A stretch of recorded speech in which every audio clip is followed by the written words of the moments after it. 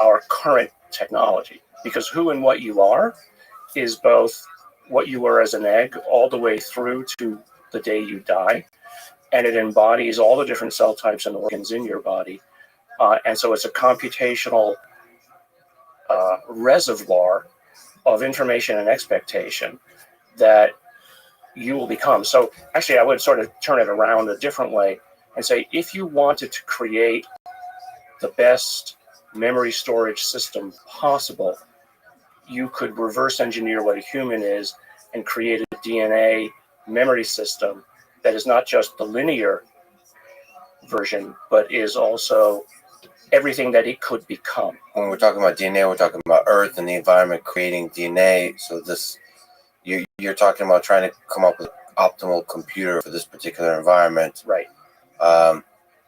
So if you reverse engineer that computer, what do you mean by considering all the possible things it could become? So who you are today, right? So 3 billion bits of information does not explain Lex Friedman. Yeah.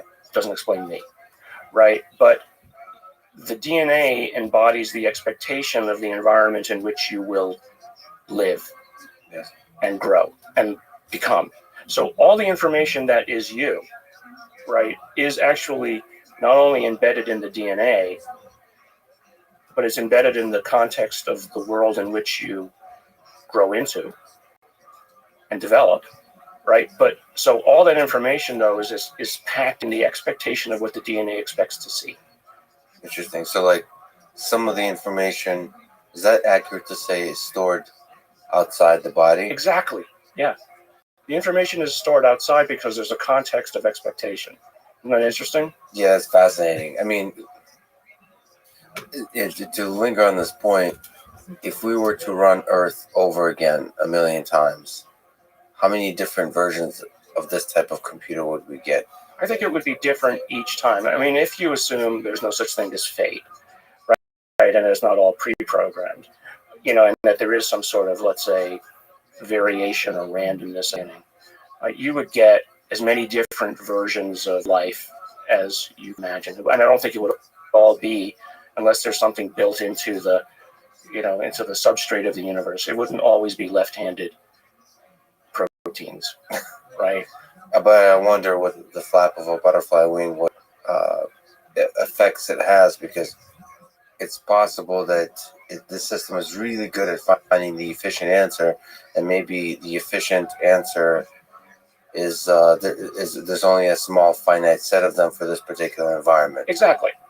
That's the kind of, in a way, the anthropomorphic universe of the multiverse expectations, right? That, there's probably a zillion other kinds of universes out there if you believe in multiverse theory.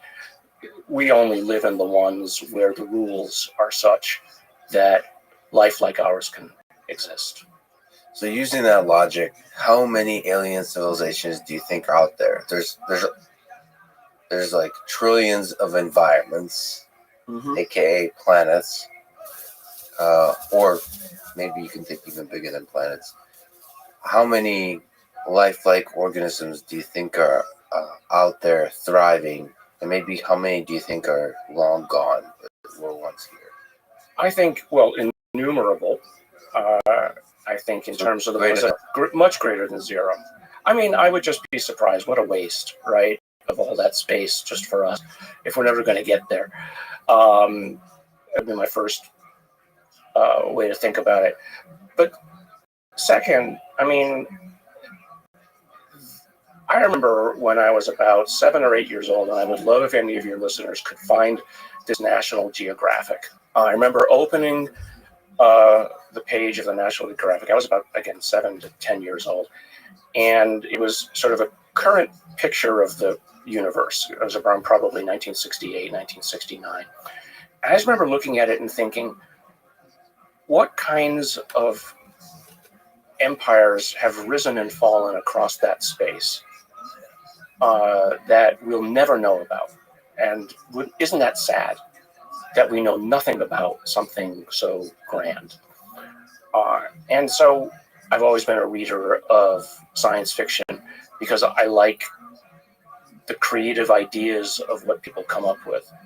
And I especially like science fiction writers that base it in good science, but base it also in evolution. That if you evolve a civilization from something lifelike, right, some sort of biology, its assumptions about the universe will come from the environment in which it grew up. So, for instance, Larry Niven is a great writer, and he imagines different kinds of civilizations. In some cases, what happens if what happens if intelligence evolved from a herd animal? Right? Would you lead from behind? Right? Would you be, in his case, one of them were the so-called puppeteers. And to them, the moral imperative is cowardice. You put other people forward to run the risk for you, right? And so he writes entire books around that premise. There's another guy, David Brin is his name, and he writes the so-called Uplift Universe books. And in those, he takes different intelligences, each from a different evolutionary background, and then he posits a civilization based around where and what they came from. And so, to me, I mean, that's just fun. But your original question is, how many are there? I think as many stars as we can see. Now, how many are currently there? I don't know. I mean, that's the whole question of, how long can a civilization last before it runs out of steam? And you, for instance, does it just get bored, or does it transcend into something else, or does it say, I've seen enough and I'm done? What does running out of steam look like? It could be destroy itself or get bored. Or we've done everything we can and they just decide to stop. I don't know. I just don't know. It's the Elon Musk worry that we stop reproducing, or we slow down the reproduction rate to where the population can go to zero. And we collapse. I mean, so the only way to get around that is perhaps create enough machines with AI to take care of us. What could possibly go wrong? You've talked to people that told stories of UFO encounters. Mm-hmm. What is the most fascinating to you about the stories of these UFO encounters that you've heard that people have told you? The similarity of them, the uniformity of the stories. Now, I just want to say up front, a lot of people think that when I speculate, I believe something. That's not true, right? Speculation is just creativity. Speculation is the beginning of hypothesis. None of what I hear in terms of the anecdotes do I necessarily believe are they true. But I still find them fascinating to listen to, because at some level, they're still raw data. And you have to listen. And once you start to hear the same story again and again, then you have to say, well, there might be something to it. I mean, maybe it's some kind of a Jungian background in the human mind and human consciousness that creates these stories again and again. And it's coming out of the DNA. It's coming out of that pre-programmed something. And Jung talked quite a bit about this kind of thing, the collective conscious. But actually, one of the most interesting ones I find is this constant message that you're not taking care of your world. And this came long before climate change. It came long before many kinds of, let's say, current day memes around, taking care of our planet, pollution, etc. And so, for instance, perhaps the best example of this, the one that I find the most interesting, is a story out of Zimbabwe. 50 or 60 children one afternoon in Zimbabwe. It was a well-educated group of white and black children who at lunchtime in the playground saw a craft. And they saw little men. And they all ran into the teachers and they told the same story and they drew the same pictures. And the message several of them got was, you are not taking care of your planet. And, there's actually a movie come out on this episode. And 30 years later now, the people who are there, the children who've now grown up, say it happened to us. Now, did it happen? Was it some sort of hallucination, or was it an imposed hallucination by something? Was it material? I don't know. But these kids were 7 to 10 old. You see them on video. 7 to 10-year-olds can't lie like that. And so, whether it's real or not, I don't know. That fascinating data. And again, it's these unconnected stories of individuals with the same story that is worthy of further inquiry. Yeah, so here we are, humans with limited cognitive capacities, trying to make sense of the world, trying to understand what is real and not. We have this DNA that somehow in complex ways is interacting with the environment, and then we get these novel ideas that come from the populace, and then they make us wonder about what it all means. And so how to interpret it. If you think from an alien perspective, how would you communicate with other lifelike organisms? You perhaps have to find endpoints on this interaction between the DNA and its manifestations in terms of the human mind and how it interacts with the environment. To get some kind of, all right, what is this DNA? What is this environment? I have to get in with it, right, to interact with it, to perturb the system to where these little ants, human-like ants, get excited and stuff out. Yeah, and then somehow steer them. First of all, for investigative purposes, understand oftentimes to understand the system, perturb it. Exactly. Yeah. To poke at it, they get excited or not, and then the other way is you want to, if you worry about them, you can steer in one direction or another. Kind of idea that we're not taking care of our world. That's interesting. I mean, that's comforting, hopeful, because that means that greater intelligence, which is what I would hope, we want to take care of us. We want to take care of the gorillas in the national parks in Africa. Yeah, but right? We don't want to take care of cockroaches. So there's a line we draw. Yeah. So you have to hope that. Right now, we're a bunch of angry monkeys, and maybe whatever these intelligences are also keeping an eye on us. That you don't want a bunch of angry monkey troop stomping around the local galactic arm. Do you think these folks are telling the truth? Do you think they saw what they say they saw? I think they saw what they said they saw, but I also think they saw what they were shown.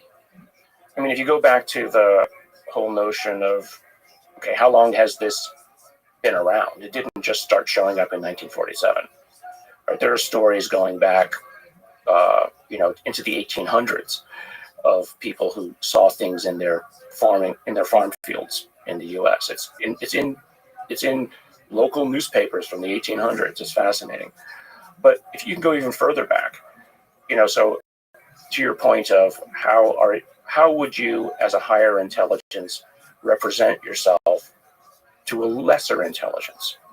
Well, let's go back to pre-civilization. Maybe you show yourself as the spirits in the forest, and you give messages through that. Once you get a little bit civilized, then you show yourself as the gods. And then you're God. Well, we don't believe in God anymore necessarily. Not everybody does. So what do we believe in? We believe in technology. So you show yourself as a form of technology. Right? But the common thread is you're not alone. And there's something that's here with you. And there's, as you said, watching you. And at least watching over your shoulder. But I think that, like any good parent, you don't tell your student everything. You make them learn. And learning requires mistakes, because if you tell them everything, then they get lazy. You've looked at the brains of, or information coming from the brain of some of the people that have had UFO encounters. What's common about the brain of people who encounter UFOs? So the study started with a group of, let's say, a cohort of individuals that were brought to me and their MRIs to ask about the damage that had been seen in these individuals. It turns out that the majority of those patients ended up being, as far as we can tell, Havana syndrome. And so, for me at least, that part of the story ends in terms of the injury. It's likely almost all Havana syndrome. That's somebody else's problem now. That's not my problem. But when we were looking at the brains of these individuals, we noticed something right in the center of the basal ganglia in many of these individuals that at first we thought was damage. It was basically an enriched patch of MRI dense neurons that we thought was damage, but then it was showing up in everybody, and then we looked and we said, oh, it's actually not. The other readings on these MRIs show that actually that's living tissue. That's actually at the head of the caudate and the putamen. And at the time, and I remember even asking a good friend of mine at Stanford, who's a psychiatrist, what does the basal ganglia do?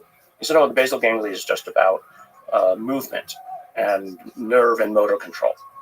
And I said, well, that's odd because these other papers that we were reading at the time started to suggest that it was involved with higher intelligence and is actually downstream of the executive function and involved with intuition and planning. And if you think about it, if you're going to have motor control, which is centralized in one place, motor control requires knowledge of the environment.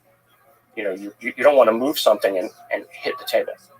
Or if you're walking across a room, you want to be aware and cognizant of what you might bump into. So obviously, all of that planning requires access to all the senses.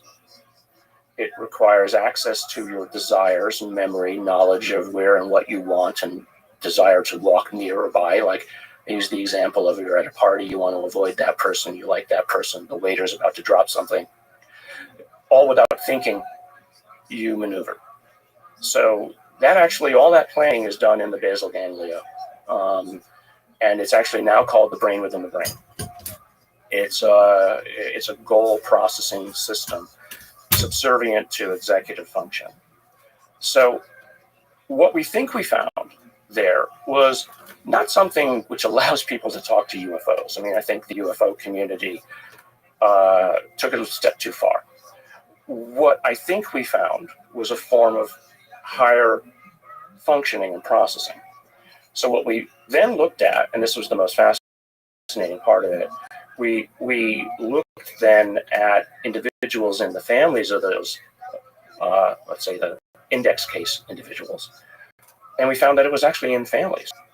And more so, this is the most fascinating part, we've probably looked now at about just random cases that you can download out of databases online. You don't see this higher connectivity. You only find it in what Kit Green would have called, or has called, higher functioning individuals, people who are, he called them savants. I don't have the means to, we haven't done the testing, but as it turns out, my family has it, right? We found it in me, my brother, my sister, my mother. We found it as well in other individuals, husband and wife pairs. So statistically, if you had a group of 20 individuals and you found two husband-wife pairs, both of whom had it, and yet it's only found at about, we think, 1 in 200, 1 in 300 individuals.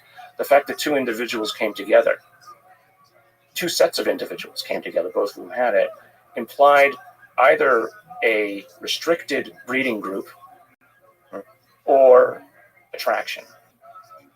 The reason why it seems to be in, let's say, so-called experiencers or people who claim, if intuition is the ability to see something that other people don't, and I don't mean that in a paranormal sense, but being able to see something that's in front of you that other people might just dismiss, well, maybe that's a function of a higher kind of intelligence to say, well, I'm not looking at an artifact. I'm not looking at something that I should just ignore. I'm seeing something and I recognize it for not what it is, but that it is something different than is normally found in my environment. Yeah, I have a little bit of that. I see the magic in a lot of moments. Like I have a deep, it's obviously not obvious, it seems to be chemical in nature that I just am excited about life. I love life. I love like stupid things. It feels like I'm high a lot on like mushrooms or something like that, where you'd really appreciate that. So I'm able to detect something about the environment that maybe others don't. I don't know, but like I seem to be over the top grateful to be alive on for a lot of stupid reasons. That's in there somewhere. I mean, it's kind of interesting because it really is true that our brains, the way we're brought up, but also the genetics, enables us to see certain slices of the world. And some people are probably more receptive to anomalous information. They see the magic, the possibility in the novel thing, right? As opposed to kind of finding the pattern of the common, of the regular. Some people are more, wait a minute, this is kind of weird. I mean, a lot of those people would probably become scientists too. Like, like there was this pattern happening over and over and over, and then something weird just happened. And then you get excited by that weirdness and start to pull the string and discover what is at the core of that weirdness. Like perhaps is that, maybe by way of question, how does the human perception system deal with anomalous information, do you think? Well, it first tries to classify it and get it out of the way. If it's not food, if it's not sex, right, if it's not in the way of my desires, then you focus on it. And so I think the question is how much spare processing power, how much CPU cycles do we spend on things that are not those core desires? What is the most kind of memorable, powerful UFO encounter report you ever heard? Just to you on a personal level, like this is something that was really powerful. Well, I mentioned the Zimbabwe one. That's particularly interesting.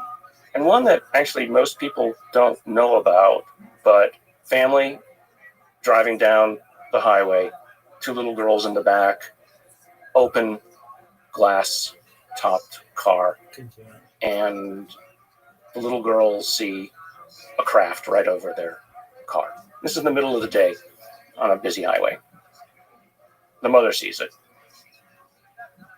They look around, nobody else seems to see it. So the girls take out their camera, take a picture of it. And then they get home. They look at the picture. There's no craft, but there's a little object about 30 feet above their car or so, probably about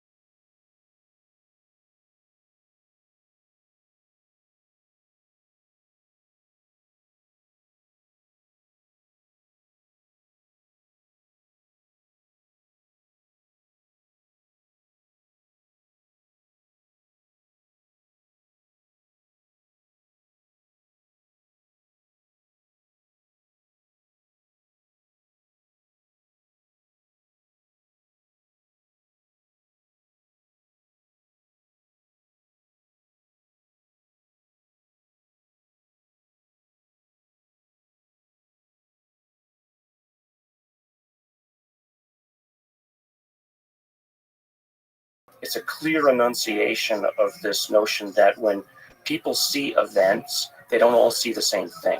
Now, we've heard this about traffic accidents. Different people will see the color of the car differently or the chain of events differently. This tells you that memory isn't anywhere near what we think it is. But the issue around these so-called UFO reports is that the same people will see a very different thing, almost as if whatever it is projecting a is projecting something into the mind rather than it being real, right? Rather than it being a real manifestation, material in front of you, it's actually almost some sort of an altered virtual reality that is imposed on you. I mean, I think the company Meta and all the virtual reality companies would love to have something like that, right? Where you don't have to actually wear something on your face Yes. to experience a virtual reality. What happens if you could just project it? Well, that's the fundamental question from an alien perspective. When you look at, or as we humans look at ants, how does its perception system operate? So not only how does this thing's mind operate, how does the human mind operate, but how does their perception system operate, so that we can stimulate the perception system properly to get them to think certain things. And so, that's a really important question. Humans think that the only way to communicate is in 3D or 4D space time. There's physical objects, or maybe you write things in some kind of language, but there could be just so much more richness in how you can communicate. And so from an alien perspective, where somebody has much greater technological capabilities, you have to figure out, how do I use the skills I have to stimulate the limited humans? Right. Well, I mean, let's take the ants exam again as an example. Let's say that you wanted to make ants practical. You wanted to use them for something, right? You wanted to use them as a form of biological robot. Now, DARPA and other people have been trying to use insects for, to turn them into biological robots. But if you wanted to, you would have to interact with their sense of smell, right? Their pheromone system that they use to interact with each other. So you would either create those molecules to talk to them, to make them do. I'm not saying talk to them as if they're intelligent, but talk to them to manipulate them in ways that you want. Or if you were advanced enough, you would use some sort of electromagnetic or other means to stimulate their neurons in ways that would accomplish the same goal as the pheromones, but by doing it in a sort of a telefactoring way. So let's say you wanted to telefactor with humans. You would interact with them. And this is a technology which you could imagine possible. You could telefactor information into the sensory system of a human, right? But then each human is a little bit different. So either you know enough about them to tailor it to that individual, or you just basically take advantage of whatever the sensory net is that individual has. So if you happen to be good at sound, or you happen to be a very visually inclined individual, then maybe the sensory information that you get that's most effective in terms of transmitting information would come through that portal. I think the aliens would need to figure out that humans value physical consistency. So we've discovered physics. So we want our perception to make sense. Maybe they haven't, that's not an obvious fact of perception, that you have to figure out what kind of things are humans used to observing in this particular environment of Earth, and how do we stimulate the perception system in a way that's not anomalous, or not too, doesn't cross that threshold of just well, that's way too weird. Right. So they have to, that's not obvious that should be important. Maybe you want to err on the side of anomaly, lean into the weirdness. So communication is complicated. Yeah. Well, that's why I always find this issue of people talking about the so-called grays as interesting, because it is related to what you're saying. They're different enough, but they're not so different as to be scary, right? They're not venom dripping fangs, right? They're different enough, but it's also they're what you could imagine us becoming in some distant future. So is that a purposeful representation? I don't know. I don't believe in the grays, for instance, but I believe that people think that they see it. So if we're talking about a communication strategy that says, we're like you, but not the same as you, this might be a manifestation that you represent. in terms of a communication strategy. What do you make of David Fravor's sighting of the Tic Tac UFO and other pilots who have seen these objects that seem to defy the laws of physics? Well, I think you have to take them at their word. Are they fascinating to you? Oh, absolutely. Reports? No, I know a lot of these people, right? So I know Lou Elizondo, Chris Mellon, the whole crowd. I saw the videos about 3 weeks or so before they went public. I was at a bar with Lou overlooking the Pentagon in Crystal City, and they showed them to me, and my hair stood on end. And he said this is coming out soon. And I know one of the guys on the inside who was the Naval Intelligence who had interviewed all of these pilots again before this came out. And it was hair-raising to hear this, but also exciting that, here's not just people's testimony. These are credible individuals. And if you've seen the 60-minute episode with some of the pilots, they have no monetary gain. If anything, they've got negative gain from coming out. But then you also have all of the simultaneous ship analysis from the USS Princeton and the radar analysis, etc. So, at the end of the day, it's just data. It's not a conclusion. I'd be perfectly happy, honestly, perfectly happy if somebody showed that it was all a hoax. I can go back to my day job, right? That could be a hoax, but other things might not be. I mean, right. This is the point. This is why it's nice to remove some of the stigma about this topic, because it's all just data, and anomalous events are such that they're going to be rare in terms of how much data they represent. But we have to consider the full range of data to discover the things that actually represent something that's, if we pull at it, we'll discover something that's extraterrestrial or something deep about the phenomena on Earth that we don't yet understand. Right. Well, if it only stimulates people, for instance, to think, okay, well, what happens if we could move like that with momentumless movement?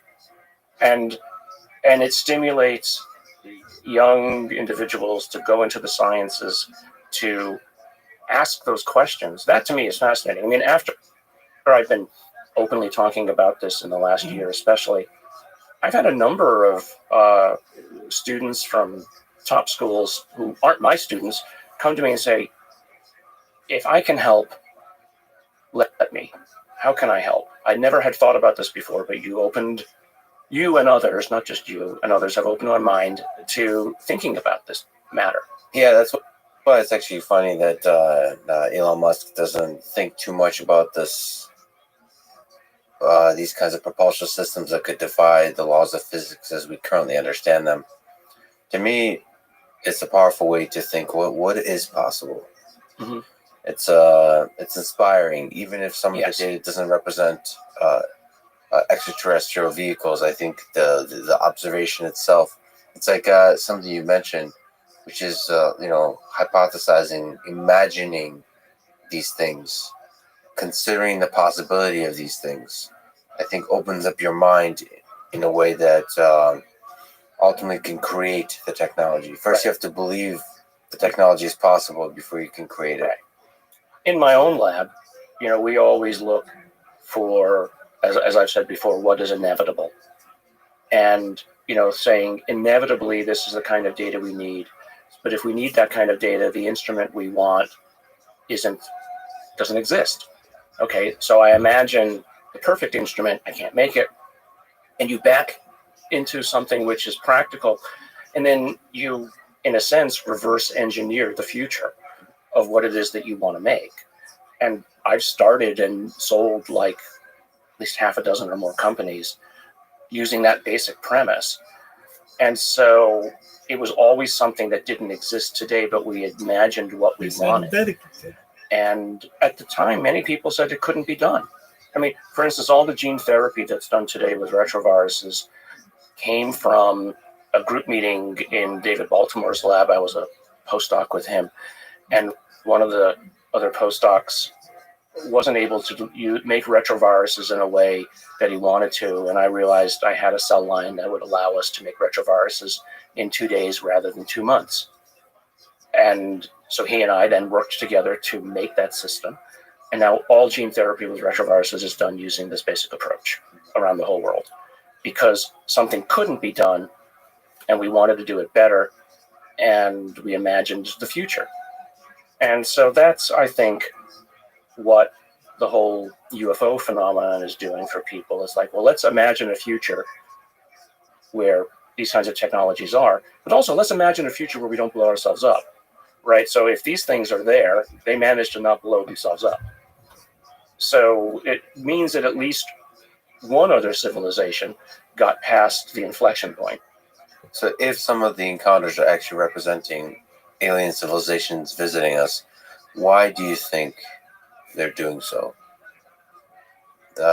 You suggested that perhaps it's to study and understand their own past, right? Right. What are some of the motivations, do you think? And again, from our perspective, us as humans, what motivations would we have when we approach other civilizations we might discover in the future?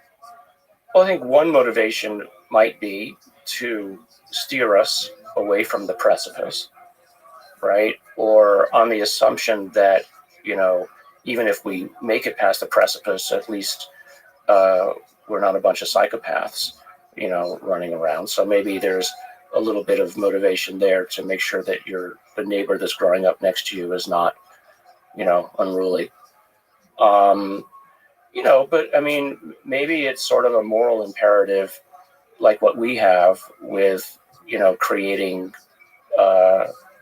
national parks where animals can continue to live out their lives in a natural way. I don't know. I mean, the problem is we're imagining from a anthropomorphic viewpoint what an alien might think. And as I've said before, alien means alien, right? I mean, not Hollywood aliens, but a whole different way of thinking and a whole different level of experience and, let's say, wisdom, hopefully, that we could only hope to understand. Now, but if we ever get out there, if we ever make it past our current problems, and even if we don't have faster than light travel, and even if we're only using ram scoops or light sails to get where we want to go, and it takes us 10,000 years to get somewhere or to spread out, we might encounter such things. And are we just going to stomp all over it like we did in colonial South America or Africa or all the rest? On our current path, likely. And so what are we going to learn? Well, we're getting better and better at understanding what is life. Mm-hmm. And I think we're getting better and better at being careful not to step on it when we see it. And this is one of the nice things about talking about UFOs is it expands the Overton window. It expands our understanding of what possibly could be life. Mm-hmm. It gets us to think. It gets the scientific community to think. When we go to Mars, when we go to these different moons that possibly have life, we're not looking at legged organisms. We're looking at some kind of complexity Mm-hmm. that arises in resistance to the natural world. Mm-hmm. And there's a lot of interesting... I like that, resistance to the natural world, yeah. So somehow there's a rebellious process, complex system going on here. And I don't know, the many ways it could take form. And there's a sense, for aliens that as the technology develops, they take form more and more in as information, as something that can influence the space of ideas, of the processing of data itself. So I just, this idea of embodiment that we humans so admire, physically visible, perceivable embodiment, may be a very inefficient thing. Right? If you think just about, your area, AI, we're trying to make smaller and smaller and smaller circuitry that is basically closer and closer to the physics of how the universe operates, right down at the level of, I mean, quantum computers are basically right down about quantum information storage. So fast forward 10,000, 100,000 years, maybe somebody found a way to embody AI directly into the physics of the universe, right? And it doesn't require a physical manifestation. It just sits in space-time. It's just a locally ordered space. We're just locally ordered space-time, right? I mean, but maybe they found a way to embody it there. They probably have to get really good at not, trampling on the ants. Mm-hmm. The better your technology gets, the easier it is to accidentally, oops, right? Just destroy these simpleton biological systems. We constantly think about whatever these things might be. We think that they are some sort of a unified force. Well, maybe they're not unified. Maybe they are as disparate as you and I are. And maybe what keeps them from stomping all over the ants is each other, right? That they are in a self-tension to prevent one or more of them from running amok. Oh, yeah. I mean, that's kind of the anarchy of nations that we have on Earth. So there's always there's always going to be this there's a hierarchy. This hierarchy that's formed of greater and greater intelligences. Right. And they're all probably also wondering, wait, what's bigger than me? Exactly. That's what I always wonder, is that maybe that what keeps them in line is something that is beyond them. Like, what created the universe? I mean, that's probably a question that bothers them too. Mm-hmm. What about the communication task itself? How hard do you think it is for aliens to communicate with humans? So is this something you think about this barrier of communication between biological systems and something else? How difficult is it to find a common language? Well, I think if you're smart enough or technologically enabled enough, it's relatively straightforward. Now, whether your concepts can ever be dumbed down to us, that might be hard. Yeah. I mean, again, talking to the ants. I mean, they on don't. Instagram. So,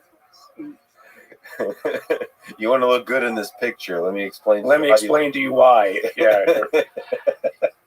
So, that's the essential problem of, perhaps they realize who it is that they're talking to, and they say, rather than muddy the picture, we're only going to give them limited information. Right. And maybe we could sit down like you and I and have a conversation, but then they would make assumptions.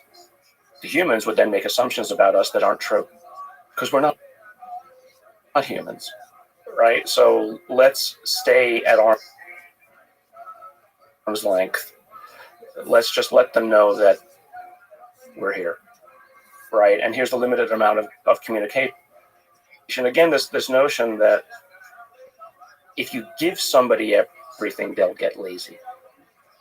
And, if they've been around as long as they have, they've seen every kind of thing that can go wrong. And so they know, as much as they might want to step in, that would be a wrong thing. Yeah, you have to also understand that the amount of wisdom they carry. Yeah. And so it's very easy as well for religions to. I don't want to get into a whole religious conversation, but very easy you could see how religions could call them angels or devils or what have you, because again, if you're trying to fit it into a framework of cultural understanding, the first thing you reach for is God, and so when you look at what these things are. And again, with the angels and the devils, in a similar sort of way, their communication is limited. They just kind of give little, what's the Oracle of Delphi? They kind of give these Delphic pronouncements, and then it's up to you to figure out what it is that they really mean.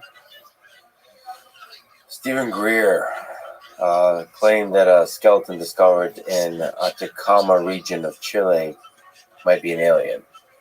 You reached out to him and took on the task of proving or disproving that with the rigor of science. The result is a paper titled Whole Genome Sequencing of Atacama Skeleton Shows Novel Mutations Linked with Dysplasia. Can you tell this full story? The story was, as you put it right there, correct. Reached out, got a sample of the body, did the DNA sequencing, then worked with a team of 2 other Stanford scientists and Roche sequencing group, Roche Diagnostics, and probably a total team of about 11 or so people. And as is standard in these kinds of things, the professors actually don't do the work. The students do the work and figured out the answer. And then we helped them put together the story. And the story was simply that it was human, 100%. I went into it thinking it was originally a monkey of some sort. I got kind of excited a few months into the process thinking, well, what happens if it is an alien? Right? Can you describe some of the characteristics of the skeleton that make it unique and interesting? Primarily, it had dysmorphias of the brain. And so the first thing I did, actually, when I got pictures of it, I took it to a local expert at Stanford, and he was on the paper. And he was the world expert in pediatric bone dysmorphias. He literally wrote the book and on this, because that's what you do. You go to an expert when it's outside of your field of interest. And he said, well, I haven't seen this particular collection of mutations before, or this physiology before, but here's what I think it might be. And he said, but based on the size of the thing and the bone density, it would appear to be like 6 or 7 years old. Now, again, that's the thing where I think the lay public doesn't understand or takes a speculation like that and turns it into a fact. No one ever said that it was that age. We only said that the bones made it look like it was that age. But then we went back and looked for genetic explanations of why things might look the way they did. And if you, again, read the paper, is very carefully caveated to say that these mutations might result in this. But what we did find was an unexpectedly large number of mutations associated with bone growth in this individual. And it was just a bad roll of the dice, right? You roll the dice enough times with enough people born every year, and someone will roll the wrong dice all at once. So the sad part about it was individuals in the UFO community who wanted to think that there was some sort of conspiracy around it, right? That somebody had somehow convinced all of my students to lie. I mean, come on. You know, I would lose my job, first of all, and they would all be in trouble forever. Yeah, but also it's just projecting malevolence onto people that I don't think exists in normal populace, and especially doesn't exist in the scientific community. Yeah. The kind of people that go into science, I mean, this is what bothers me with the current distrust of science, is they might be naive. Mm-hmm. They might not, especially in modern science, look at the big picture, philosophical, ethical questions, all that kind of stuff. But ultimately, they're people with integrity and just a deep curiosity for the discovery of cool little things. And there's no malevolence, broadly speaking, in the scientific community. So, I mean, there's a bigger story here, which is, there's a hunger in the populace to discover something anomalous, something new. And, science has to be both open to the anomalous, but also to reject the anomalous when the data doesn't support it. Right. Well, what do you make of that, walking that line for you? Because you're dealing with UFO encounters, you're dealing with the anomalous. Well, people have said, let's go back to the Atacama case, that I was debunking it. Well, debunking is a loaded term. It sort of assumes that you were going in purposefully to prove something was wrong. I wasn't. I was just going in to collect the data. And, I showed that this one was human. There was another skull that somebody had at one point. It was called the Star Child. They called it the Star Child skull. I said, I looked at it. I looked at the DNA sequencing that they had done. I said, this is human. End of story. The people who owned the thing at the time disagreed with me, and then eventually another group came in and proved that I was right. And it's not about debunking. It's about getting the more spectacular and hyped cases off the table. I mean, the reason I got interested in it is because somebody was hyping it. And not because I wanted to disprove it, but because I just wanted to know. And let's get it off the table, because it's usually the most extravagant things that are most likely to be wrong. Somewhere in the rubble will be something interesting. And so that's what you do. You get the dross off the table, and then somewhere in the data will be something worth real inquiry. And that, if you inquire deeply enough, will be extravagant. Yes, exactly. And that's what actually excites scientists to do. I mean, you want, with the rigor of science, to actually reveal the extravagant. And so look at CRISPR as probably the most perfect example of that.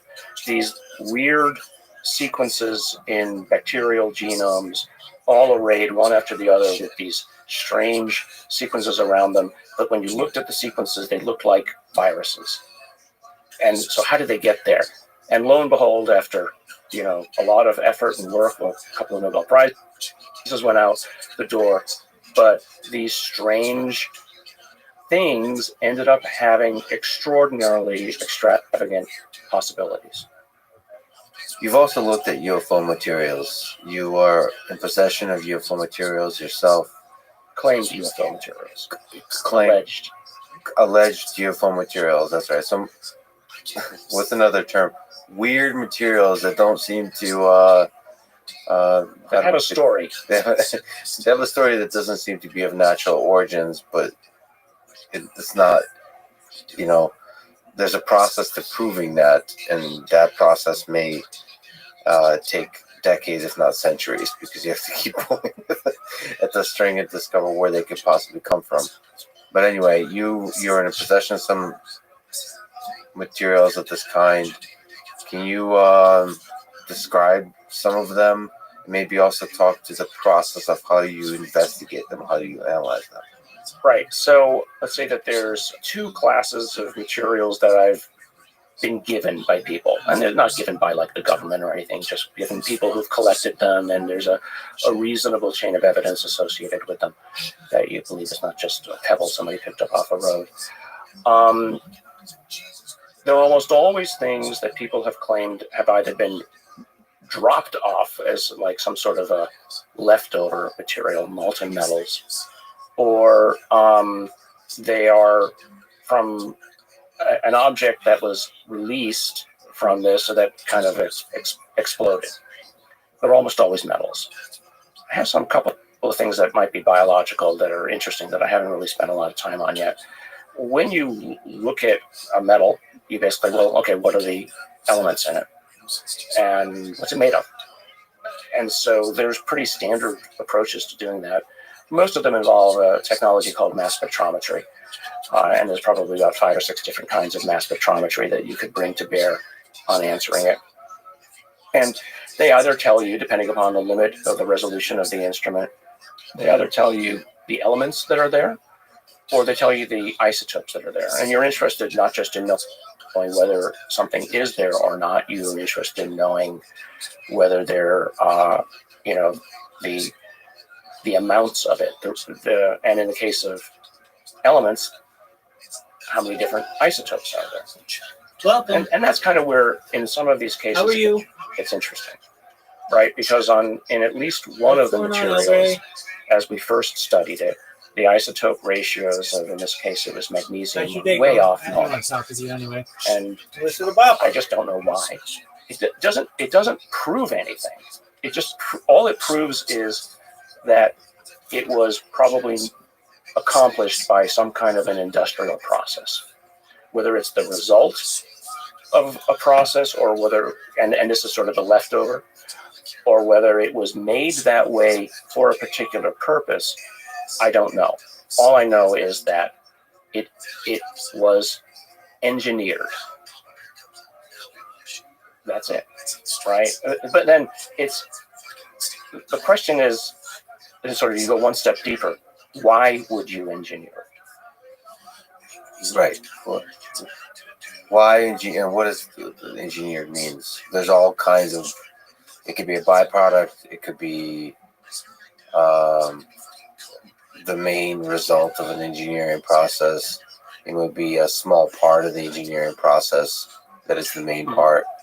Well, so the ratios of isotopes for any given element are basically the result of stellar processes. A supernova blew up sometime several billion years ago. That became a cloud. Those atoms coalesced gravitationally to form another sun and a ring that became a rocky planet. And the ratios of the isotopes were determined at the time of that explosion. And so everything in the local solar system is more or less of that ratio, depending upon certain gravitational difference. But by fragments of a percent, not whole tens of percent difference. So what do humans use isotopes for? Mostly to blow stuff up. I mean, the vast majority of the isotopes that have been made in the per pound or ton are things like certain ratios of plutonium and uranium to blow stuff up. We don't make or engineer isotopes, which it's today is relatively easy to do, but it's still expensive, for any other reason apart from, let's say, as anti-cancer. We use stable isotopes in money these days as a counterfeiting tool. You basically embed certain ratios of isotopes in to make it harder for counterfeiters to accomplish. But other than that, we don't do anything with that. So why would you make grams of such material in this one case and drop it around on a beach in Brazil? So which case are we talking about? This is the Ubatuba case. Can you describe this case a little bit further, like what material we're talking about, just the full story of the case? So it's an interesting one. It's an interesting one. So a fisherman saw an object that released something, or it exploded, and it was this relative. I've got some big chunks of it. Relatively pure magnesium, with obviously something else in it because magnesium burns. So it had something in it that would, other metals, simple alloy, that would prevent it from basically burning up. And so the question is, so then we had two pieces that came from two different chains of custody, both claimed to be from the same object. At least physically, when you look at the two things, they look the same, right? So we took small fragments of each of them. We put them in an instrument called a secondary ion mass spec, which is an extremely sensitive instrument. And it can see down to 0.0001 mass units, which is important for, let's say, more arcane reasons. But it's a sensitive instrument. And so one of the chains of custody, we had two pieces from the same chain of custody, and then two pieces from the other chain of custody. One of them had completely normal magnesium isotope ratios, magnesium 24, 25, 26, and the other was off. Not just like slightly off, way off, and they were both off to the same extent. So, it was sort of like you had an internal control of what was normal, and you had this other one which was wrong. And so you're left with it's kind of an open question. Was this a hoax? Were these two chains of custody, one of them a hoax, that somebody purposefully introduced those things? Because you could do it. It would cost a lot. I mean, at the time that this was found, I guess the 1970s or so, might have been earlier, I forget. The amount that I had would have cost several tens of thousands of dollars to make. And again, it's not something you would just throw around. And why would you do it in the hope that some guy 30 years from then would pick it up and study it? It's a very subtle troll. It's a long-term plan. So I just don't know. I just don't know what to make of it. Except it's interesting, so a different kind of question that you're asking is what constitutes evidence, right? So is this sufficient evidence? Absolutely not. But somebody's put it forward. I have the time. It's my time. I'll study it, and my objective is to sort of take those that I think are credible enough and do a reasonable analysis, put it out there, and maybe somebody else will come up with an idea as to what it is. Now, what would be better is some sort of true technology, right? Something that is obviously, we don't have it, and people like Neil deGrasse Tyson and Seth Shostak have come out right.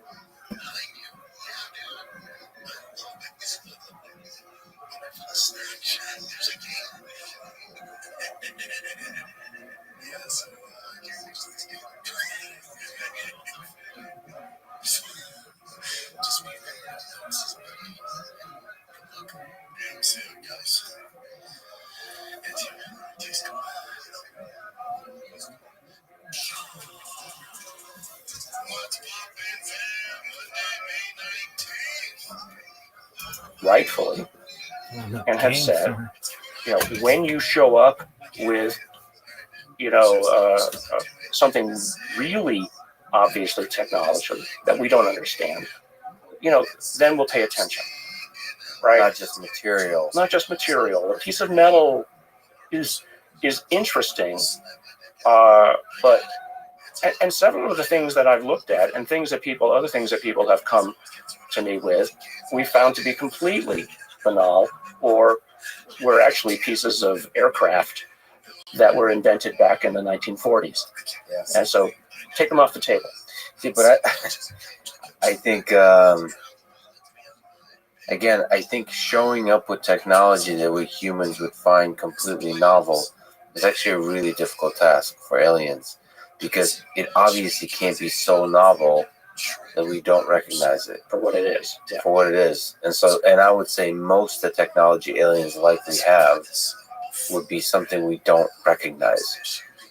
So it's actually a hard problem how to convince ants. Mm-hmm. Like, you first have to understand what ants are tweeting about, like what they care about, in order to inject into their culture, because that's why I think it would be the technology that you could present just in the space of ideas is try to influence individual humans with the encounters, and try to, with this kind of thing that you mentioned about us not taking messages about us not taking care of the world. It's difficult for them to understand. You have to come up with trinkets that impress us. I mean, maybe the very technology, the fascination with the development of technology, and the development of technology, the actual act of innovation itself, is the thing that they're communicating. Right. I mean, this is kind of what Jacques Vallée thinks about is the role of The control system, he calls it. the control system. Well, let me ask about Jacques. Who is he? You know him. Who is Jacques Vallée? What have you learned from him about life, about UFOs, about technology, about our role in the universe? Well, I met Jacques actually soon after the whole Atacama thing happened. I was visited by those people associated with the government and whatever around the Havana, what ended up mostly being Havana patients, but also Jacques at the same time. And they were actually working behind the scenes with each other.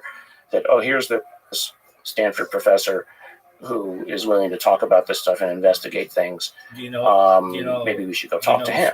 And he reached out through a colleague, and he and I had lunch actually at the Rosewood Inn up on near Sandhill.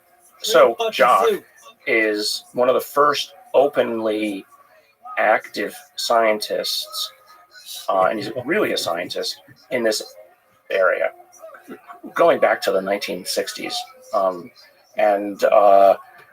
He's put forward a number of ideas, speculations about what it might be that people are interacting with. And the first thing that I learned from him is this notion of what he called kabuki theater. Kabuki? That many of the things that people have seen I remember reading his books and thinking, he uses this word absurd a lot.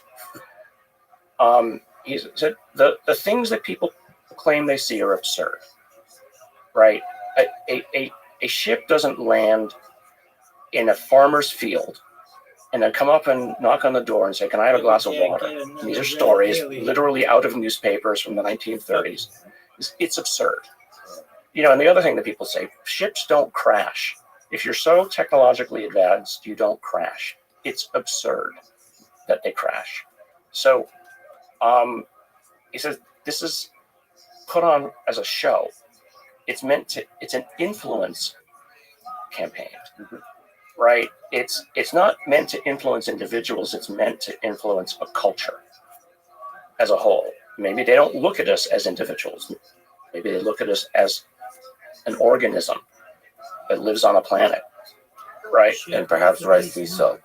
And so that's how you interact with them. That's how you influence them. So that was one of the first things that kind of took me back and realized, wow, there's actually maybe there's a puppet master behind the scenes that's doing this influencing, and that all this stuff about aliens is just not true per se. They're just a representation of something that is meant to influence. So that was probably the most interesting thing. I mean, the man is brilliant. He's also, it can be, and I'm sorry, Jacques, he can also be incredibly annoying to have a conversation with, because he will pick apart your arguments or anything that you think you know and show you why you don't know what you think you know. And he used the example that, for me, that is all you need is one counter example to any conclusion, and you're wrong. And so I learned from him. I mean, I'm supposed to be a good scientist, but I learned from him, don't talk about conclusions, just talk about the data. Because data is not wrong. I mean, convince yourself that the data is not wrong or not an artifact, but be careful about your conclusions, because whatever is going on, it's much more complicated than we imagine. Wow, that's powerful. Being able to always step back, because we humans get excited. Yeah, we start to jump to conclusions from the data, but always step back. Well, powerful. Being able to always step back, because we humans get excited. Yeah, we start to jump to conclusions from the data, but always step back. Well, in some of my Twitter feeds, when I dare to go on Twitter, are full of, well, when are you going to give us the answer? Well, science is not immediate. You're going to have to be patient. And even some of my science colleagues have said, well, where's the data? My answer to them has been, where's been your work to try to produce any? I'm not here to give you everything on a silver platter. We talked offline how much I love data and machine learning and so on. And it's been really disheartening to see the U.S. government not invest as much as they possibly could into this whole process. So let's jump to the most recent thing, which is, what do you make of the report titled Preliminary Assessment Unidentified Aerial Phenomena that was released by the Office of the Director of National Intelligence in June 2021. So this was like okay, we're going to step back and we're going to where do we stand and where do we hope the future is? What do you make of that report? Is it hopeful? Is it? I see it as very hopeful. Very hopeful. I think the adults are finally stepping up and being in charge. Right? In the good sense of adult. What's that? In the good sense of adult. Childlike curiosity is a pretty powerful thing. That's true. Yeah. But it's also, I think, the people who were worried that the populace at large might run screaming into the streets and riot. Yeah. They basically, the empiric evidence is they're wrong. These videos and all these things have been out for now, 5 years? Most people don't even know about it, right? So as hyped as it's been and all over the newspapers that it's been and et cetera, even Tucker Carlson has talked about it many times on his news program. Joe Rogan has. A lot of people don't know about it. So I think people, if it's not affecting their day-to-day life, they're going on with their day-to-day life. That said, I think it was an important sea change in the internal discussions going on in the government because, and the reason being, that I think this is actually partly true with the maturation of human social technology. It was becoming so obvious that this stuff was showing up again and again and again around our ships. They just couldn't keep it quiet anymore. Right? And so it's like, we need to do something about it. And Lou Elizondo and Chris and others, to their great credit, found the right angle to talk about this. Says, well, okay, let's say it's not out there. Maybe it's the Russians, the Chinese, or somebody else. We should know about this because we damn sure know it's not us. So that, to me, is an important thing to finally be a little bit more open about the matter. But like I often say, I'm not looking for people to give me permission to do anything. I'm just going to do the analysis myself with what I have. Avi Loeb has taken the same approach. He said, I'm not going to wait for the government to give me telescopic information about technologies or things that might be even on our own solar system. I'm just going to collect it myself. And that's the right way to do it. Right? Don't wait for somebody else to give it to you. It's also possible to inspire a large number of people to do a wider spread data collection. Yes. I mean, you yourself can't do a large enough data collection that would, if you're talking about anomalous events. Right. You should be collecting high resolution data about everything that's happening on Earth in terms of in terms of the kind of things that would indicate to you a strong signal that something weird happened here. And this is why, governments can be good at funding large scale efforts. Yes. I mean, NASA and so on, working with SpaceX, with Blue Origin, fund capitalistic sort of fund companies, fund company efforts to do huge moonshot projects. Right. And in the same way, do huge moonshot data collection efforts in terms of UFOs. I mean, it needs to be like 10x, like 1 or 2 orders of magnitude more funding to do this kind of thing. And I understand on the flip side of that, if you make it about what are the Russians, what are the Chinese doing, make it a question of geopolitics, it gets touchy because now you're kind of taken away from the realm of science and making it military. Some of the greatest, this is what makes me, as an engineer, makes me truly sad that some of the greatest engineering work ever done is by Lockheed Martin, and we will never know about it. Yeah, I agree. I wish it was different, but it's the world we live in. But related to that UAP task force announcement that you just, the bill was passed in the Department of Defense and now formally establishes an office to collate that information. and also to be transparent about it. Money is now set aside. Right. What do you think of, just in case people don't know, the DoD established a new department to study UFOs called Airborne Naming. Come on. But yes, Airborne Object Identification and Management Synchronization Group. Hey, do you know how to pronounce that? No, I do not. No, and that's AOI MSG. It's stupid and needs to be renamed, but AOI MSG. AO. All right. It's directed by the Undersecretary of Defense for Intelligence and Security. What do you make of this office? Are you hopeful about this office? I think there's still a tug of war going on behind the scenes as to who's going to control this. But I do know, though, that money has been set aside that will be used to make things more public, right? To start to get others involved. And,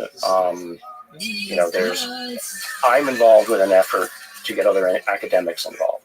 Do you think there might be some of that money could be directed towards funding maybe like groups like yours to do some research? Right. So they would be open to that, you think? I hope so. I mean, nothing is set in stone yet. So, and I'm not hiding anything because I just don't know anything. Right. But I do think that there will be public efforts. Now, there are being set up other private efforts to bring monies involved and to use that to leverage and get access to some of the internal resources as well. So what you're seeing is kind of an ecosystem building up in a positive sense of people who are willing to do the research. So, before it would be, you couldn't even go to a scientist and ask them to help. Now, if there's money, as I said before, scientists are essentially capitalists. We go where the money is. The work that I've done, I did out of my own pocket. And probably about $50,000, $60,000, $70,000 of money went into the paper we published out of my own pocket. But the amount of money that needs to go in is in at least a few millions to do a proper analysis of these materials. The work I know that the Galileo Project is involved with, it's probably in the 5 to 10 million range to get stuff done. But that's actually a relatively modest amount of money to accomplish something that has been in the zeitgeist for decades. I should also push back a little bit on something you probably will agree with. You said scientists are essentially capitalists. What I've noticed is there's certainly an influence of money, but oftentimes when you're talking about basic research and basic science, the money is a little bit ambiguous to what direction you're doing the research in, and the scientists get really good at telling a narrative of like, we're fulfilling the purpose of this funding, but they end up doing really what they're curious about. Yes. And of course you cannot deviate, like if you're getting funded to study penguins in Antarctica, you can't start building rockets, but probably you can, because you'll you concoct a narrative saying rockets are really important for studying penguins in the Antarctica. Right. I think that's actually, this is one thing I think people don't generally understand about the scientific mind, is I don't know how capitalistic it is, because if it was, they would start a effing company. No. I mean, when I meant capitalist, I didn't mean in the they'll start companies per se. I mean, we can only do the research where there's money. And so from maybe it's a bad use of the term capitalist. So, but we will only do the research where there's money. I mean, why do most people work?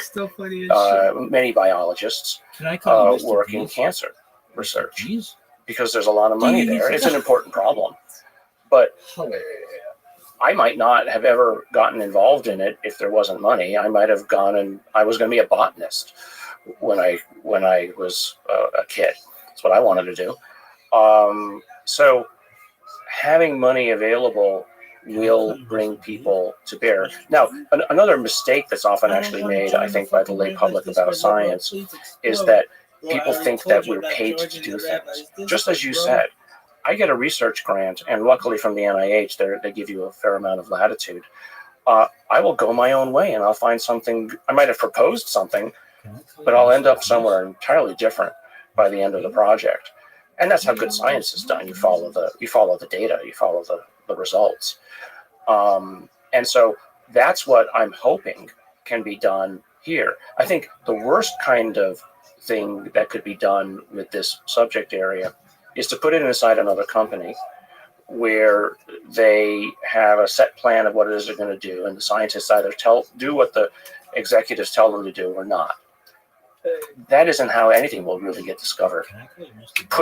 Get it out into the public, get open minds thinking about it, and then publishing on it and doing the right kind of work.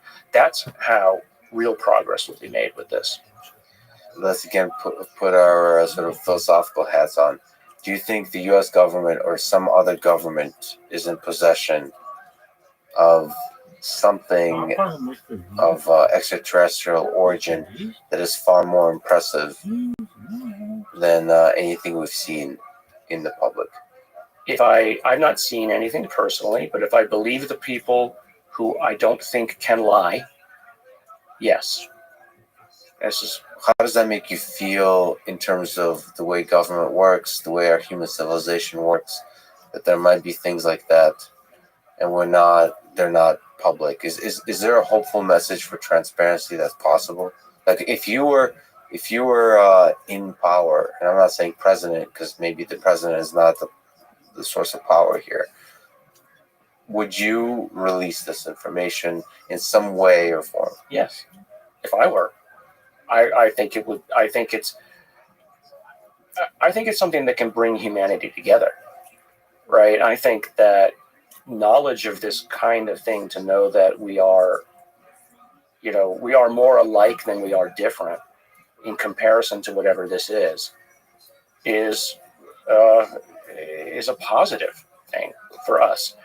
And to know, I don't necessarily care that the government has been hiding it. And I think, people who've been talking about what we should give government officials or whatever amnesty, I think that's probably the right answer. This isn't a time to look back and say, you did something wrong. You did whatever you did because that was the data you had available to you at the time, and you had good reasons for doing it.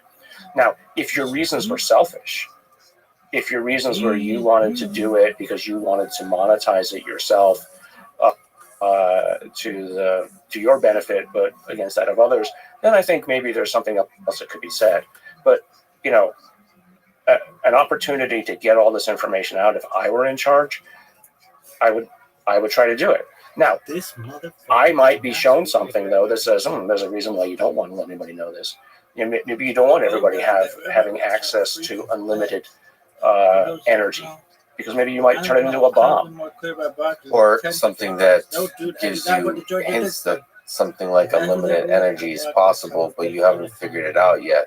And if you make it public, maybe some of the other governments you have tensions with will figure it out first. Right. I mean, it's kind of an arms race going on, I think. All forms, and it makes me truly sad because it's obvious that, for example, the origins of the COVID virus, it's obvious to me that the Chinese government, whatever the origins are, is interested in not releasing information about it because it can only be bad for the Chinese government.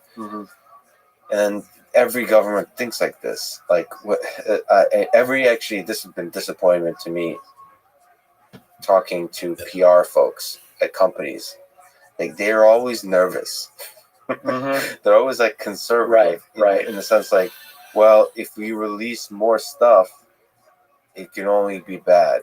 And then an Elon Musk character comes along who tweets ridiculous memes and doesn't give a fuck. And I've been encouraging CEOs, I've been encouraging people to be transparent. And of course, government, national security is really like another level. It's human lives at stake. But let's start at the lighter case of just releasing some of the awesome insights of how the sausage is made, the technology, and being transparent about it, because it excites people. It, like you said, it connects people. It inspires them. It's good for the brand. It's good for everybody. I honestly think this kind of idea that people will steal the information and will use it against you is an idea that's not true and is an idea of the 20th century. Like you said, some of the benefits of the social media, our social world, is that transparency is beneficial. And I hope governments will learn that lesson. Of course, they're usually the last to learn such lessons. Right. What do you make of Bob Lazar's story in terms of possession of aircraft? Do you believe him? I don't believe in the Bob Lazar story, to be quite honest. I mean, Jeremy Corbell has done a great job interviewing him and has done some, beautiful documentaries. I just don't. I don't know how to interpret it. And Stupid, dog. again, there's some of the people who I fraternize with think it's all rubbish. But maybe he's right, but I don't know. I mean, the problem is, sucks. And this is a little bit different about how I approach the whole area than a lot of others. I'm less interested in going over old paperwork and all these old histories of who said what. The whole he said, she said of the history of UFOs. I'm a scientist. I worked on the brain area because it's something I can collect data on. I can go back to the same individual, collect their MRI again, and redo it. I can hand that MRI to somebody else. They can analyze it. I can get materials. I can analyze them. I can get some of these skeletons. I won't touch any skeletons ever again, but I can analyze it and somebody else can reproduce the data. Yeah. I mean, that's what I'm good at. And so, I'm not going to go into the whole, I'm not a historian. Yeah, that's true. But there's a human side to it. Sometimes I think with these, because again, anomalous, rare events, some of the data is inextricably connected to humans. Mm-hmm. The observations. Yeah, right. I hope in the future, that sensory data will not be polluted by human subjectivity, but that's still powerful data, even direct observations. Yeah. Like if you talk about pilots. And so it's an interesting question to me whether Bob Lazar is telling the truth, whether he believes he's telling the truth too, and what impact his story and stories like his have on the willingness of governments to be transparent, mm-hmm. and so on. So, you have to credit his story for captivating the imagination of people and getting the conversation going. He's maintained his story for all these years with little to no change. Gary Nolan that I'm aware of. So, but there's so many other people who are, let's say, experts in that story. Their gut, you accumulate a set of sort of circumstantial evidence where your gut will say that somebody is not telling the truth. Yeah. You mentioned Avi Loeb. I forgot to ask you about Oumuamua. Mm-hmm. Because you've analyzed specimens here on Earth. Mm-hmm. What do you make of that one? And what do you make broadly of our efforts to look at rocks, essentially, or look at objects mm-hmm. flying around in our solar system? Doing, is that a value?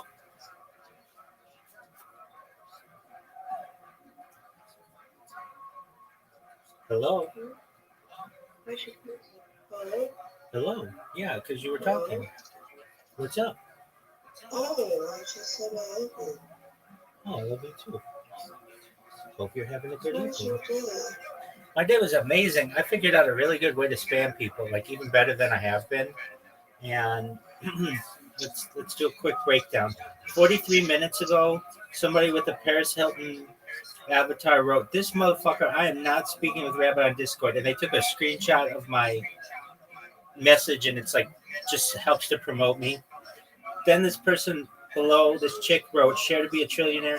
And then the person with the Paris Hilton avatar again wrote, "Share both of these nuts." And it made me laugh because it's just a funny joke that I really like. I like that joke. It's so simple.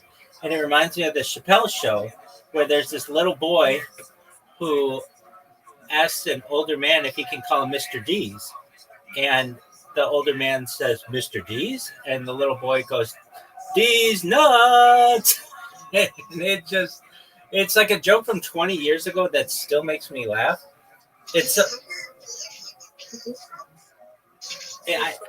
I don't know if it came from that.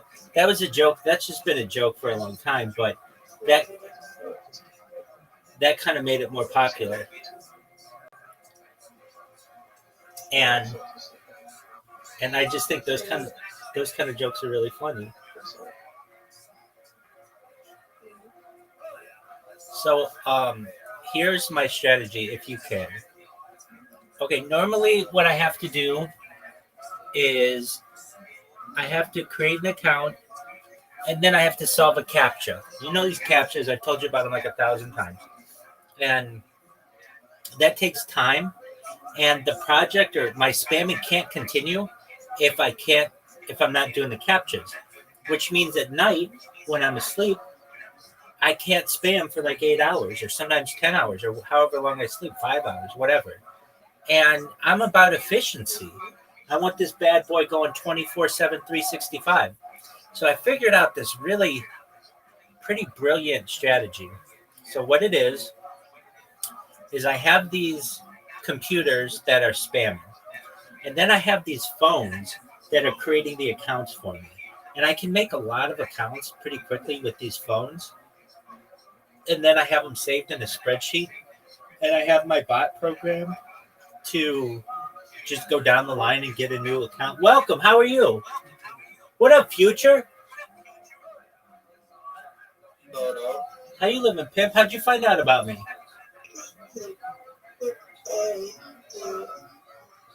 Bro, I always join Aiden's Discord. You're always in that. Oh, yeah. Okay. What's good, my friend? What's good, bro? Dude, what'd you think about Aiden's fight with AB? Antonio I Brown. didn't see it. Oh, yeah. Oh, dude. Antonio Brown fired, I think, multiple gunshots.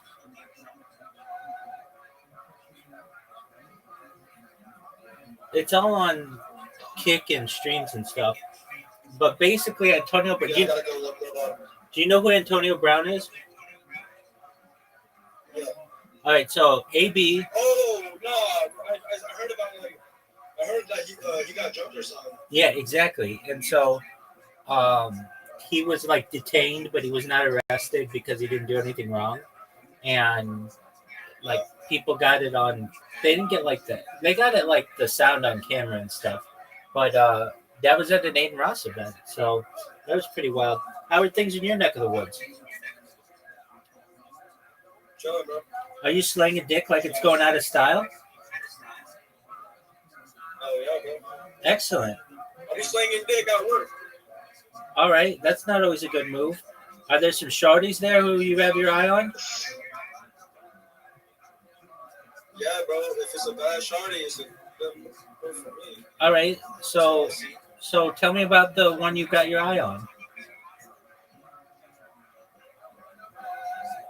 Is she bad? She bad. All right. So what's your plan? What's your strategy? How are you going to pick this chick up?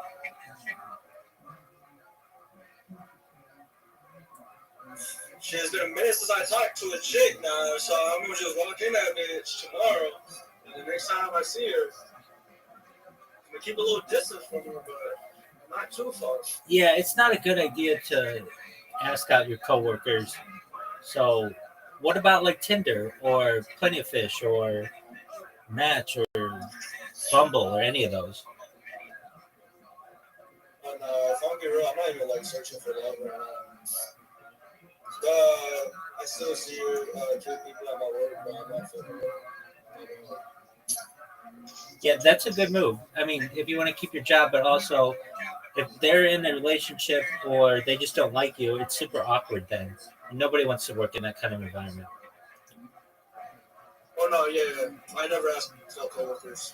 Good move. All right. So you're not looking to get your dick wet?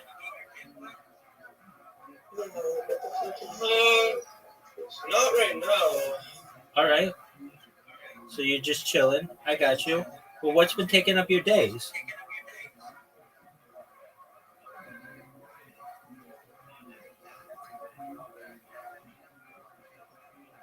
What have you been up to? Yeah, obviously not getting your dick wet or slanging dick or tearing up pussy. What have you been doing?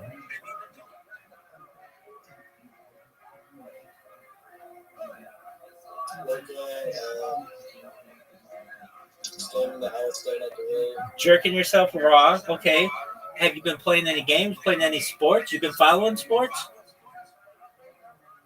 But this sports, I was just in college. I'm doing some shit, so I can't go back to college. I'm working. I'm trying to find a new job.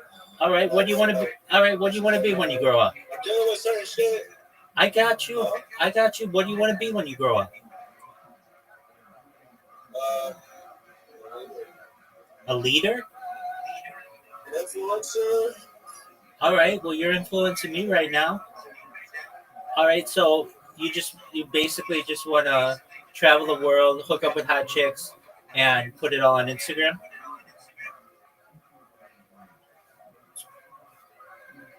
I mean, yeah, probably. I mean, I wouldn't mind doing that.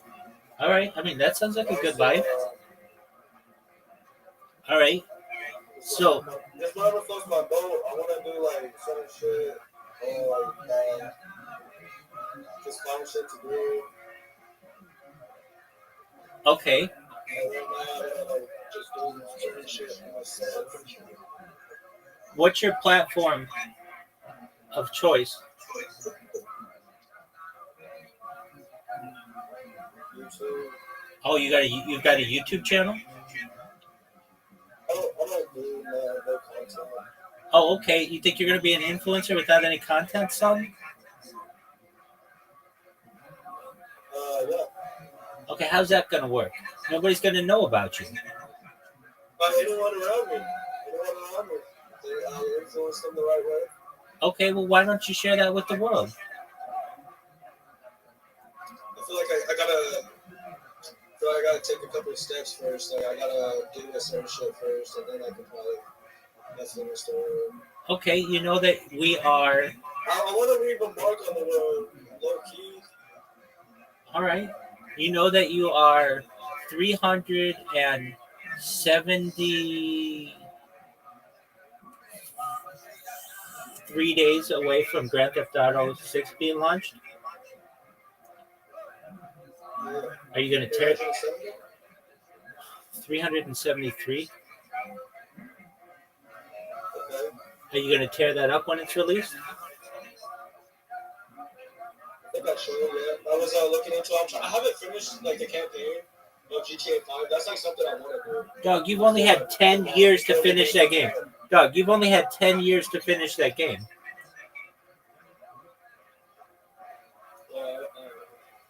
Okay, so that's cool. Are you going to be a GTA 6 influencer? I might, yeah. Okay, cool. You should start doing a video a day as a countdown. Starting with like 1 year out. And then you've got some content. And then when you start to stream, people be like, oh, this person, they have been streaming at least once a day, doing a countdown on GTA 6 for a year. I want to follow them because they've hyped it.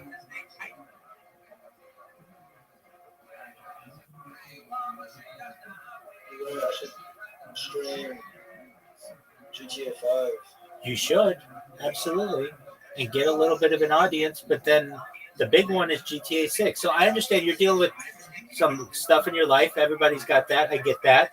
But you've got to have goals and plans. You want to be an influencer. You like to game.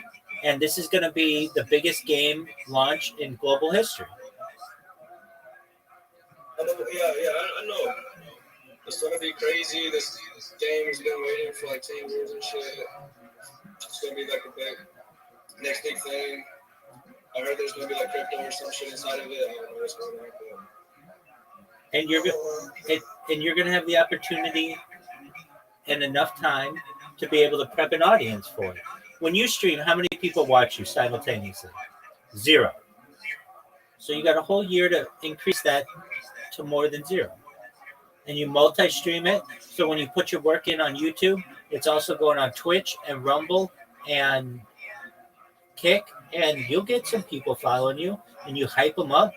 We've got 365 days until Grand Theft Auto 6. I'm playing the final campaign of GTA 5. Feel free to like, follow, subscribe, all that stuff. 364 days, 363 days, and 300 days, and 200 days. Then you start hyping people up. 100 days, and then you camp out at a GameStop or whatever. You do a 24-hour stream right before, and just get people excited for it. Sounds like a plan. Absolutely. All right. And if you tell me that you're doing it, or whenever you're doing it, I'll watch you. So at least you'll get that 0 to 1.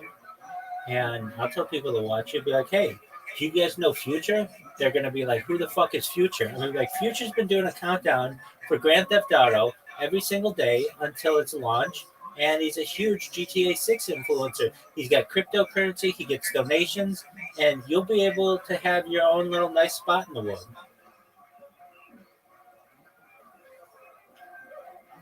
And then those shorties at work will start hitting you up, and you don't have to worry about a sexual harassment lawsuit.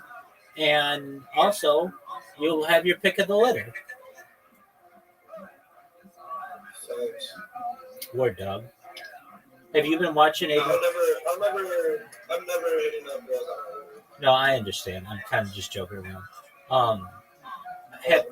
Have you been watching Aiden Ross's streams? On his streams. I've been active in his Discord a while ago. I was in his Discord for a while. Okay. Yeah, dude, it used to be popping. And then they made it like really private, and I'm like the only person ever in there. But they used to have every single day like 20 people in there. Every day, 20 solid. Yeah, I was in there during those days. Right, people used to give me all kinds of shit. I was in there during the talent shows and shit. Actually, one of the talent shows, they actually put me in there. They was like, all right, what's your talent? I didn't expect, I was just in there. Doug, I didn't expect that I was going to get pulled out of like all those hundreds of people that was in that shit. Doug, I got pulled into a Discord call with like two of Aiden's like friend or moderators or something in that Discord. Was Citrus there? He was like, what's your talent? I think, yeah. And he was like, what's your talent? I think Citrus was the one that pulled me. Right, he would have been. All right, so what's your talent? I said I didn't know. I didn't know, and then they just removed me. I was like, fuck. Dude, how the fuck are you gonna say that you won the talent show when you didn't have any talent? No, I didn't know. I didn't want a talent show. I was saying I got pulled into a call. I was just saying I was saying during the days where it was like active, where like they had talent shows and shit. I was just saying I was in there. I gotcha. Well, you dropped the ball. If you did have a talent, what would it be?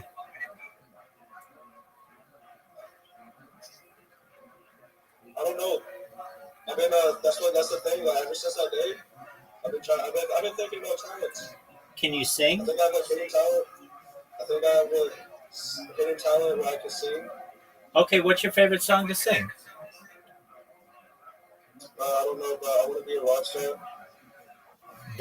Is that the song? No, that's not the song. But I like rock music. All right, I like it how you want to be an influencer, but you don't influence, and you want to be a rock star, but you don't know any songs. Just putting it out there. Start learning some songs. Get comfortable in front of the camera.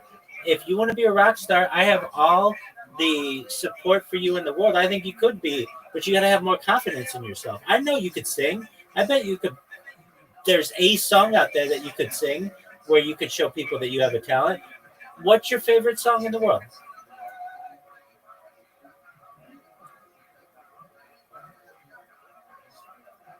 I don't know. Okay, well, what's a song that you like? The song that I like. Okay, that's better. All right. The song that I like is. I'm gonna probably list a hip hop song. Okay, that's cool. I know every hip hop song ever. Wiz Khalifa? Of course. Do you know the thrill of it?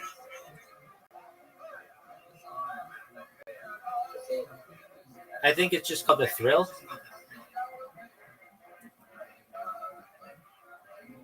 The Thrill by Wiz Khalifa. Yeah, you know that song? That's one of my favorite songs of all time. That's one of my favorite songs of all time. It starts, college educated, she graduated. That's your favorite song of all time. Oh, fuck no. No. That's one of my favorite songs of all time, though. Oh, that song, yeah, I like that song. I haven't heard it. I like it. She's addicted to I champagne. on Wiz Khalifa. All right. So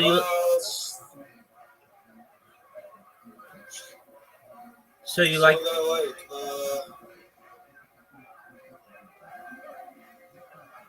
Okay, a song that I like. No Matter What by Young Dolph. all right, sing it. I'm gonna keep it bad, bitch, no matter what. Oh. That's all I like. That's cool. You've got a great background and you've got a great personality. You should let the camera display that. You should say to yourself, you know what? Rabbi's right. I should put in 1 hour work on a stream. I may not get that many people who watch me, but 1 year from now, when they're launching Grand Theft Auto 6, I'll be a pretty big influencer. And I'll have people who subscribe to me, and I'll have an audience, and then all I have to do is play video games and get paid for it.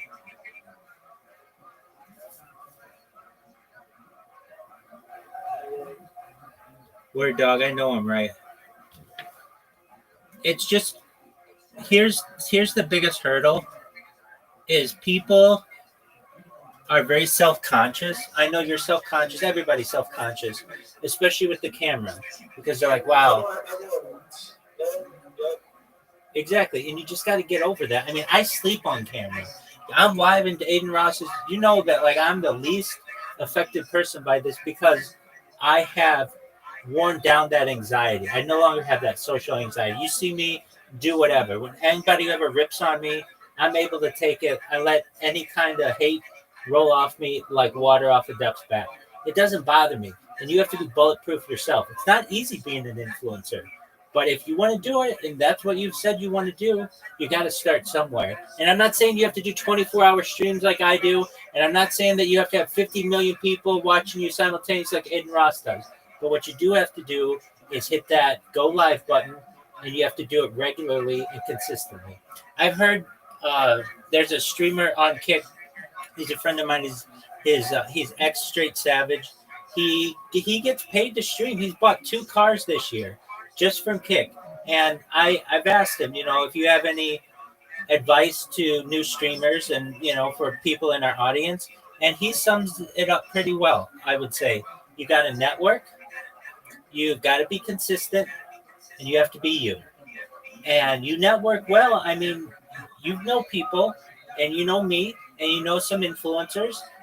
You've got to be consistent, though. Like you say, you've got a YouTube channel. I understand you don't have many people watching you. That's totally fine. But you have to have the content. You do cool stuff in your life, but none of it's captured. None of it's recorded. And then the other thing is you just be yourself. You don't let people get to you. But, you literally can say to yourself, 1 year from now, do I want to be ready for the biggest launch in the history of gaming with an audience and people have subbed to me? Or do I want to just be sitting here talking about maybe one day hooking up with some chick, maybe on my lunch hour or something like that? I know you're not doing that, but you know what I'm saying. Like, basically, you want to make moves. And one way to make moves is just by hitting that go live button. And I'm not saying you have to do it for 4 or 5 hours. That's long. But if you do it for an hour a day, how many hours would you recommend? 1 hour, I would tell you this. You do 1 hour a day for the next 365 days or so. You can do that. I do more than an hour. Okay, then that's great. But what you don't want to do is burn yourself out and say, well, I did 4 hours yesterday. I'm not going to do it today. No, at least 1 hour a day. And you don't have to do it. I mean, literally, It could just be you in front of your computer and you look on Reddit or you look on YouTube. You just watch stuff and you do reaction clips. You just have to recognize if you want to be an influencer, you have to influence somebody. People have to get to know you. I have a huge database, the largest database of any individual on earth when it comes to the amount of video that I have. Aiden Ross has huge amounts of video. You can go back and see him mature through the years, and you can go and see Amaranth when she just started and where she is today, and Fusti and all of those people, and you want to be like that as well. And I'm telling you, it's free to multi-stream.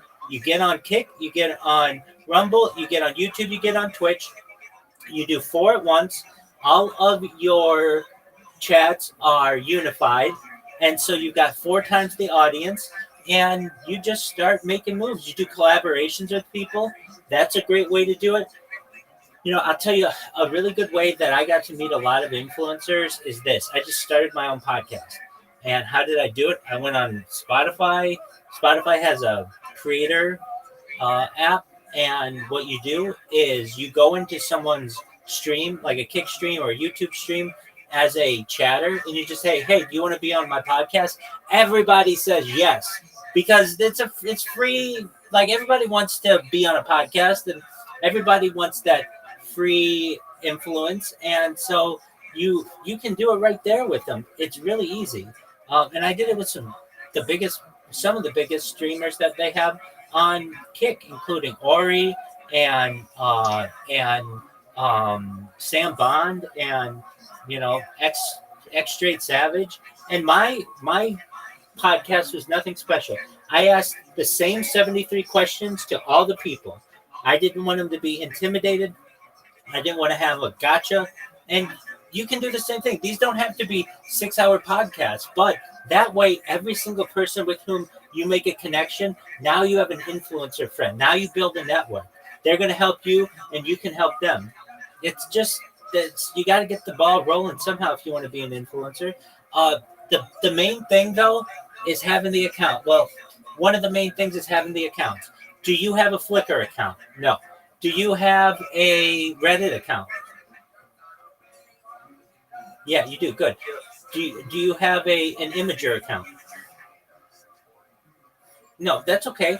But what I'm saying is you got to get the top 20 platforms. So you have a YouTube account. Do you have a Rumble account?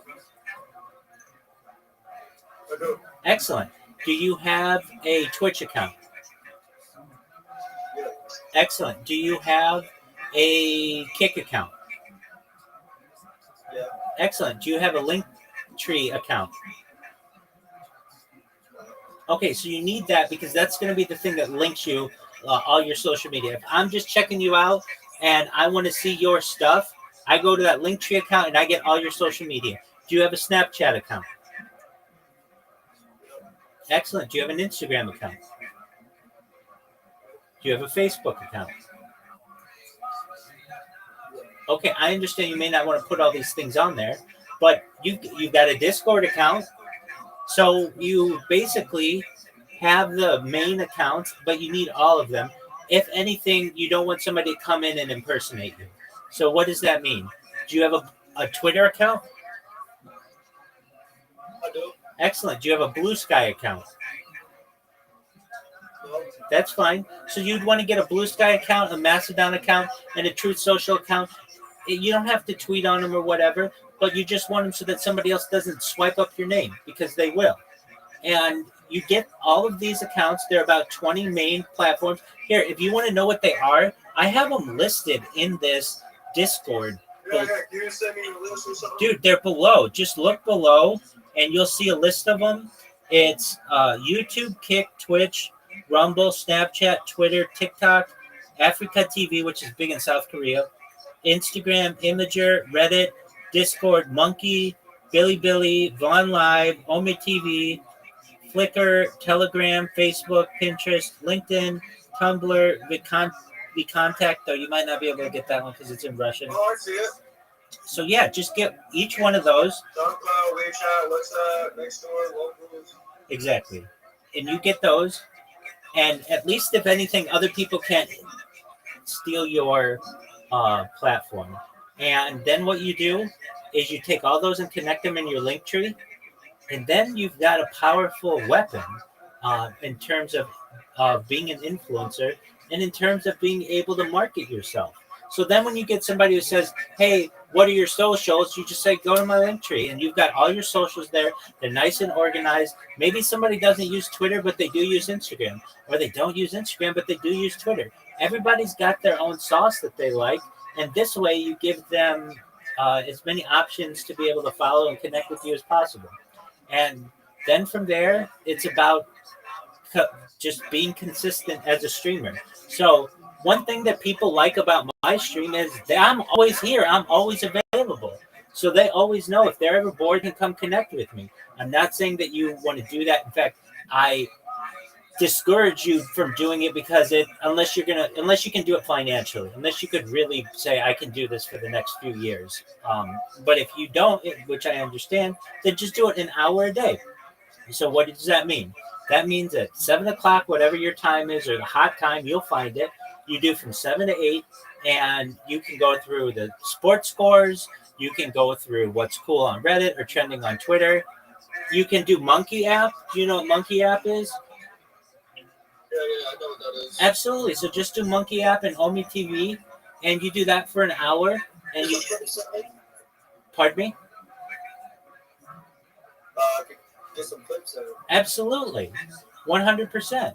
And then you've got content. Then what you do after you do it for a week or a month or so, you'll have enough clips to have a really nice compilation. You upload that to YouTube, and it gets hot because it's fast. It's for people with short attention spans, and one 1 or 2 minute clip compilation of you can catch somebody's attention, make them follow you, perhaps make them want to do a collaboration with you.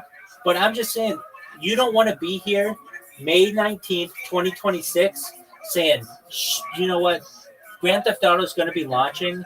And I remember talking with Rabbi a year ago, and I wanted to be an influencer, and this is the perfect opportunity to do it. And I still haven't done it. I still don't have a link tree. You don't want to do that. And I understand you've got stuff that you're handling in your life.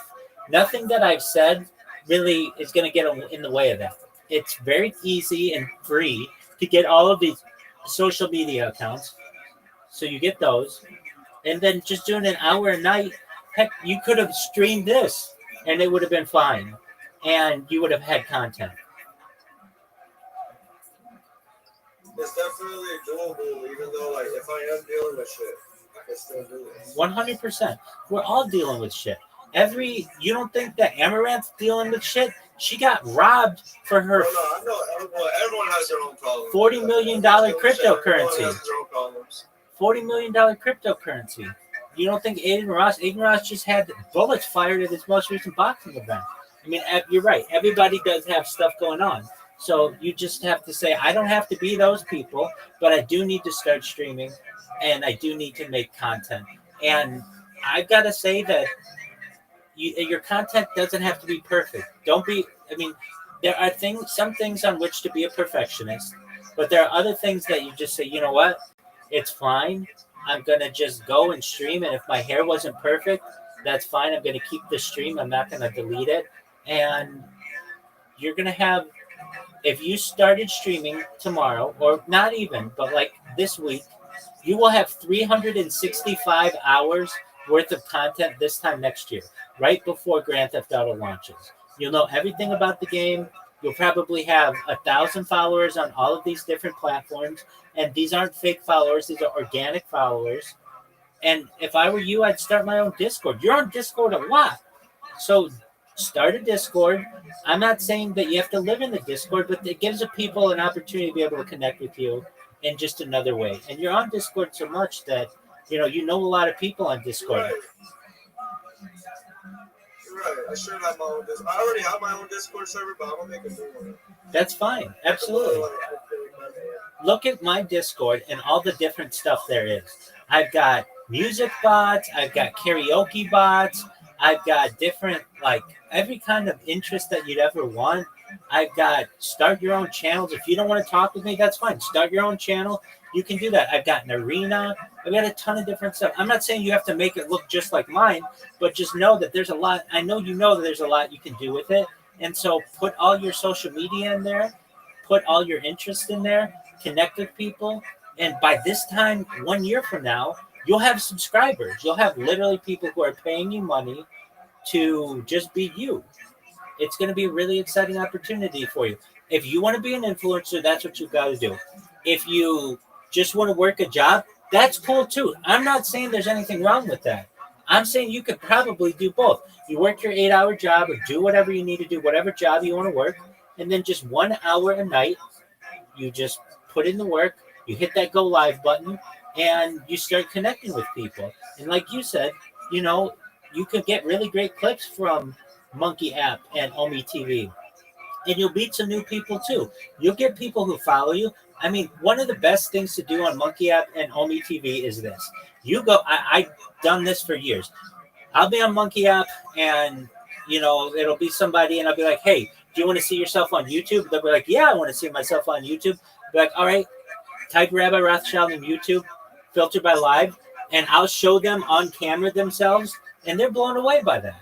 It's an easy thing to do, and then you get a subscriber right away.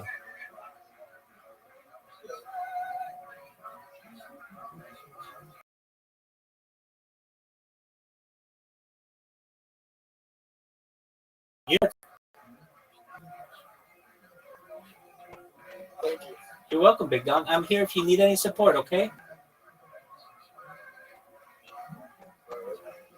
Excellent. All right, well, again, if you need any advice or support, I'll give you everything that I can. And if you really want to be an influencer, you have to say to yourself, how badly do you want it?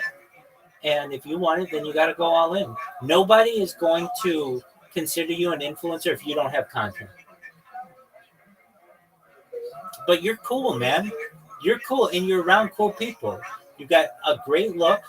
You've got a great background. People will follow you. You just, basically have to put yourself out there.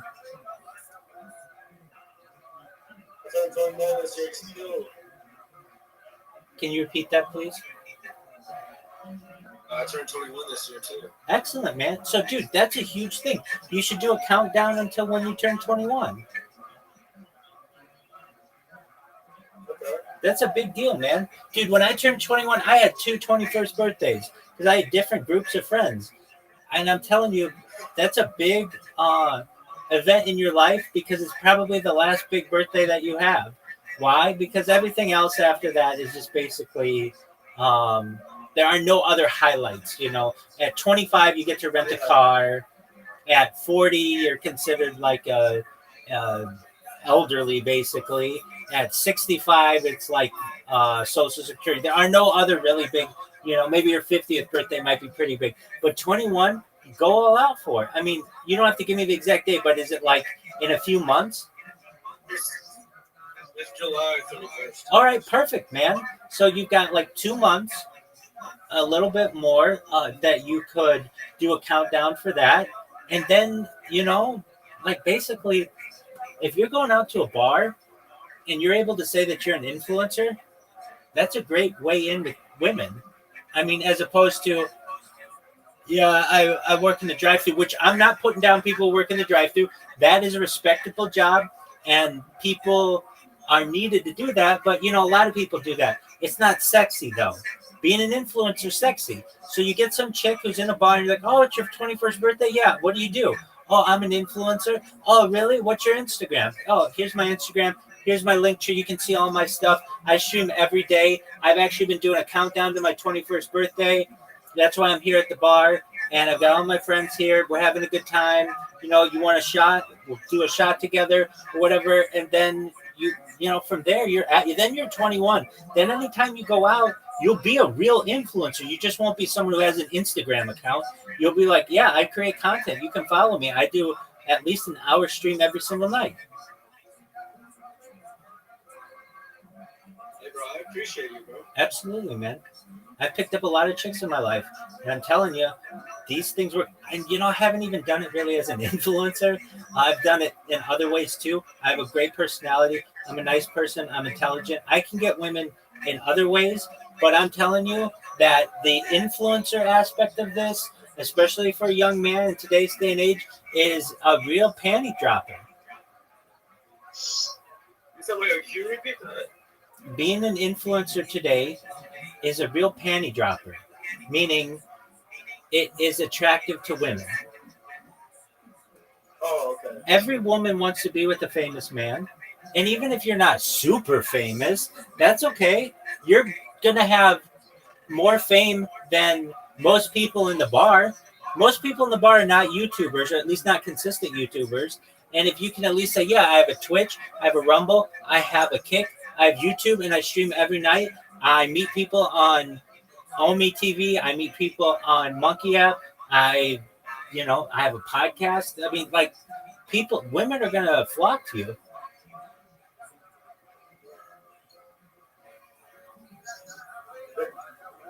You said what? Women are going to flock to you if you're an influencer. Did you know that being an influencer is the number one desired career of people under age 25? So women they're going to be women who have Instagrams out there, OnlyFans or whatever, and they're going to want to connect with you. And it's a big deal to be a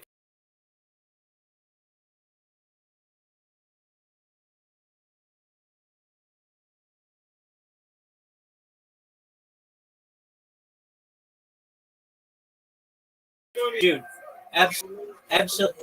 Absolutely. You just have to recognize there's something that I learned a long time ago. I'll just give you the magic potion. All right, future. Do you know how you know if you're cool?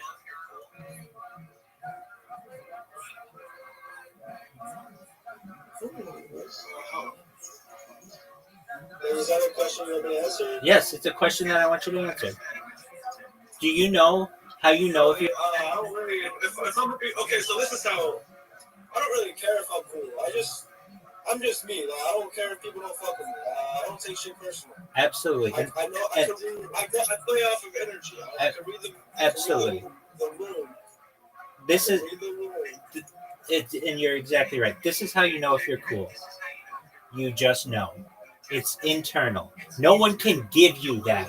No matter how big your audience is, no matter how many followers you have, no matter how much data you have. If I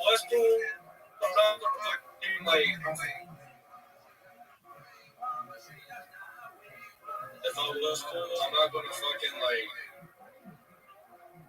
I'm gonna fucking be like, oh, you're a bitch. I'm cooler than you. I'm more swagger than you. Like, no, that's different. Like,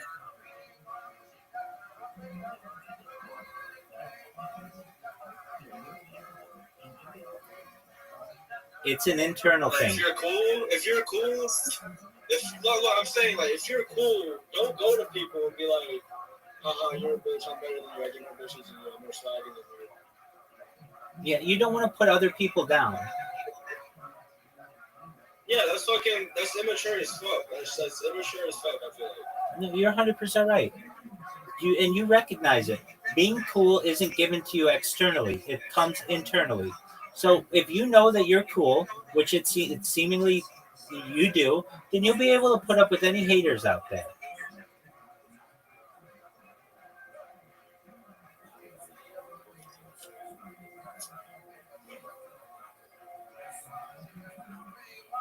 So you know what to do, future. I gave you the list, or it's in this Discord. You just create all of those different accounts. You hook them up in Linktree. You make yourself a nice avatar, and then you. All of those. I'll tell you what. There's some that you. No, there's some that you don't. There's some that you don't need. But like, it's not a bad idea to make sure that you have an Imager or a Flickr or Telegram. What about the main one? The main one, would be YouTube. Tumblr, probably. No, YouTube's the main one. Yeah. YouTube, that, Instagram, Twitch, Rumble. Oh. All of those.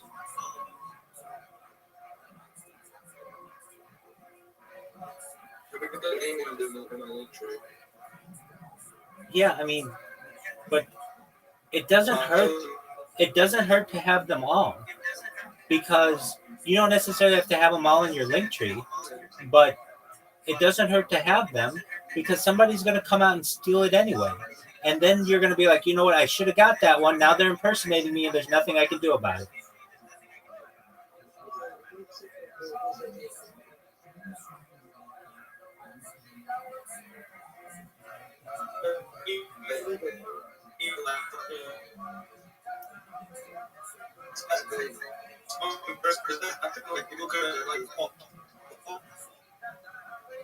Yeah, you're cutting out, but yeah, people will come in. It happened in here. A streamer I know, his name's the Flax Life. I told him, hey, do you have a Blue Sky account? He's like, no, do I need one? Oh, he left. Okay, whatever. Howdy do. How you doing? There he is. You're good, Big Dumb. Yep, you're good. It happened in here. A friend of mine, he's from, I think, Jamaica. He came in here and I was like, hey, do you have a Blue Sky account? He's like, no, do you really think I need one? I'm like, if you don't get one, somebody's going to steal it from you. And he was live streaming at the time and somebody picked it up. You want to make sure that you have it so that that doesn't happen to you.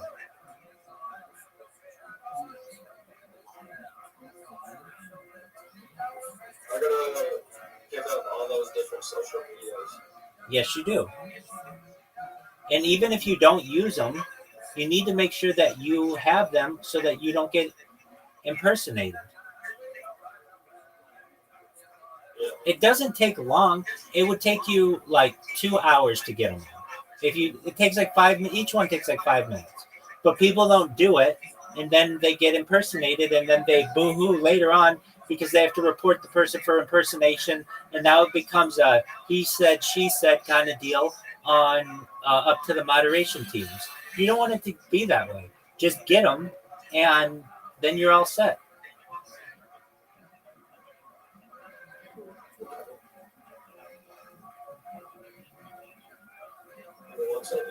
Take your time, big man.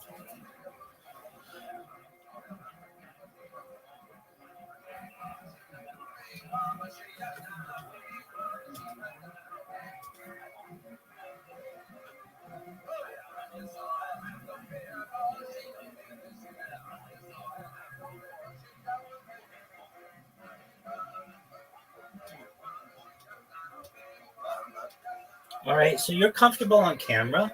So, I mean, you really have nothing stopping you. I don't give a fuck how I look. I And don't care how I look. you'll be I fine. don't give a fuck about people. You'll be fine. I mean, look, you're going to get called everything under the sun, and that's fine. You just don't pay them any attention. It's like something to laugh at. But if I do stream, I should get a face cam. Yeah, I mean, that helps. There are also some good comebacks that I find helpful. So, I don't know, people say things to me, and I know it's a tried and true one. You just say, cool story, bro. Everyone hates that comeback, but it works really well. Cool story, bro. Somebody's like, hey, you're ugly. Okay, cool story, bro. Everyone hates that because it switches the momentum that they had. Whatever they were coming at you with, it's just like, okay, cool story, bro. There's another one that I like. That's just like your opinion, man. Somebody can come in here and be like, I think that you have a big head. Okay, well, that's just like your opinion, man. Like, okay. I mean, that's from the Big Lebowski, but it works really well. Somebody can say whatever they want. I think that you have long legs. Okay, cool story, bro. I think that you have uh, uh, your hair isn't combed. All right, that's just like your opinion, man.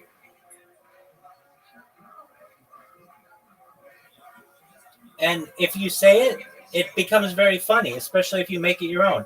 And there are a bunch of those that you can have. But you just it basically extinguishes any kind of momentum that the other side has to make fun of you, and they'll go find somebody else, or they'll go do something else, or they'll realize that you're too cool for them.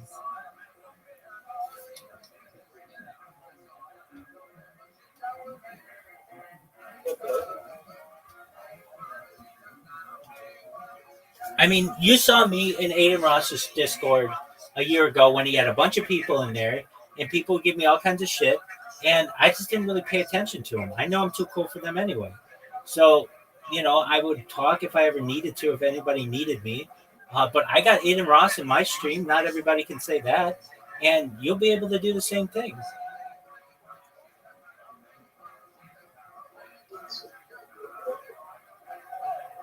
Hey, you wanna know what's funny? I actually wasn't a caller anymore. There you go. So you've already connected with some really big influencers. But he doesn't. I didn't talk to him. All right. Well, his loss. The chat was muted. That's all right. His loss. He'll get a chance to talk to you in the future, hopefully. You know Reggie? Who's Reggie? Please enlighten me. He's a upcoming streamer. No, He's but friends with Kai. okay, very cool. Do you remember the Kai stream with the Batman and Robin? Not off the top of my head, but I can tell you I'm the number one streamer all time in Kaisenat's Discord. Kai Cenat did a stream one time recently, a couple months ago. He was like Batman, and he had a friend with him that was Robin. The Robin was his name is Reggie. Okay. And joined Reggie's Discord. Okay. I was talking to Reggie. I thought that was cool. Absolutely. All right, that's another thing you can do. I mean, join the 99 biggest influencers that you can find, and then have your own Discord, and make sure that your Discord links in your profile, and you'll get a lot of people who just join your Discord because it's in there, and that you have this this omnipresence. You're always available.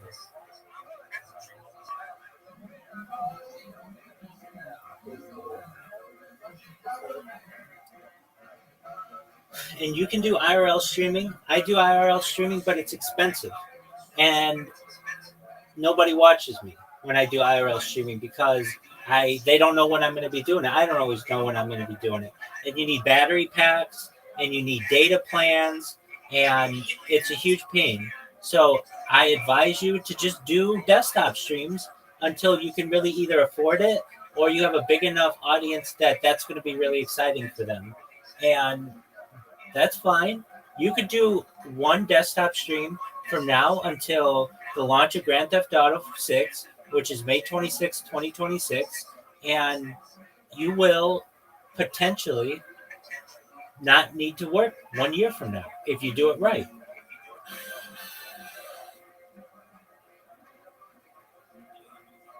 I mean, you don't want to work a job anymore.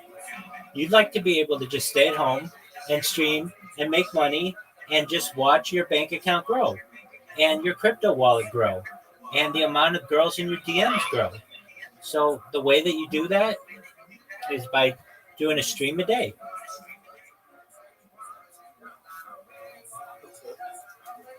Now, there are some cheat codes.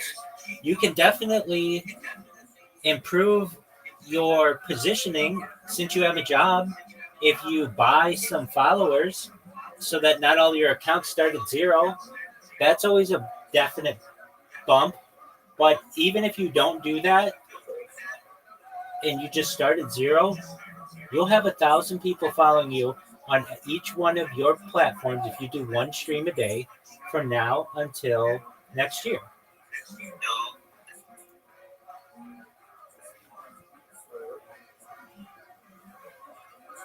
So there you go. Those are the secrets of being an influencer.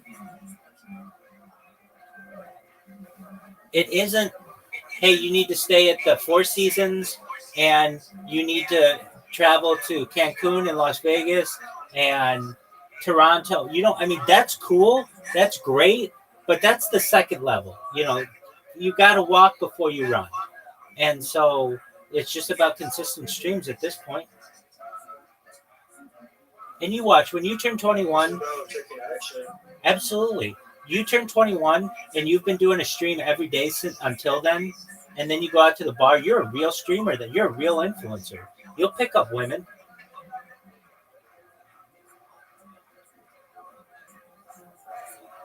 And that's what you want to do. What are your plans for your 21st birthday? Plans for my 21st birthday, probably go to this one place. And it's like a bar and a bowling alley and like a arcade and a skating rink. Very cool. It's like somewhere on the beach over here. Okay, very cool. Okay, excellent, man. So there's a lot of fun stuff to do there. And you do a countdown until then. And then you go out with your friends, you have a good time. You don't have to live stream it. I mean, you can live your life normally.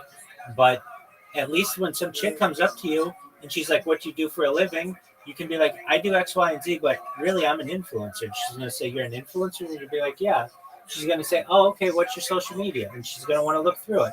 And she doesn't want to see that you posted something 6 months ago or 6 years ago. You'll be like, no, I post every single day. I'm very consistent. And then she's going to take you seriously. And then you're an influencer in her mind. Then frankly, that's not what makes you cool, but it in her mind is going to be like, wow, this guy's got a little bit of Riz in him. He's pretty famous, and she's going to go tell her girlfriends, hey, you know that guy? Yeah, he's a streamer. He streams every day. You want to see his YouTube? You want to see his Kick? You want to see his Rumble? You want to see his Instagram? You want to see his Twitter? That's just what people are going to want to do. They're going to be interested in you that way.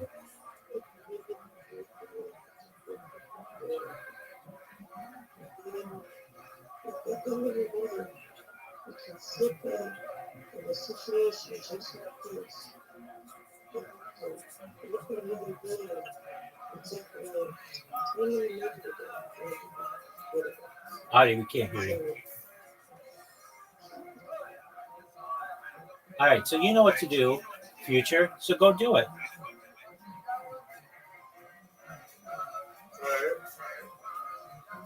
Go do it. I appreciate it. Absolutely, you're welcome. Go do it. And then when you're done, come back and tell me all about it and what you learned. And I'll follow you on with all my accounts. So you'll get like hundreds of followers just from that.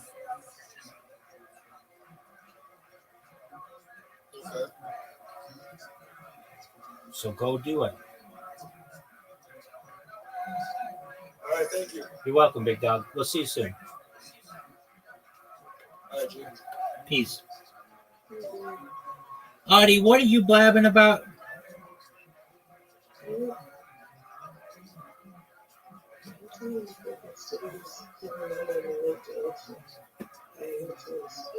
I'm telling him bad advice? Terrible advice? You know that's the best advice that he's going to hear. Okay. You sound like you have a pillow over your mouth.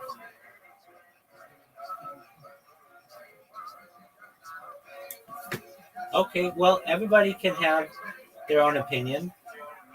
He's not going to be an influencer if he doesn't start creating content.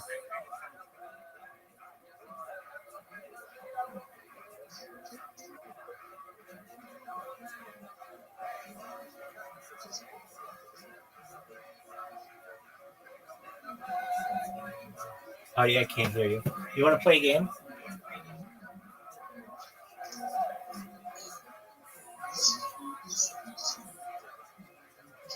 Audie, I can't hear you. Do you want me to send you a game invitation? Okay, I'll find a game.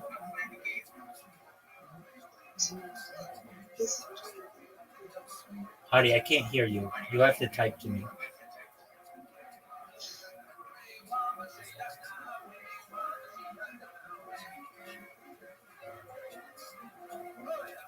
I just sent you an invite.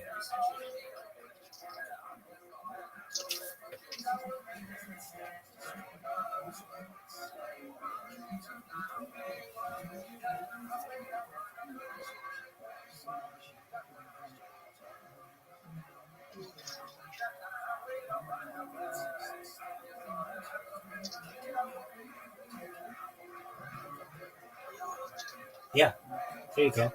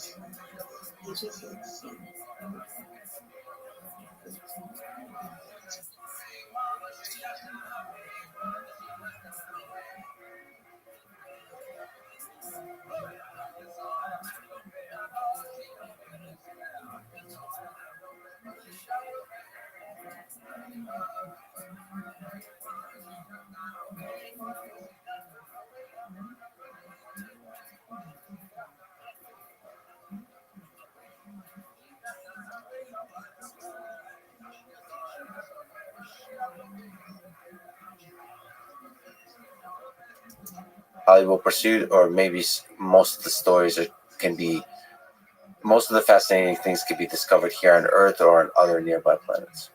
Just going to Oumuamua, I think Were you Avi's talking? insight.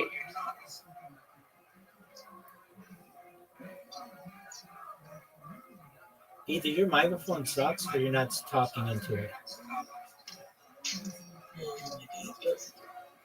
Or both.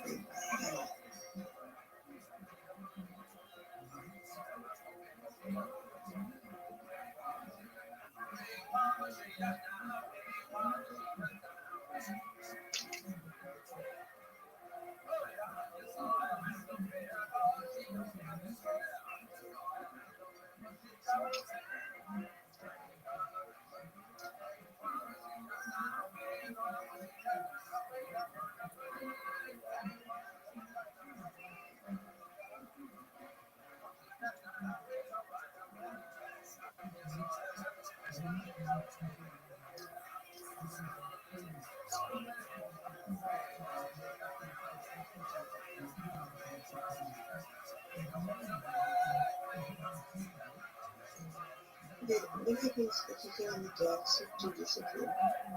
Yeah, you have to start over to do that.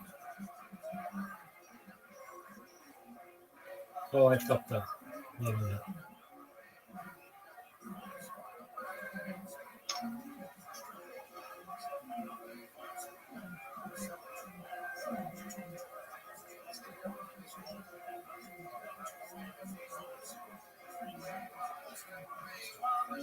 This makes sense.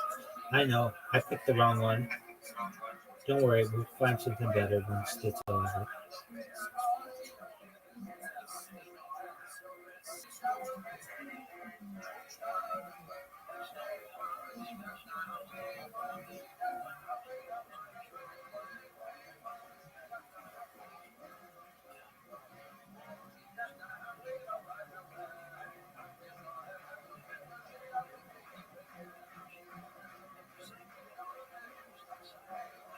Whoops.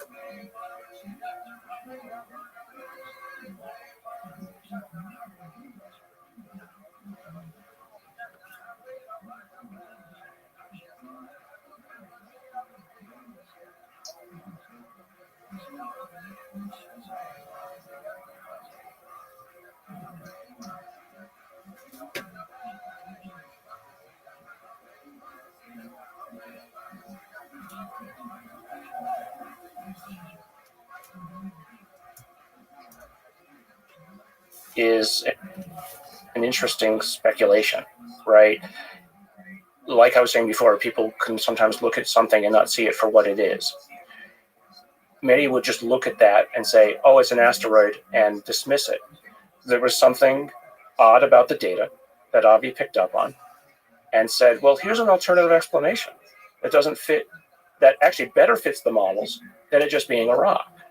And to his credit, he just has ignored the critics because he believes the data is real and is using that then as a battering ram to go after other things. So I think that's great.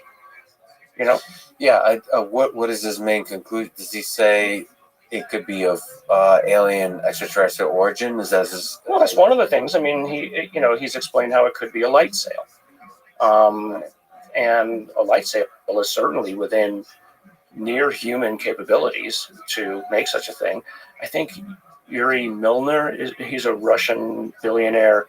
He's involved, I think, in a project to make light sails with laser, to launch them with laser power, essentially, towards Alpha Centauri. Right? So it's something that humans could make. I think Avi's proposal is perfectly within the realm of possibility. I mean, sadly, the thing is, now nearly out of our solar system. Yes, I mean, to me, that's inspiring to do greater levels of data collection in our solar system, but also here on Earth. It just seems like we should be constantly collecting data because the tools and software that we're developing get better and better at dealing with huge amounts of data. It's changing the nature of science. I mean, collect all of the data. Right. Collect the data. I mean, the Galileo project asked me over the weekend to join, and I did.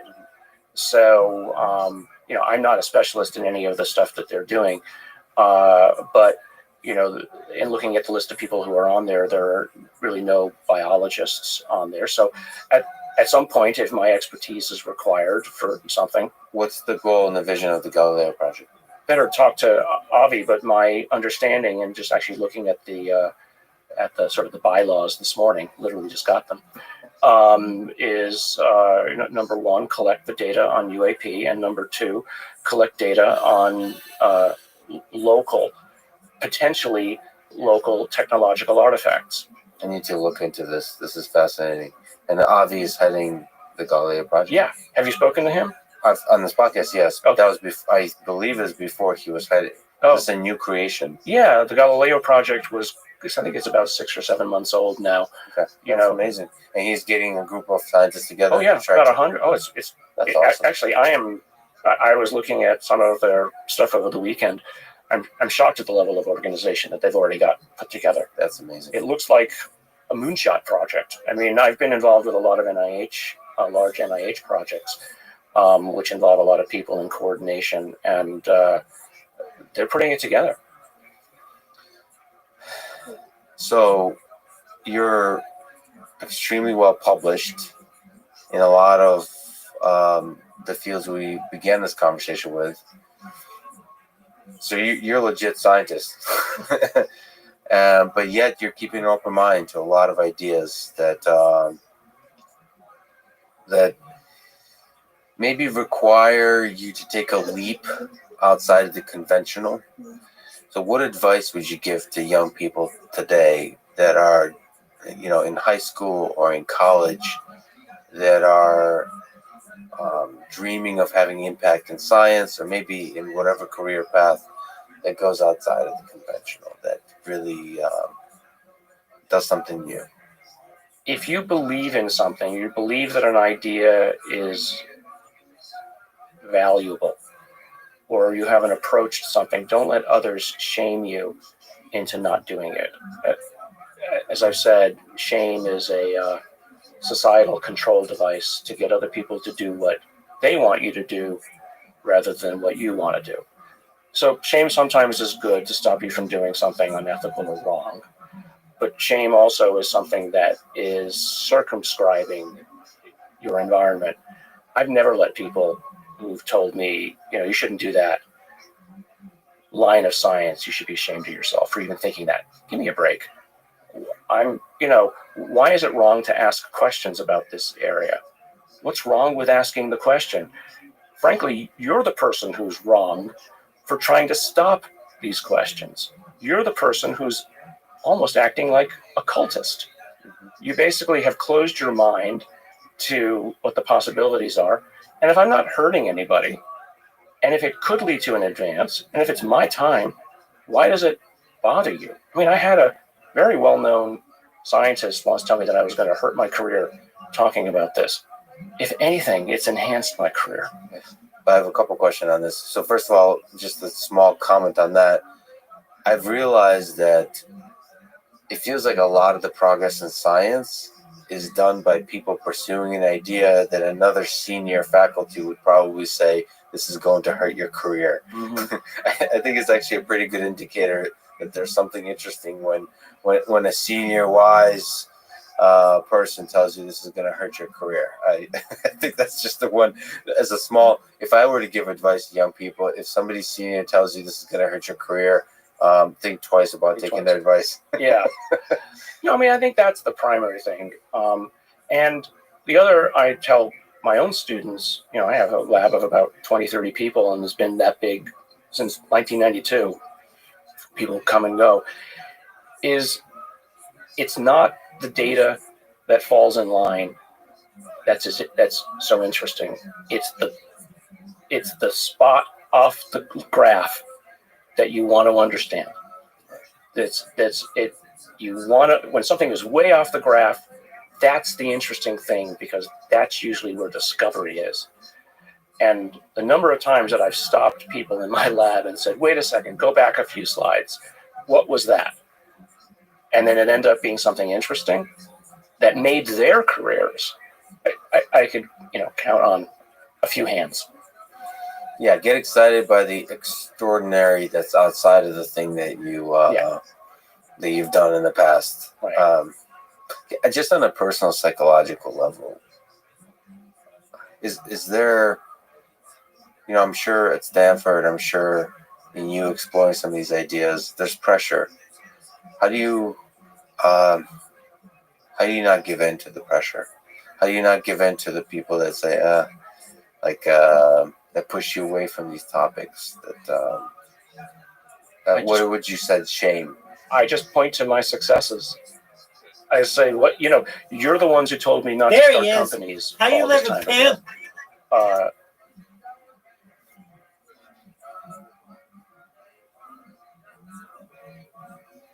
Hey, Zoot, how are you, big dog? I did a lot of cardio today. Oh, excellent.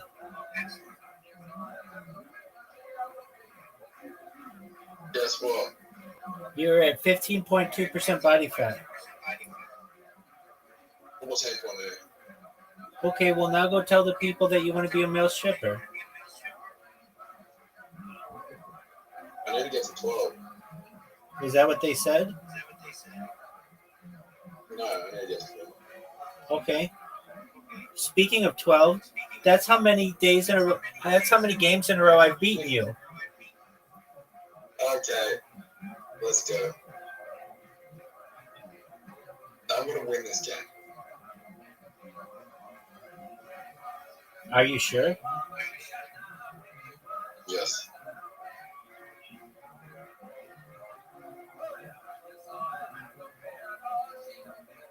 Are you sure? Yeah. Rabbi, what do you think? What do you think the worst job would be? Like on Earth? Yeah.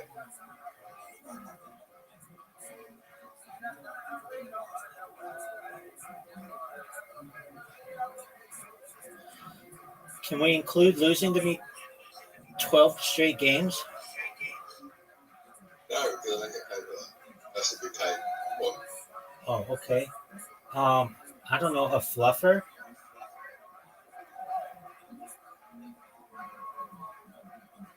If you're gay, I don't think it would be the worst. Yeah. I agree with you.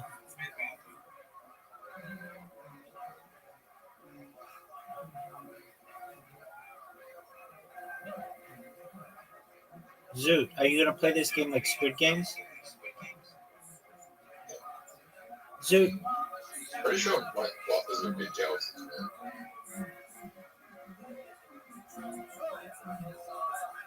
Zoot, do you mind if I call you Mr. D's? No. These nuts!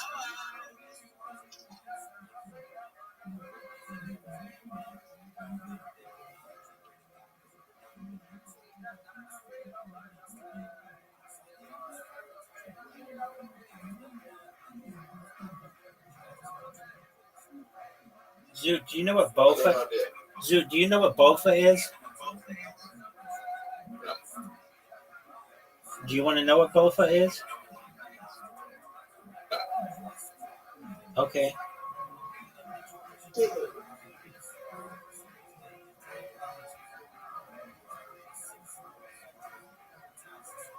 Zoot, can I interview you after my 13th win? Wait, Zoot, can I interview you after my 13th win?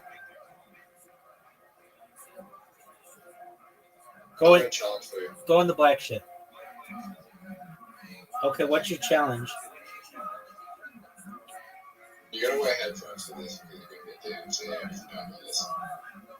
We are wearing headphones. You have headphones, right? No, not like available with me right now.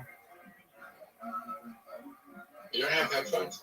I have headphones, but not like within arm's reach. Actually I do. I have wireless headphones. Yeah. Yes, you have headphones, okay.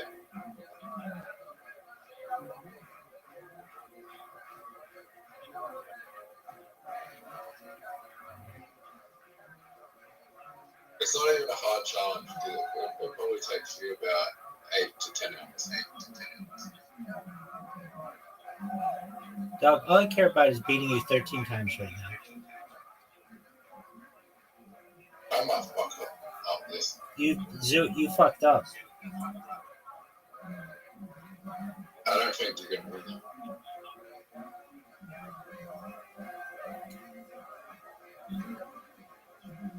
Zoot,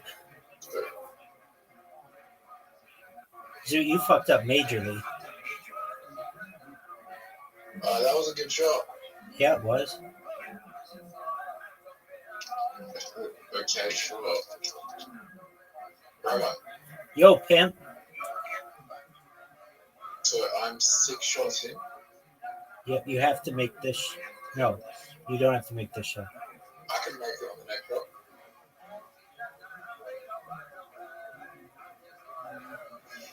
This is not an easy shot. You have a very difficult shot, and you missed it. I Zoot, just lost. Zoot, you're down one hole. It's not over.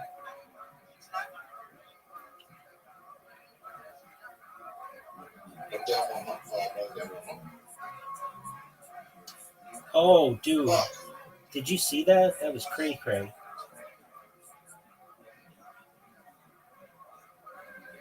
Oh, Zoot, not what you wanted to do, son.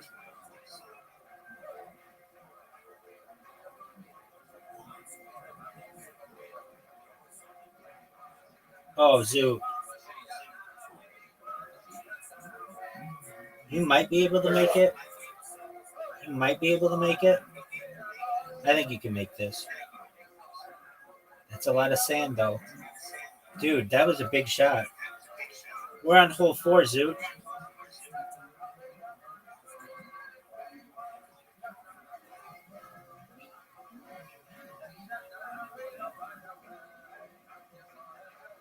Zoot, you love this hole.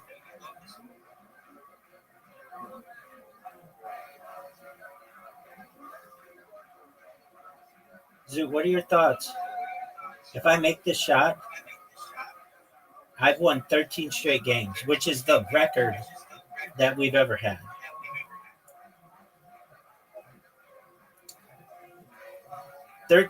Oh, Zoot, how did it not go in? Zoot. No. All right, Zoot, you have to make this. Zoot, are you ready for your interview? No. I'm not going to. Oh, fuck. You gave me the. Zoot, you've never scored on this hole. I'm about to. No, you're not. I'm gonna fuck with you Why would you fuck me? because I already have the lead, and You it's know why I've been scoring this hole? because I Because fuck you always knock me in the top. because I always fuck with you.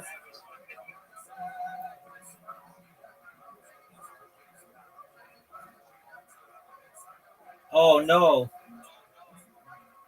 Zoot, what you gonna do, big dog? Oh, Zoot, that was disgusting. Hey, Rabbi. Yo, pimp. Zoot, are you even gonna get out of When this? I'm done. So, when I'm done cutting 2 weeks, what should I. No, 3 weeks? What should I have the first meal I eat? For the bulking phase. Actually, I need to go on maintenance first. Kangaroo meat? You do realize kangaroo meat is like only like 130 calories. It's so light. All right, well then eat steak, dude. I don't know what your fucking budget is.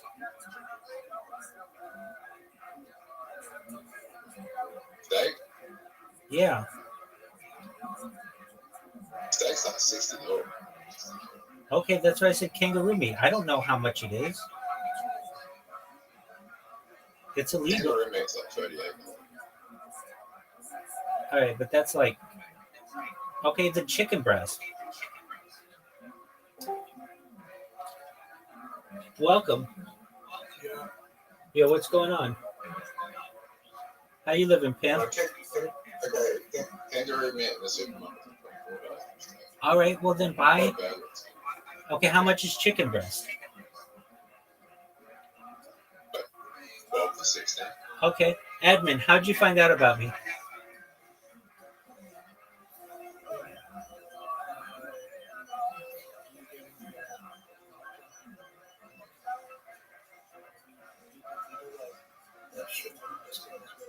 Yeah, how'd you find out about me?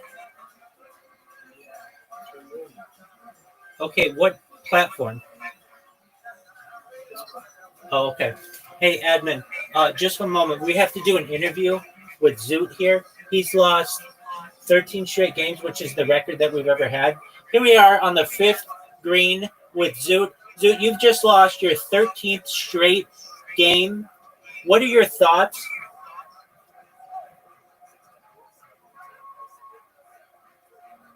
I'm more humiliated than Bonnie Blue and Lee Phillips. Back to you. All right, Zoot. Are we playing again? Yeah. I don't even think Bonnie Blue has an ounce of humiliation. I mean, Zoot, you didn't have 1,000 penises inside you. You just lost 13 straight games. What? You just lost 13 straight games. What game is it? We're You playing. guys play chess, don't you? We do play chess. We're playing mini golf. Do you want to have a match? What's your rank? In mini golf? Chess Oh, I don't even know. I only play I don't play ranked games. It would be default. Okay, what is your ranking? 1200. It'd be 1200. Wow, you're really good. Yeah, I think I am 1,200. What's his ranking? 2,500. What's his ranking? 2,500. What is it?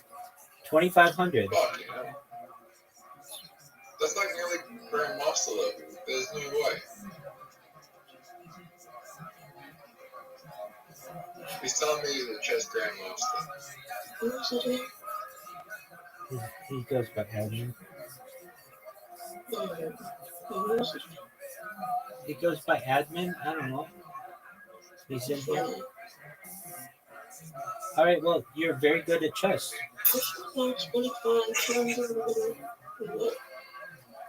On chess.com. It's a ranking.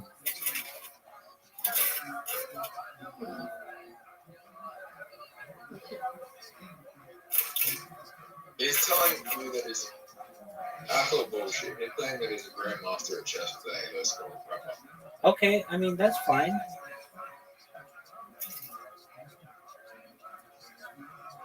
Is he still in the chat? Yeah. Can't you guys see him?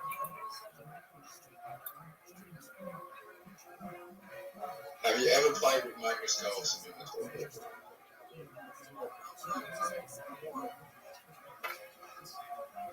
You have not?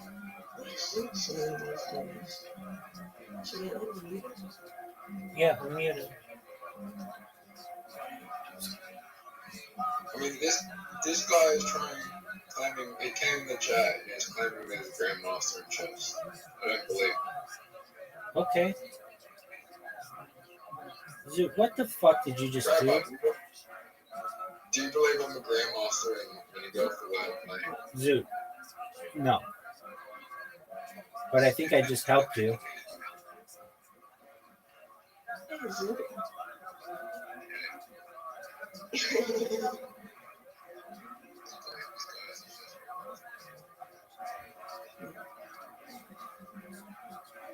Zoot, what the fuck was that?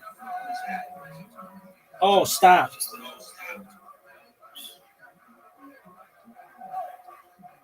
Zoot, don't make it. Dude, I'm fucked, Zoot.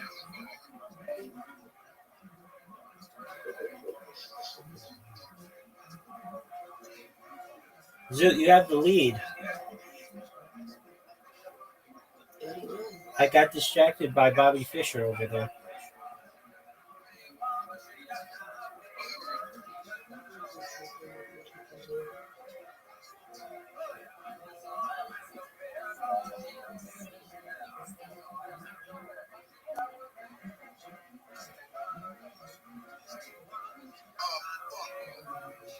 You didn't like that one, did you, Zoo?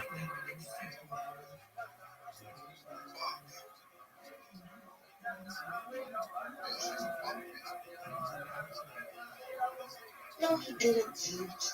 Oh yeah, I did. Quit using it like that. Zoo, we're back to tied.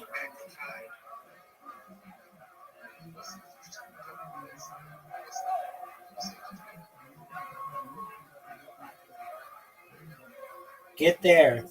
Get there. What person? Zoot. Who are you talking to? Zoot, what the fuck was I that? don't know if you're talking to me. Hit my ball, Zoot. Thank you, big dog. I think it's him. I think it's him. I think it's him. Floating. I can't even hear. I gotta restart.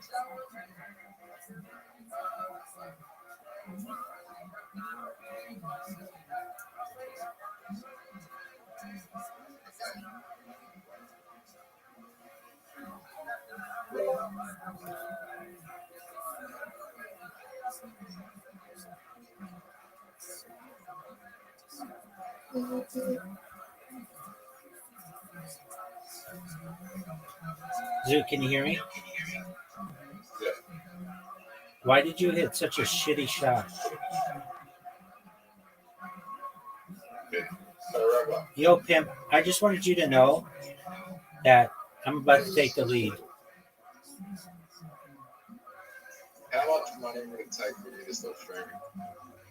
No amount. This is what I no amount. This is what I love to do. If anything, I would take whatever money I made to stop streaming and then just start my stream again. I love creating the world's largest timeline. Zoot, did you know that I have the lead? Zoot, do you know the name of this hole? It's the pee hole. Do you know why it's called the pee hole?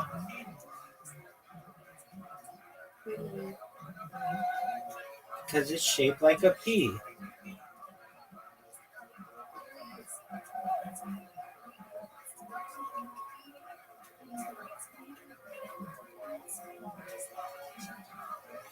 Zoo. Oh, Zoo, that was bad. Stop. Hit the tree, dude. Hit the tree.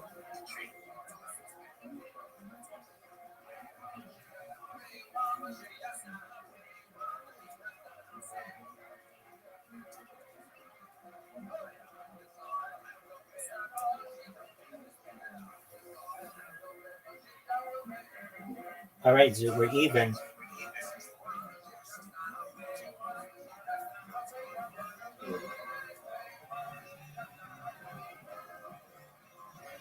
What the fuck was that?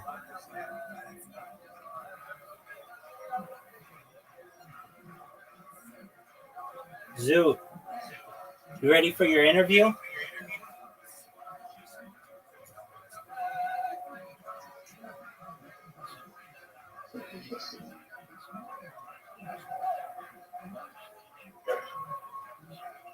Zoo, we're about to do an interview.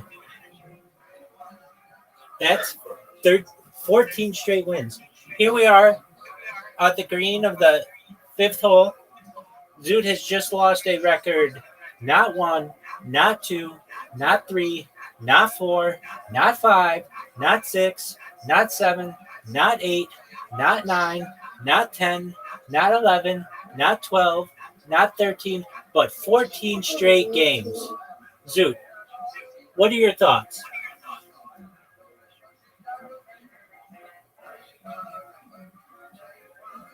Let me speak for Zoot. Go ahead.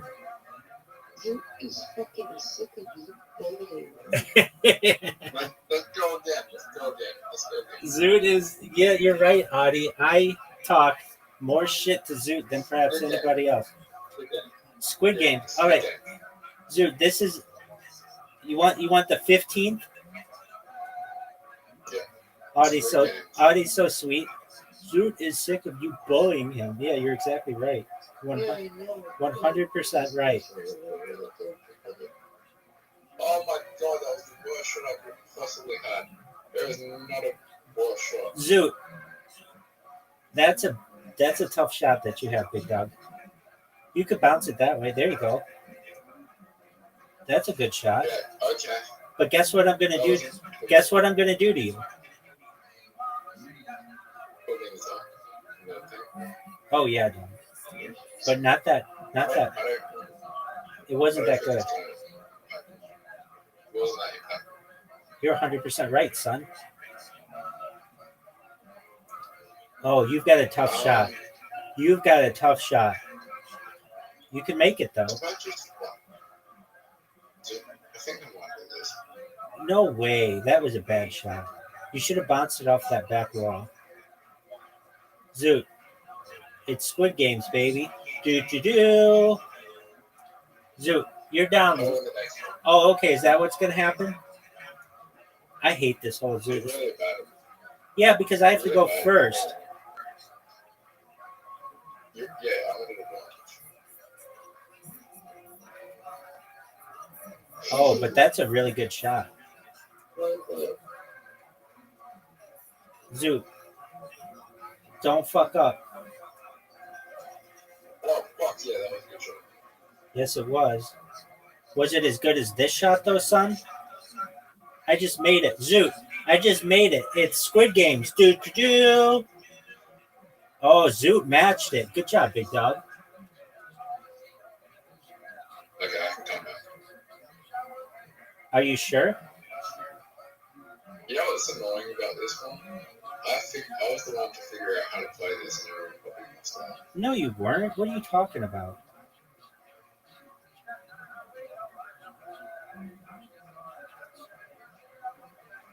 You said me get it in the too.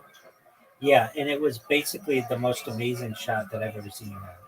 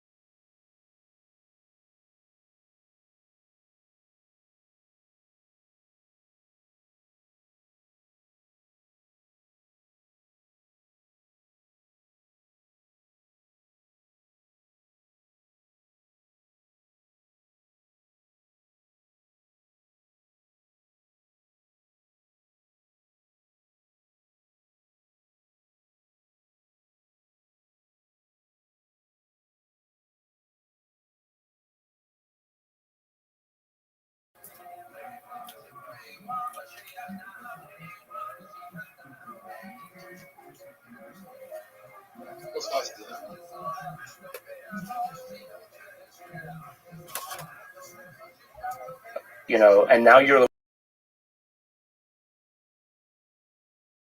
for how right?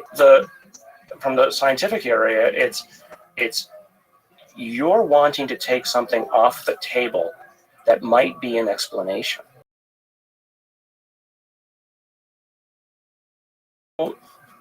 How is that the scientific method? To shame them. Reverse it. So you're able to do that, so it doesn't feel, because to me it would just feel lonely. There's a community. Yeah. There's a community. Work on something that's outside a particular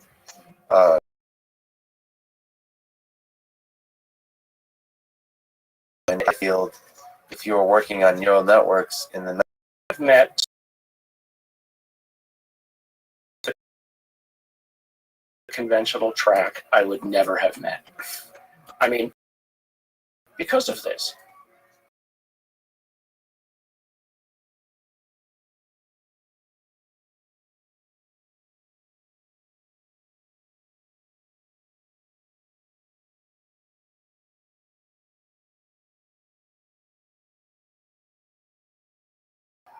Harvard or MIT.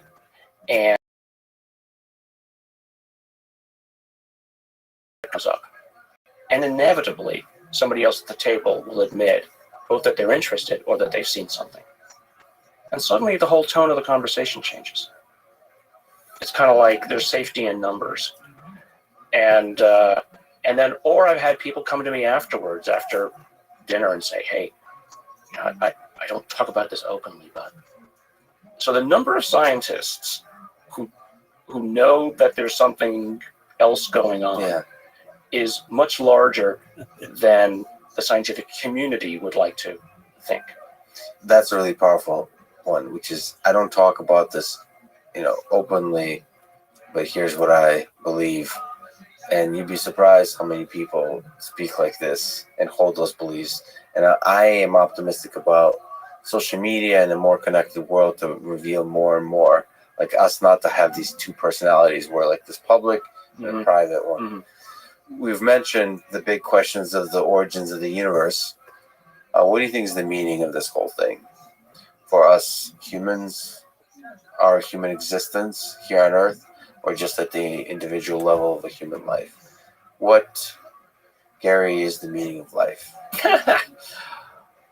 I think that what we're going through today with this realization, it's kind of like you've lived on an island your whole life, and you've looked across the ocean and you've never imagined there was another island with anybody else on it. And then suddenly a ship was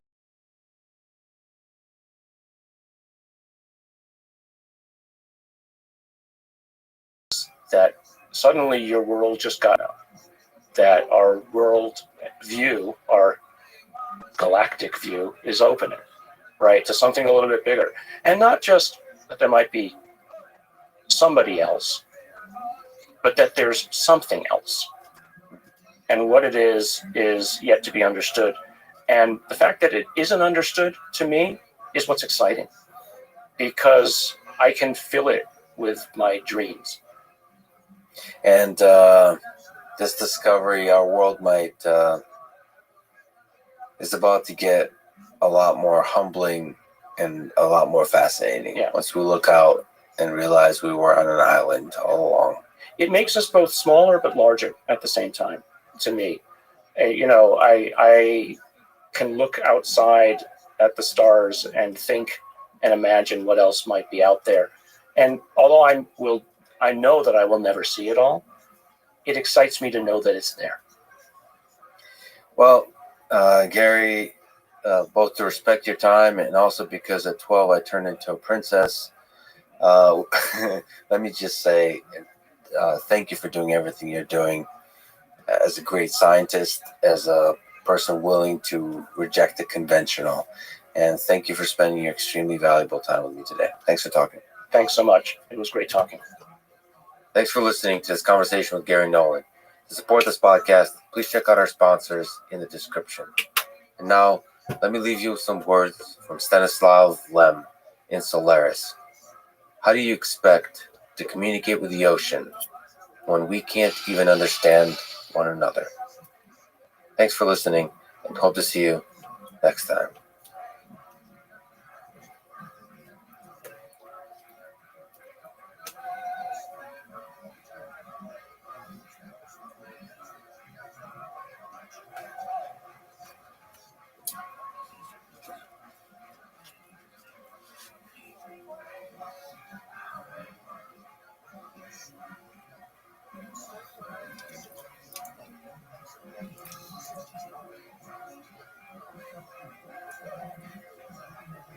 I believe our official scientific worldview is incompatible with the reality of consciousness. Do you think we're living in a simulation? We could be in the Matrix. This could be a very vivid dream. There's going to be a few people that are now visualizing a pink elephant. A hamster has consciousness. Except for cats, who are evil automatons that are void of consciousness. Consciousness is the basis of moral value, moral concern. Do you think there'll be a time in like 20, 30, 50 years when we're not morally okay turning off the power to a robot? The following is a conversation with Philip Goff, philosopher specializing in the philosophy of mind and consciousness. He is a panpsychist, which means he believes that consciousness is a fundamental and ubiquitous feature of physical reality, of all matter in the universe. He is the author of Galileo's Error, Foundations for a New Science of Consciousness, and is the host of an excellent podcast called Mind Chat. This is the Lex Friedman podcast. To support it, please check out our sponsors in the description. And now, here's my conversation with Philip Goff. I opened my second podcast conversation with Elon Musk with a question about consciousness and panpsychism. The question was, quote, does consciousness permeate all matter? I don't know why I opened the conversation this way. He looked at me like, what the hell is this guy talking about? So he said no, because we wouldn't be able to tell if it did or not. So it's outside the realm of the scientific method. Do you agree or disagree with Elon Musk's answer? I disagree. I guess I do think consciousness pervades matter. In fact, I think consciousness is the ultimate nature of matter. So as for whether it's outside of the scientific method, I think there's a fundamental challenge at the heart of the science of consciousness that we need to face up to, which is that consciousness is not publicly observable. Right? I can't look inside your head and see your feelings and experiences. We know about consciousness not from doing experiments or public observation. We just know about it from our immediate awareness of our feelings and experiences. So qualitative, not quantitative, as you talk about. Yeah, that's another aspect of it. So there are a couple of reasons consciousness, I think, is not susceptible to the standard, or not fully susceptible to the standard scientific approach. One reason you've just raised is that it's qualitative rather than quantitative. Another reason is it's not publicly observable. So, I mean, science is used to dealing with unobservables, right? Fundamental particles, quantum wave functions, other universes. None of these things are observable. But there's an important difference. With all these things, we postulate unobservables in order to explain what we can observe, right? In the whole of science, that's how it works. In the case of consciousness, in the unique case of consciousness, the thing we are trying to explain is not publicly observable. And that is utterly unique. If we want to fully bring science into consciousness, we need a more expansive conception of the scientific method. So it doesn't mean we can't explain consciousness scientifically, but we need to rethink what science is. What do you mean publicly, the word publicly observable? Is there something interesting to be said about the word publicly, I suppose, versus privately? Yeah, it's tricky to define, but I suppose the data of physics are available to anybody. If if there were aliens who visited us from another planet, maybe they'd have very different sense organs. Maybe they'd struggle to understand our art. What'd you say? I feel like an app. You feel like an app on my phone? Yeah. All right, well, I care about you more than I care about any app on my phone. That makes you feel any better. Yeah. Very cool. So, You work better than most apps, so that's good. okay, cool. Did you check this on YouTube now? Yeah, basically. Are you asking? Are you asking? Do I take my phone with me to the bathroom? I just don't know. I was watching that video the other time. I was so happy about that. Oh, you'd be like the calculator app. Um, That's a good app. It works all the time. It's like always on your phone. I don't even know if you can delete it. And it's like a reliable app. You definitely would not be the YouTube app because that app sucks.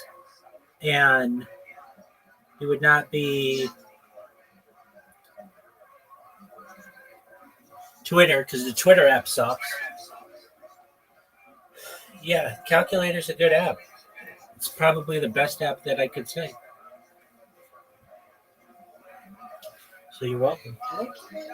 Oh yeah, it's reliable, it's accurate, gets the job done. I mean, you could be, I don't know, Instagram, but it,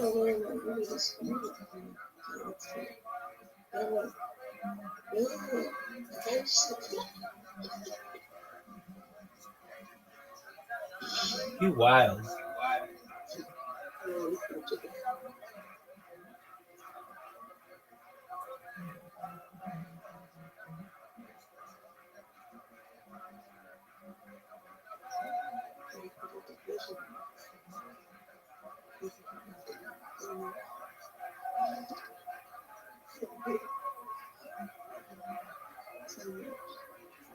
Well, thank you. Utter on music. Get some sleep. It's late where you are. Close your eyes and just listen.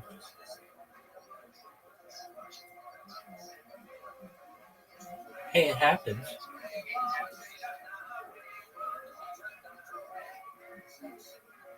This guy will put us to sleep.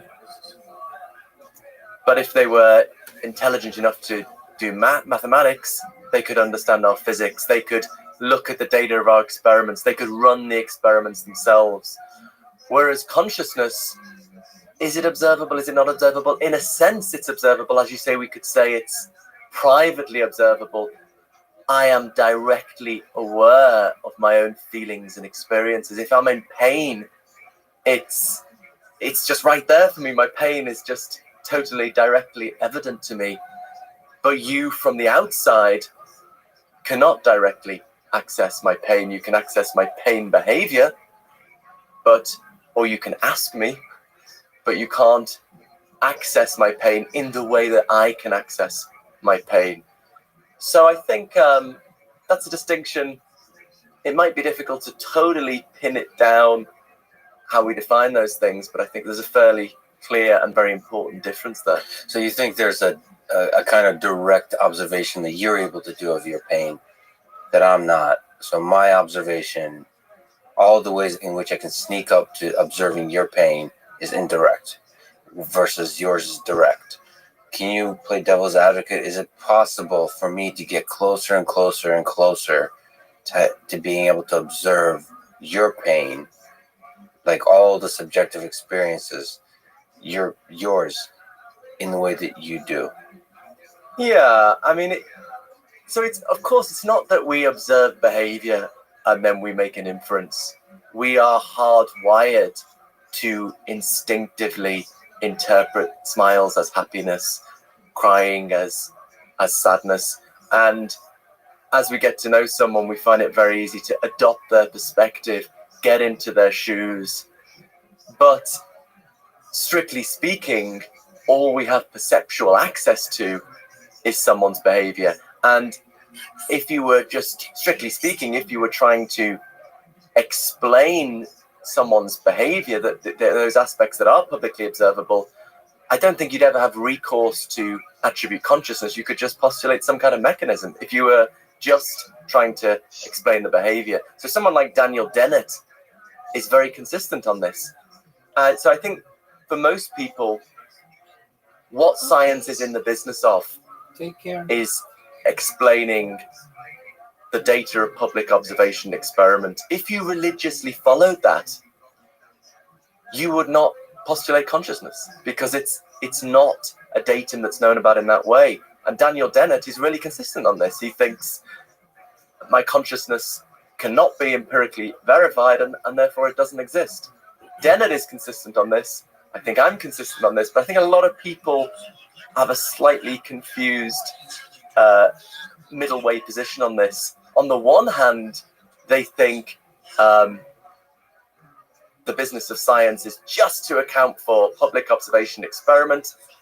But on the other hand, they also believe in consciousness without appreciating, I think, that implies that there is another datum over and above the data of public observation experiments, namely just the reality of feelings and experiences. As we walk along this conversation, you keep opening doors that I want to walk into, and I will, but I want to try to stay kind of focused. You mentioned Daniel Dennett. Let's lay it out, since he sticks to his story, pun unintended, and then you stick to yours. What is your story? What is your theory of consciousness versus his? Can you clarify his position? So, my view, I defend the view known as panpsychism, which is the view that consciousness is a fundamental and ubiquitous feature of the physical world. So it doesn't literally mean that everything is conscious, despite the meaning of the word pan, everything, psyche, mind. So literally, that means everything has mind. But the typical commitment of the panpsychist is that the fundamental building blocks of reality, maybe fundamental particles like electrons and quarks, have incredibly simple forms of experience, and that the very complex experience of the human or animal brain is somehow rooted in or derived from this much more simple consciousness at the level of fundamental physics. So, I mean, that's a theory that I would justify on the grounds that it can account for this datum of consciousness that we are immediately aware of in our experience in a way that I don't think other theories can. If you ask me to contrast that to Daniel Dennett, I think he would just say there is no such datum. Dennett says the data for science of consciousness is what he calls heterophenomenology, which is specifically defined as what we can access from the third person perspective, including what people say, but crucially, we're not treating what they say, we're not relying on their testimony as evidence for some unobservable realm of feelings and experiences. We're just treating what they say as a datum of public observation experiment that we can account for in terms of underlying mechanisms. But I feel like there's a deeper view of what consciousness is. So you have a very clear, and we'll talk quite a bit about panpsychism, but you have a clear view of what, almost like a physics view of consciousness.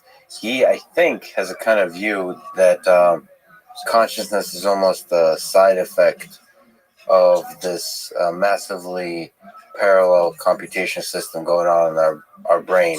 That the brain has a model of the world, and it's taking in perceptions, and it's constantly weaving multiple stories about that world that's integrating the new perceptions, and the multiple stories are somehow, it's like a Google Doc, collaborative editing, and that collaborative editing is the actual experience of what we think of as consciousness. somehow the editing is consciousness of this story. I mean, that's a theory of consciousness, isn't it?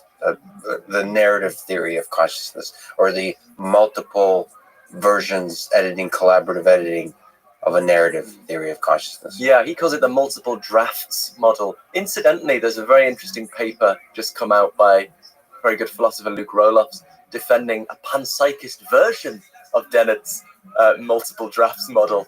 Like a deeper turtle that turtle is stacked just on top the of. difference being that this is Luke Roelof's view. All of the drafts are conscious. So I guess for Dennett, there's sort of no fact of the matter about which of these drafts is the correct one. On Roelof's view, maybe there's no fact of the matter about which of these drafts is my consciousness, but nonetheless, all the drafts correspond to some consciousness. And I mean, it's just kind of funny. I think he calls it Dennettian panpsychism. But Luke is one of the most rigorous and serious philosophers alive at the moment, I think. And I hate having Luke Roelofs in an audience if I'm giving a talk, because he always cuts straight to the weakness in your position that you hadn't thought of. And so it's nice, panpsychism is sometimes associated with fluffy thinking, but contemporary panpsychists have come out of this tradition we call analytic philosophy, which is rooted in, detailed, rigorous argumentation, and it is defended in that manner. Yeah, those analytic philosophers are sticklers for terminology. It's very fun group to talk shit with over some Yeah, years. well, I mean, it gets boring if you just start and end defining words, right? Yeah.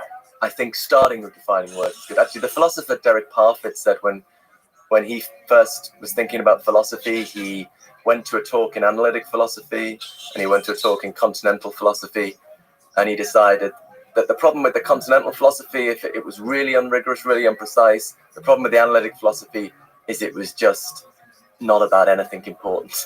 And he thought there was more chance of working within analytic philosophy and asking some more meaningful, some more profound questions than there was in working in continental philosophy and making it more rigorous. Now, they're both horrific stereotypes, and I don't want to get nasty emails from either of these groups, but there's something to what he was saying there. I think just a tiny tangent on terminology.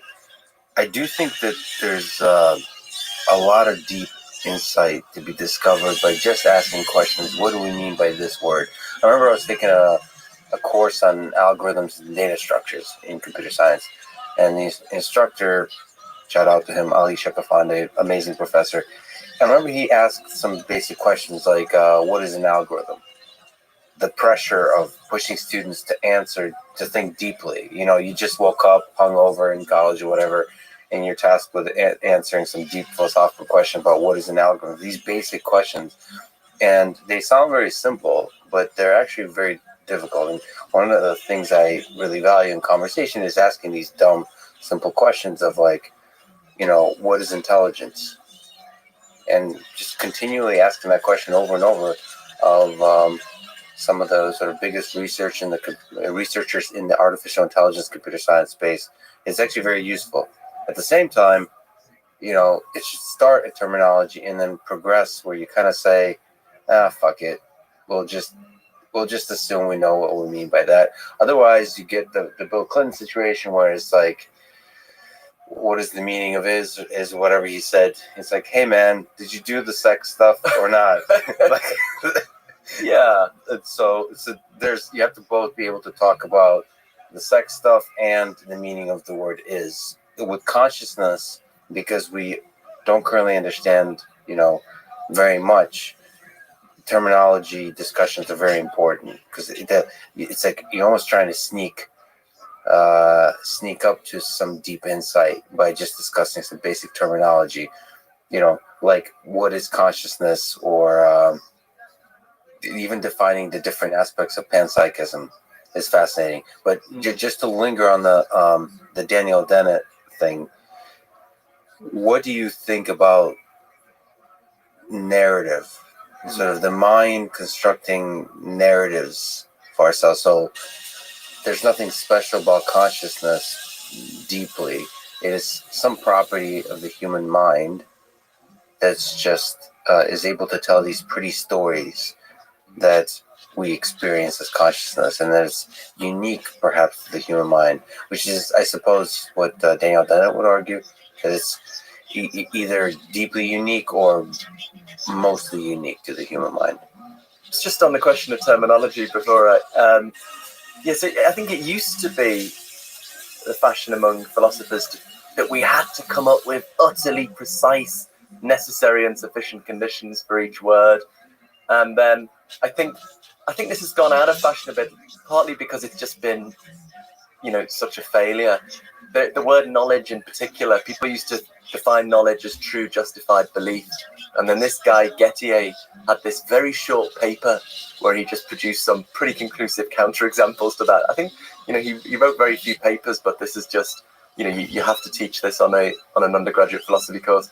And then after that, you had a huge literature of people trying to address this and propose a new definition, but then someone else would come out with counterexamples, and then you get a new definition of knowledge and counterexamples, and it just went on and never seemed to get anywhere. So I think the thought now is, let's work out how precise we need to be for what we're trying to do.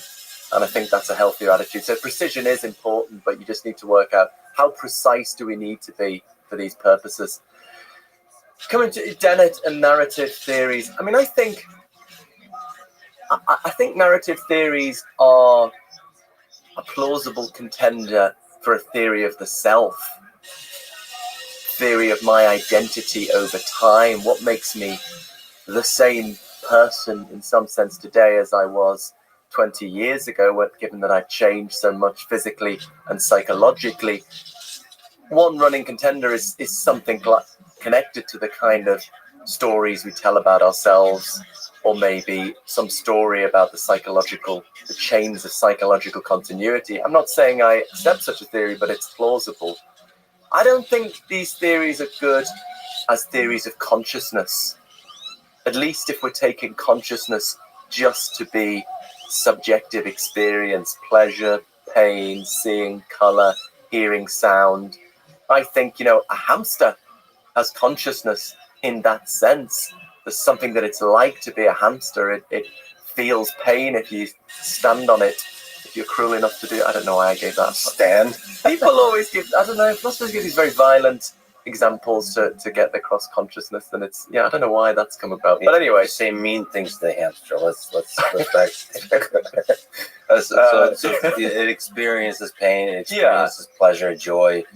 But there's some limits to that experience of a hamster, but there is nevertheless the presence of a subjective experience. Yeah, consciousness is just something, it's a very ambiguous word, but if we're just using it to mean some kind of experience, some kind of inner life, that is pretty widespread in the animal kingdom. A bit difficult to say where it stops, where it starts, but you certainly don't need something as sophisticated as the capacity to self-consciously tell stories about yourself to just have experience. Except for cats, who are evil automatons that are void of consciousness. They're the fingertips of the devil. Oh, absolutely, yeah. Well, I was taking that as read. I mean, Descartes thought animals were mechanisms. And humans are unique. So animals are robots, essentially, in the formulation of Descartes, and humans are unique. Yeah. So in which way would you say humans are unique versus even our closest ancestors? Like, is there something special about humans? What is, in your view, under the panpsychism? I guess we're walking backwards because we'll have the big picture conversation about what is panpsychism, but given your kind of broad theory of consciousness, what's unique about humans, do you think? As a panpsychist, there is a great continuity between humans and the rest of the universe. There's nothing that special about human consciousness. It's just a highly evolved form of what exists throughout the universe. So we're very much continuous with the rest of the physical universe. What is unique about human beings? I suppose the capacity to reflect on our conscious experience, plan for the future, the capacity, I would say, to respond to reasons as well. Animals in some sense have motivations, but when a human being makes a decision, they're responding to what philosophers call normative considerations. You know, if you're saying, should I take this job in the US? You weigh it up, you say, well, you know, I'll get more money, I'll have maybe a better quality of life, but if I stay in the UK, I'll be closer to family, and you weigh up these considerations. I'm not sure any non-human animals quite respond to considerations of value in that way. I mean, I might be reflecting here that I'm something of an objectivist about value. I think there are objective facts about what we have reason to do and what we have reason to believe. And humans have access to those And facts. humans have access to them and can respond to them. That's a controversial claim, you know. Many of my panpsychist brethren might not... So they would say the hamster, too, can look up to the stars and ponder theoretical physics. Maybe not, but I think it depends what you think about value. If you have a more Humean picture of value, by which I mean relating to the philosopher David Hume, who said reason is the slave of the passions. Really, we just have motivations, and what we have reason to do arises from our motivations. I'm not a Humean. I think there are objective facts about what we have reason to do, and I think we have access to them. I don't think any non-human animal has access to objective facts about what they have reason to do, what they have reason to believe. They don't weigh up evidence. Reason is a slave of the passions. That was David Hume's view, yeah. I mean, yeah, do you want to know my problem with Hume's? I had a radical conversion. This might not be connected, it's not connected to panpsychism, but I had a radical conversion. I used to have a more Humean view when I was a graduate student, but I was persuaded by some professors at the University of Reading, where I was, that if you have the Humean view, you have to say any basic life goals are equally valid. So, for example, let's take someone whose basic goal in life is counting blades of grass, right? And crucially, they don't enjoy it, right? This is the crucial, but they get no pleasure from it. That's just their basic goal, to spend their life counting as many blades of grass as possible. Not for some greater goal, that's just their basic goal. I want to say that is objectively stupid. That is objectively pointless. I shouldn't say stupid, maybe. It's objectively pointless in a way that pursuing pleasure or pursuing someone else's pleasure or pursuing scientific inquiry is not pointless. As soon as you make that admission, you're not a follower of David Hume anymore. You think there are objective facts about what goals are worth pursuing. Is it possible to have a goal without pleasure? So this kind of idea that you disjoint the two. So the David Foster Wallace idea of, you know, the key to life is to be unboreable. Isn't it possible to discover the pleasure in everything in life? The counting of the blades of grass. Once you see the mastery, the skill of it, you can discover the pleasure.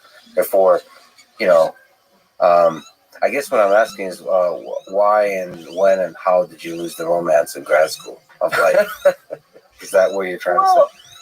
I think it may or may not be true that it's possible to find pleasure in everything. But I think it's also true that people don't act solely for pleasure, and they certainly don't act solely for their own pleasure. People will suffer for things they think are worthwhile. I might suffer for some scientific cause, for finding out a cure for the pandemic, or and in terms of my own pleasure, I might have less pleasure in doing that, but I think it's worthwhile. It's a worthwhile thing to do.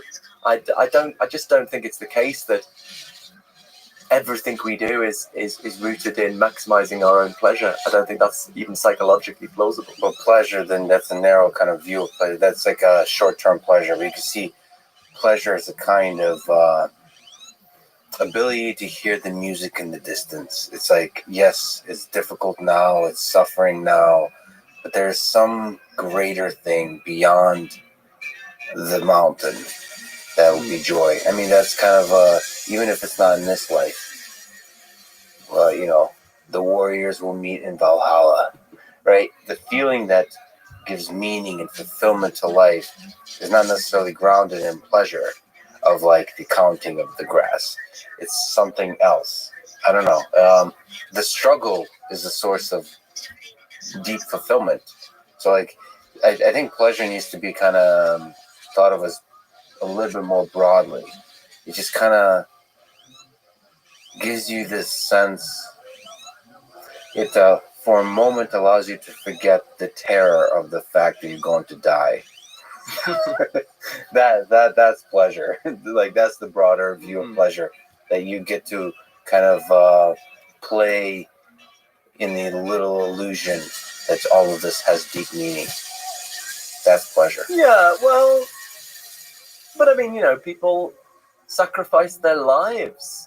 Atheists may sacrifice their lives for the sake of someone else or for the sake of something important enough, and clearly in that case they're not doing it for the sake of their own pleasure. That's a rather dramatic example, but there can be just trivial examples where I choose to be honest rather than lie about something, and I lose out a bit, and I have a bit less pleasure, but I thought it was worth doing the honest thing or something. I just think so.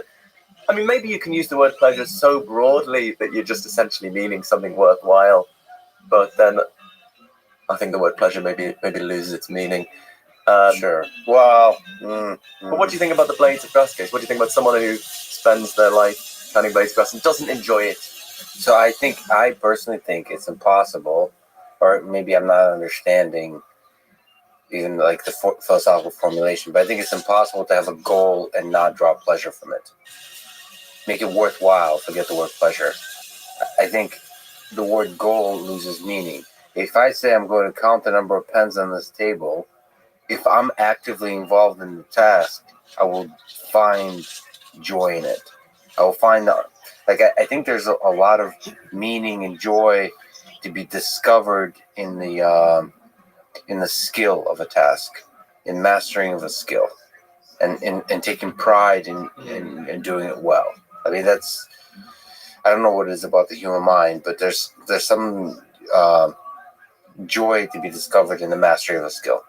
So I think it's just impossible to count blades of grass and not sort of have the Jiro dreams of sushi compelling, like draws you into the mastery of the simple task. Yeah, I suppose. In a way, you might think it's just hard to imagine someone who would spend their lives doing that.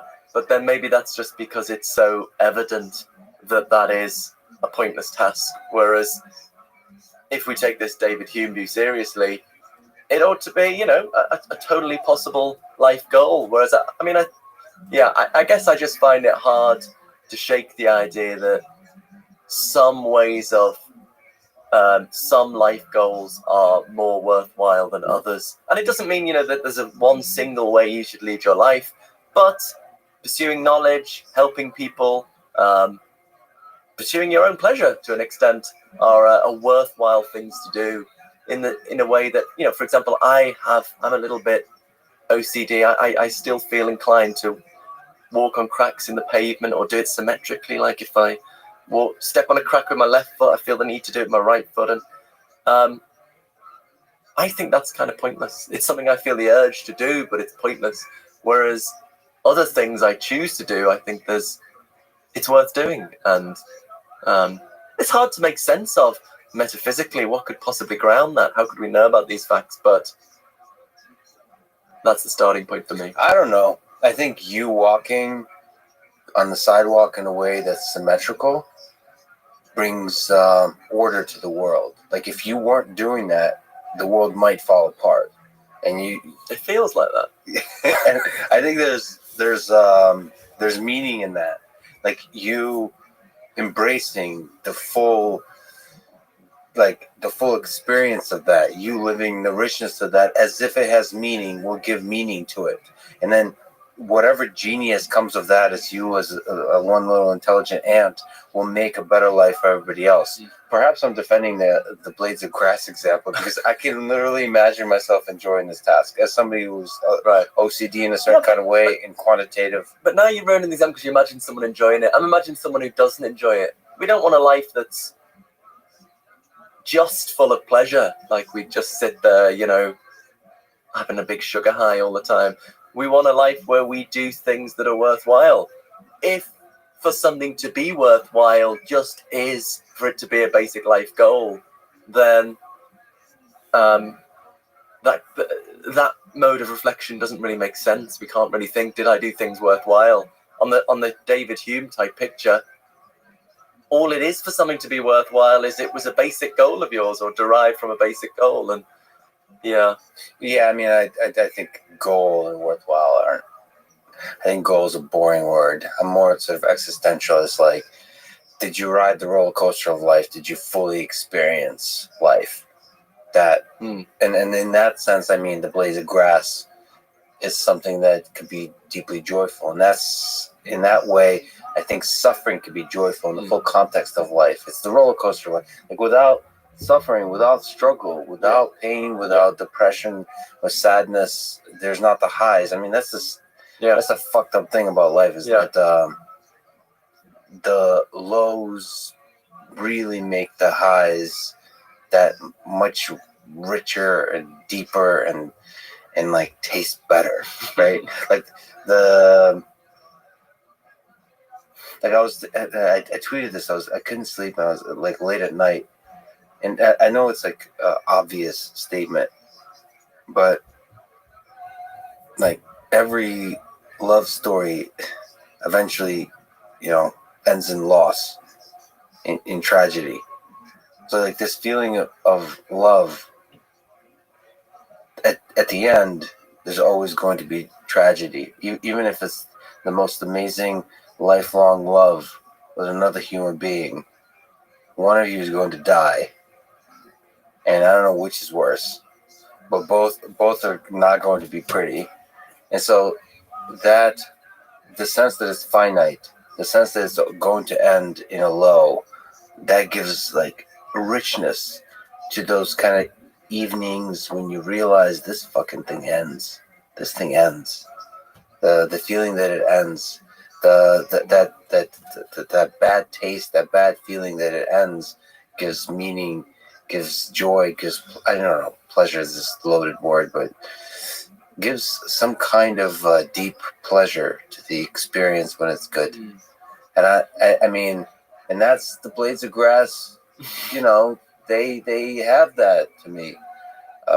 But you're perhaps right that it's like reducing it to set of goals or something like that is kind of removing the magic of life. Because I think what makes counting the blades of grass joyful is just because it's life. Okay, so it sounds like you reject the David Hume type picture anyway, because you're saying just because you have it as a goal, that's what it is to be worthwhile. But you're saying no, it's because it's engaging with life, riding the roller coaster.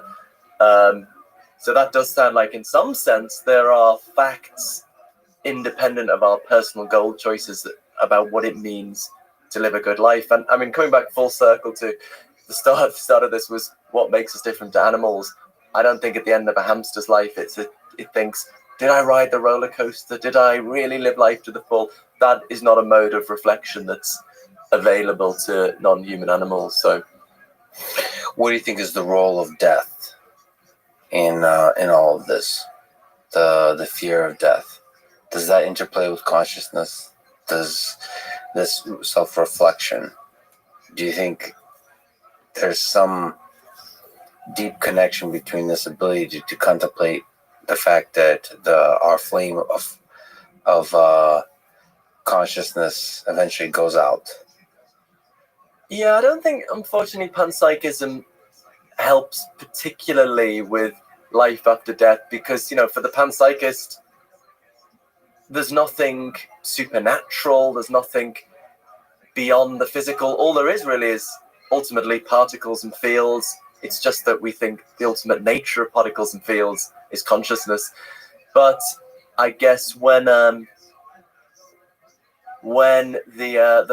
matter in my brain ceases to be ordered in a way that sustains the particular kind of consciousness I enjoy in waking life, then in some sense I will cease to be. Although I do, the final chapter of my book, Galileo's Error, is more experimental. So the first 4 chapters are the cold-blooded case for the panpsychist view as the best solution to the hard problem of consciousness. Yeah, the last chapters we talk about meaning. Yeah, I talk about meaning, I talk about free will, and I talk about mystical experiences. So I always want to emphasize that panpsychism is not necessarily connected to anything spiritual.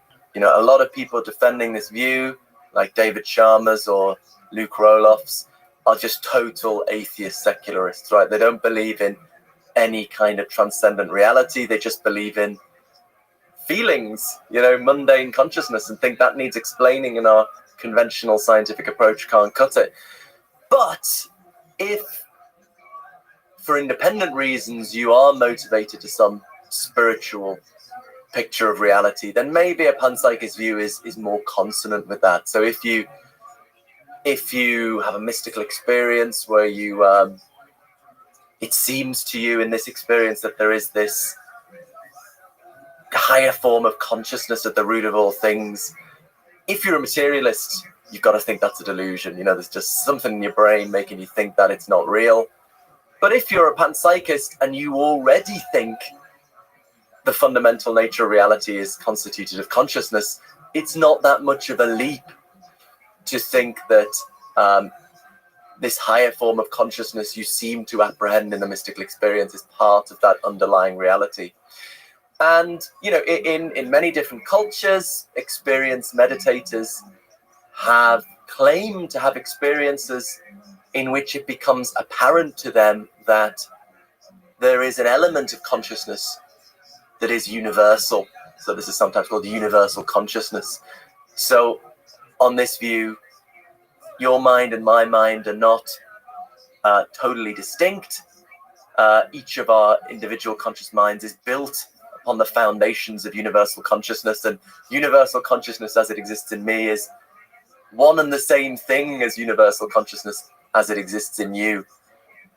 So I've never had one of these experiences, but if one is a panpsychist, I think one is more open to that possibility. I don't see why it shouldn't be the case that that is part of the nature of consciousness and maybe something that is apparent in certain deep states of meditation. And so what I explore in the experimental final chapter of my book is that could allow for a kind of impersonal life after death, because if that view is true, then even when the particular aspects of my conscious experience fall away, that element of universal consciousness at the core of my identity would continue to exist.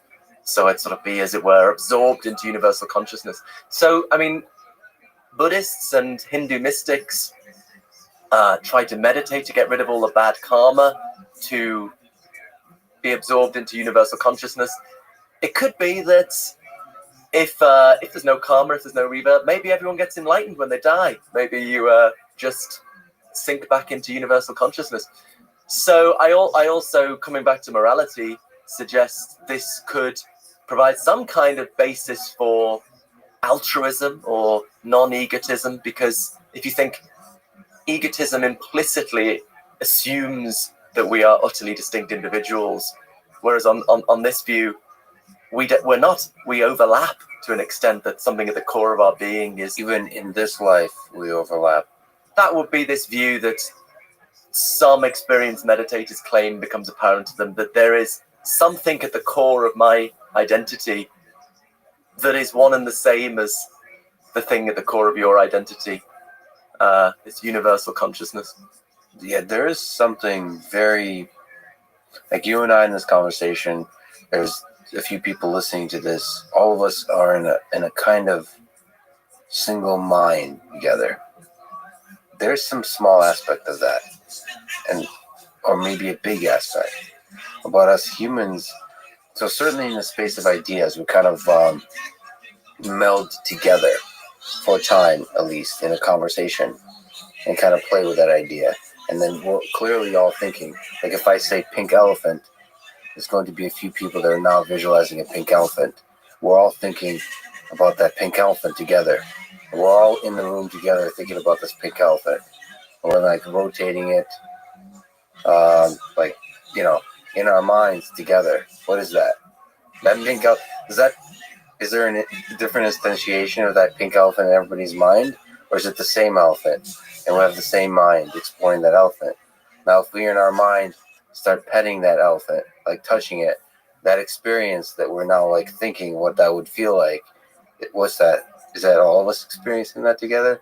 Or is that separate? So like there's some aspect of the togetherness that almost seems fundamental to civilization, to society.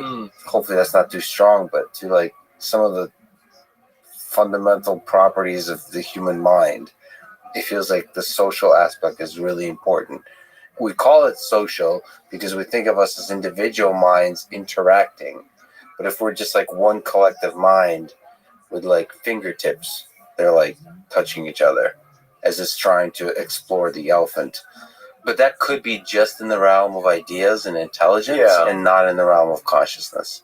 And it's interesting to see maybe it is in the realm of consciousness. Yeah, so it's obviously certainly true in some sense that there are these phenomena that you're talking about of collective consciousness. In some sense, I suppose the question is, how ontologically serious do we want to be about those things? By which I mean, are they just a construction out of our minds and the fact that we interact in the standardly scientifically accepted ways? Or is, as someone like Rupert Sheldrake would think, that there is some metaphysical reality, there are some fields beyond the scientifically understood ones that are somehow communicating this?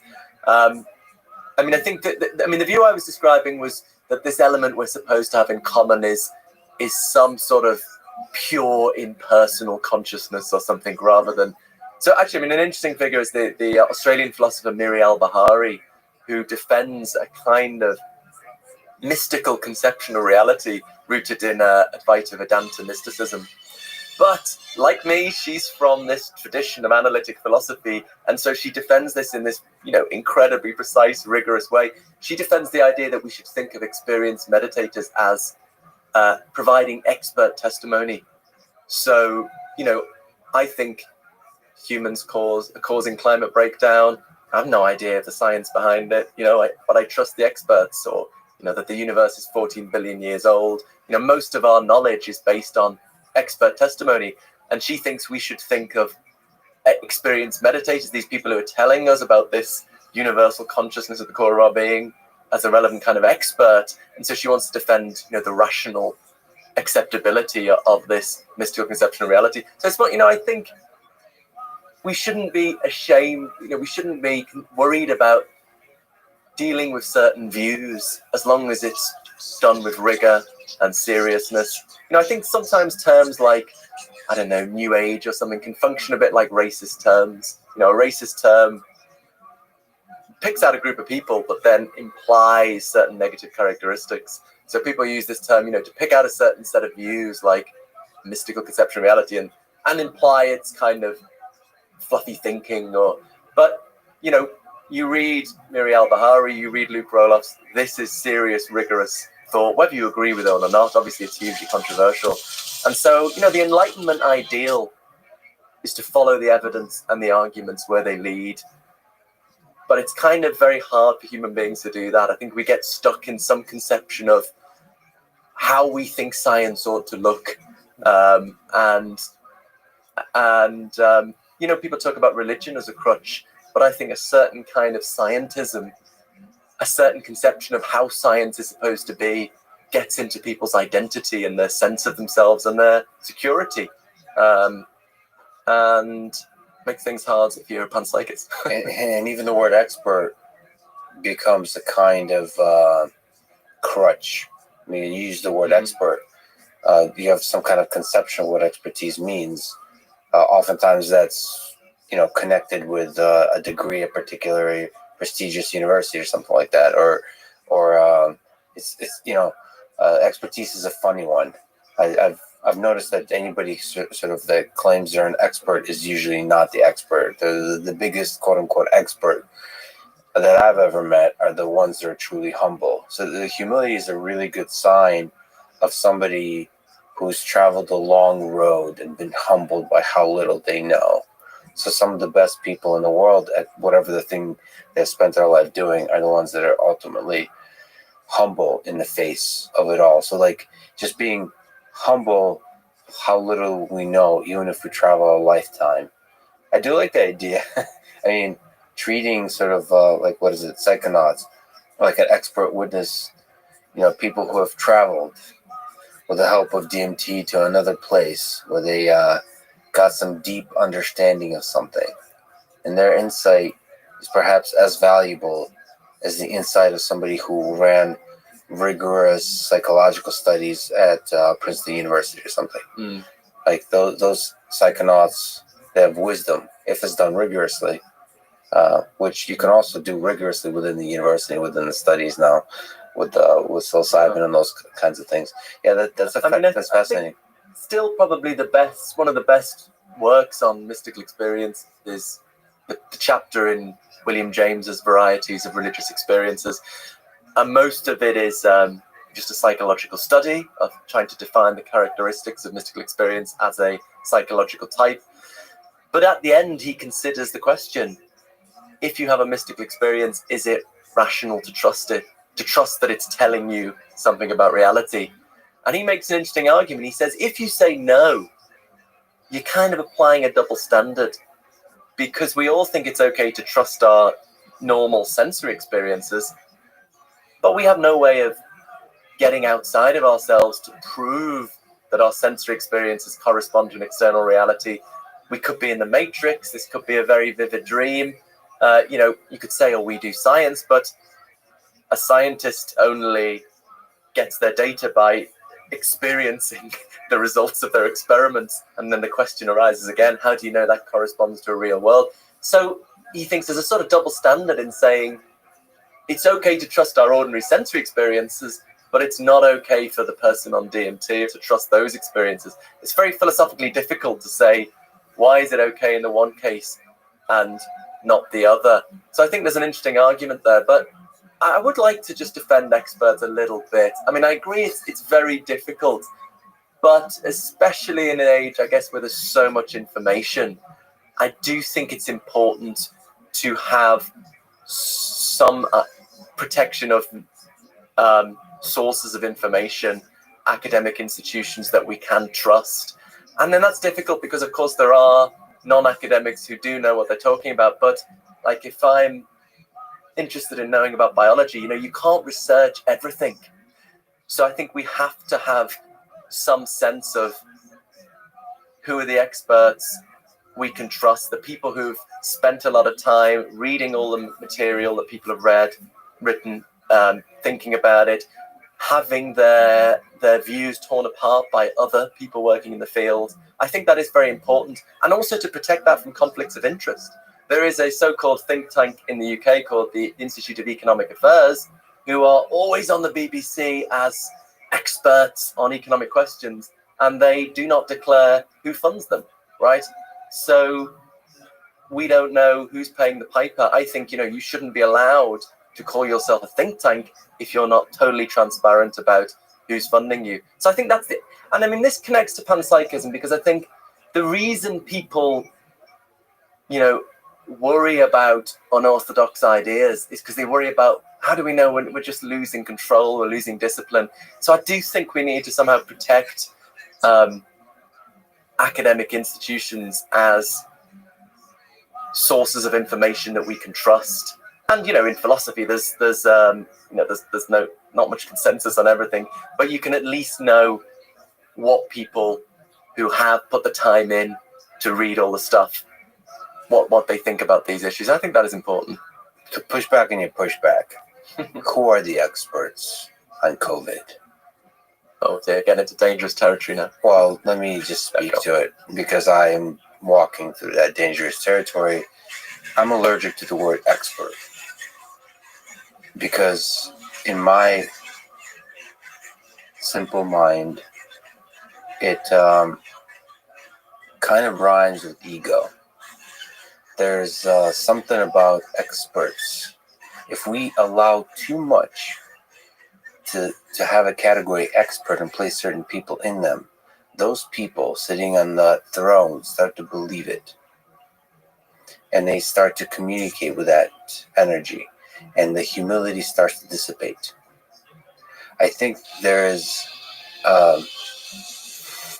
value in a lifelong mastery of a skill and the pursuit of knowledge within a very specific discipline. But the moment you have your name on an office, the moment you're an expert, I think you destroy the very aspect, the very value of that journey towards knowledge. So some of it probably just reduces to like skillful communication, like of communicating in a way that shows humility, that shows an open-mindedness, that shows an ability to really hear what a lot of people are saying. So in the case of COVID, what I've noticed, and this is true, this is probably true with panpsychism as well, is the so-called experts, and they are extremely knowledgeable, and many of them are colleagues of mine. They dismiss what millions of people are saying on the internet without having looked into it, with empathy and rigor, honestly, understand what are the arguments being made. They say, like, there's not enough time to explore all those things, like, there's so much stuff out there. Yeah, I think that's intellectual laziness. If you don't have enough time, then don't speak so strongly with dismissals. Feel bad about it. Be apologetic about the fact that you don't have enough time to explore the evidence. For example, with the heat I got with Francis Collins, is that he kind of said that lab leak, he kind of dismissed it, showing that he didn't really deeply explore all the sort of the huge amount of circumstantial evidence that's out there, the battles that are going on out there. There's a lot of people really tensely discussing this, and being showing humility in the face of that battle of ideas, I think is really important. And I just been very disappointed in so-called expertise in the space of science, in showing humility, in showing humanity and kindness and empathy towards other human beings. That's at the same time, obviously, I love Jiro Dreams of Sushi, lifelong pursuit of like getting, like in computer science, Don Knuth. Like some of my biggest heroes are people that, like, when nobody else cares, they stay on one topic for their whole life, and they just find the beautiful little things about their puzzles they keep solving. And yes, sometimes a virus happens or something happens with that person, with their puzzles, becomes like the center of the whole world, because that puzzle becomes all of a sudden really important. But still, there's responsibilities on them to show humility and to be open-minded to the fact that they, even if they spent their whole life doing it, even if their whole community is giving them awards and giving them citations and giving them all kinds of stuff where like they're bowing down before them, how smart they are, they still know nothing relative to all the stuff, the mysteries that are out there. Yeah, well, I don't know how much we're disagreeing. I mean, these are totally valid issues. And of course, expertise goes wrong in all sorts of ways. It's totally fallible. I suppose I would just say, what is the alternative? What do we just say? All information is equal? Because as a voter, I've got to decide who to vote for. And that, I've got to evaluate. And I can't look into all of the economics and all of the relevant science, and so I just think maybe it's like Churchill said about democracy, it's the worst system of government apart from all the rest. I think about panpsychism as actually it's the worst theory of consciousness apart from all the rest. But I just think expertise, the peer review system, I think it's terrible in so many ways. Yes, people should show more humility, but I can't see a viable alternative. I think philosopher Bernard Williams had a really nice nuanced discussion of the problems with titles, but how they also function in a society. They do have some positive function. The very first time I lectured in philosophy, before I got a professorship, was teaching at a continuing education college. So it's kind of for retired people who want to learn some more things, and I just totally pitched it too high. And Gate talked about Bernard Williams on titles and hierarchies, and these kind of people in their 70s and 80s would just instantly started interrupting, saying, "What is philosophy?" And it was a disaster. And I just remember in the breaks, a sort of elderly lady came up and said, "I've decided to take Egyptology instead."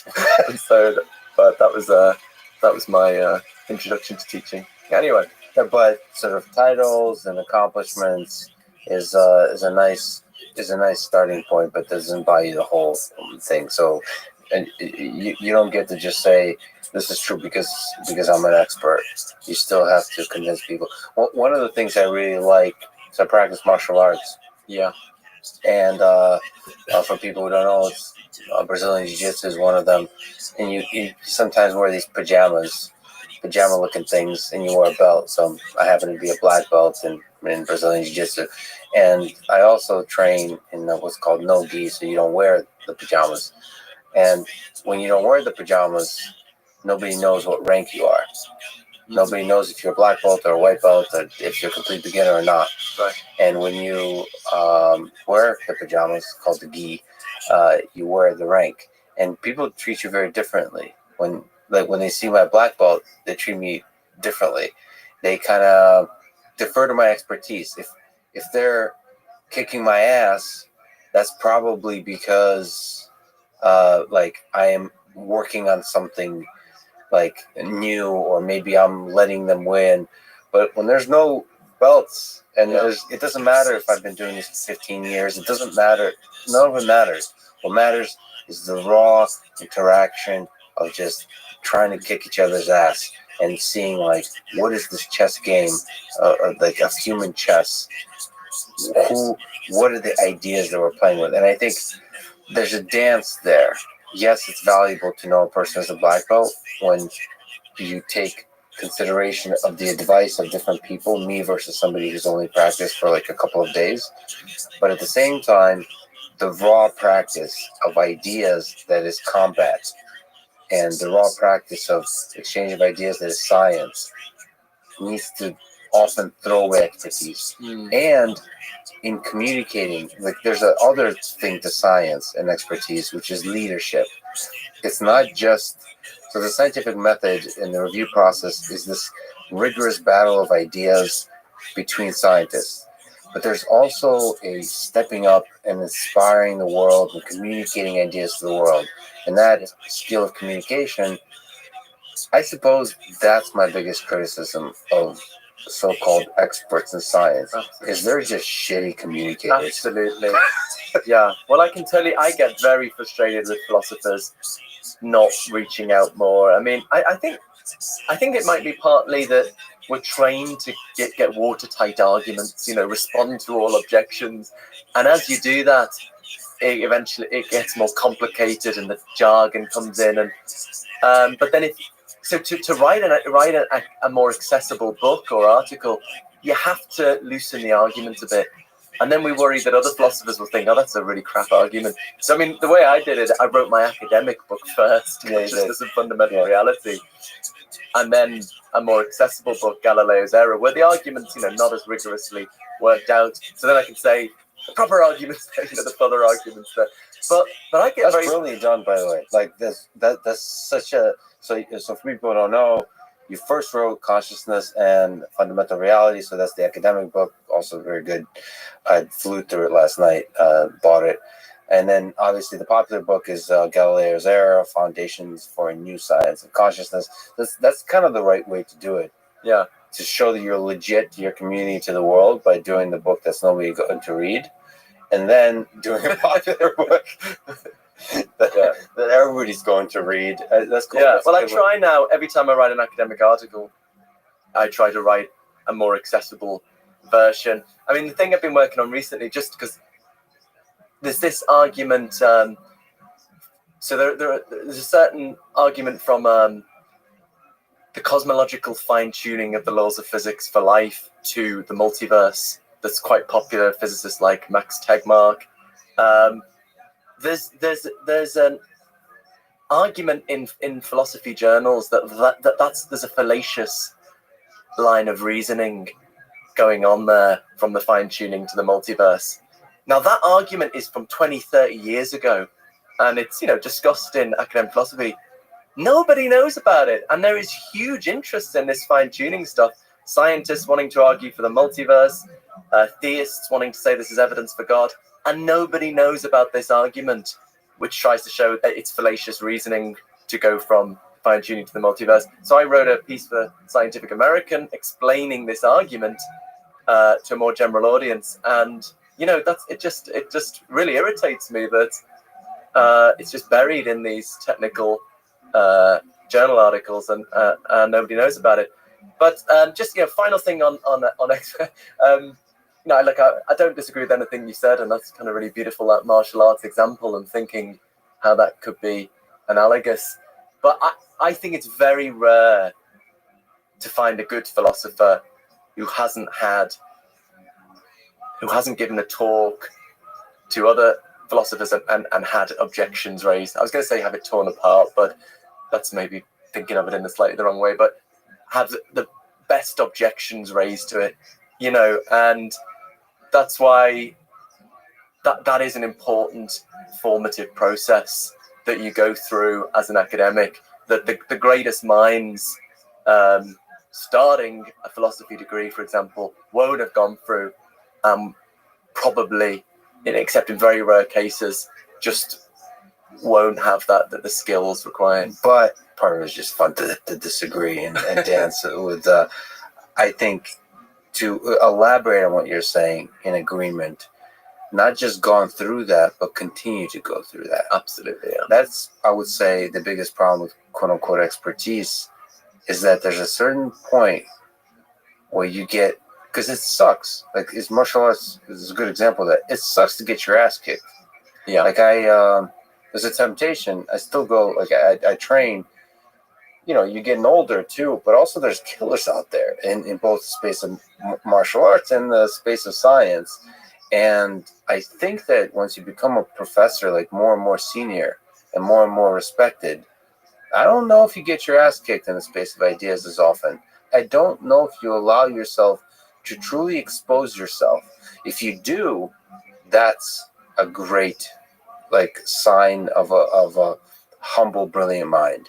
Is constantly exposing yourself to that. I think you do, because I think there's graduate students who want to, find the objection to sort of write their paper or make their mark. And yeah, I think everyone still gives talks or should give talks, and people are wanting to work out if there are any weaknesses to your position. So yeah, I think that generally works out. There is also a kind of who do you give the talks to? So, I mean, within communities, it's a little cluster of people that argue and bicker. But what are they arguing about? They take a bunch of stuff, a bunch of basic assumptions as agreement, and they heatedly argue about certain ideas. The question is, how open are that's actually kind of like fun. That's like, no offense, sorry, we're sticking on this martial arts thing. It's like people who practice Aikido or certain martial arts that don't truly test themselves in the cage, in combat. So it's like, it's fun to argue about like certain things when you're in your own community, but you don't test those ideas in the full context of science, in the full like seriousness, the rigor of sometimes like the real world. One of my favorite fields is psychology. There's often places within psychology where you're kind of doing these studies and arguing about stuff that's done in the lab. The arguments are almost disjoint from real human behavior. Because it's so much easier to study human behavior in the lab, you just kind of stay there, and that's where the arguments are. And so vision science is a good example, like studying eye movement and how we perceive the world and all that kind of stuff. It's so much easier to study in the lab that we don't consider, we say that's going to be what the science of vision is going to be like, and we don't consider the science of vision the actual real world, the engineering of vision, I don't know. And so I think that's where exposing yourself to out-of-the-box ideas, that's the most painful, Absolutely. That's the most important. I mean, groupthink can be a terrible thing in philosophy as well, but because you're not to the same extent beholden to evidence and refutation from the evidence that you are in the sciences. It's a more subtle process of evaluation, and so more susceptible, I think, to groupthink. Yeah, so I agree. It's a danger. We've talked about it a million times, but let's try to sort of do that old basic terminology definitions. What is panpsychism? Like, what are the different ways you can try to think about, to define panpsychism, maybe in contrast to naturalistic dualism and materialism, the other kind of views of consciousness? Yeah, so that you've basically laid out the different options. So I guess probably still the dominant view is materialism, that roughly that we can explain consciousness in the terms of physical science, wholly explain it just in terms of the electrochemical signaling in the brain. Dualism, the polar opposite view, that consciousness is non-physical, outside of the physical workings of the body and the brain, although closely connected. And when I studied philosophy, we were taught basically they were the two options you had to choose, right? Either you thought you were dualist and you thought it was separate from the physical, or you thought it was just electrochemical signaling. And yeah, I became very disillusioned because I think there are big problems with both of these options. So I think the attraction to panpsychism is it's kind of a middle way. It agrees with the materialist that there's just a physical world. Ultimately, there's just particles and fields. But the panpsychist thinks there's more to the physical than what physical science reveals, and that the ultimate nature of the physical world is constituted of consciousness. So consciousness is not outside of the physical as the dualist thinks. It's embedded in, underlies the kind of description of the world we get from physics. What to you are the problems of materialism and dualism? Starting with materialism, it's a huge debate, but I think that the core of it is that physical science works with a purely quantitative description of the physical world, whereas consciousness essentially involves qualities. If you think about the smell of coffee or the taste of mint or the deep red you experience as you watch a sunset, I think these qualities can't be captured in the purely quantitative language of physical science. And so as long as your description of the brain is framed in the purely quantitative language of neuroscience, you'll just leave out these qualities and hence really leave out consciousness itself. And then dualism? So I've actually changed my mind a little bit on this since I wrote the book. So, I argued in the book that we have pretty good experimental grounds for doubting dualism. And roughly the idea was, if dualism were true, if there was, say, an immaterial mind impacting on the brain every second of waking life, that this would really show up in our neuroscience. There'd be all sorts of things happening in the brain that had no physical explanation. It would be like a poltergeist was playing with the brain. But actually, and so the fact that we don't find that is a strong and ever-growing inductive argument against dualism. But actually, the more I talk to neuroscientists and read neuroscience, and we have at Durham, my university, an interdisciplinary consciousness group, I don't think we know enough about the brain, about the workings of the brain to make that argument.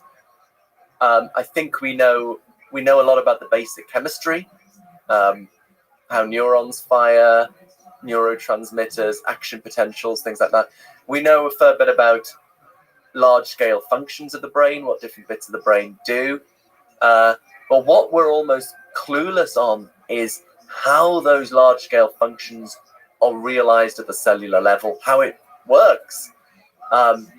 People get quite excited about brain scans, but it's very low resolution. Every pixel on a brain scan corresponds to 5.5 million neurons, and we're only 70% of the way through constructing a connectome for the maggot brain, which has, is it 10,000 or 100,000 neurons? But the brain has 86 billion neurons.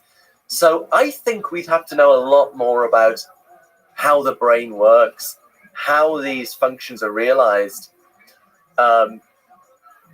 before we could assess whether the dynamics of the brain can be completely explicated in terms of underlying chemistry or physics. So, we'd have to do more engineering before we could figure that out. And there are people with other proposals. Someone I got to know, Martin Picard at Columbia University, who has the psychobiology mitochondrial lab there and is experimentally exploring the hypothesis that mitochondria in the brain should be understood as sort of social networks, perhaps as an alternative to reducing it to underlying chemistry and physics. So I'm less... It is ultimately an empirical question whether dualism is true. I'm less convinced that we know the answer to that question at this stage.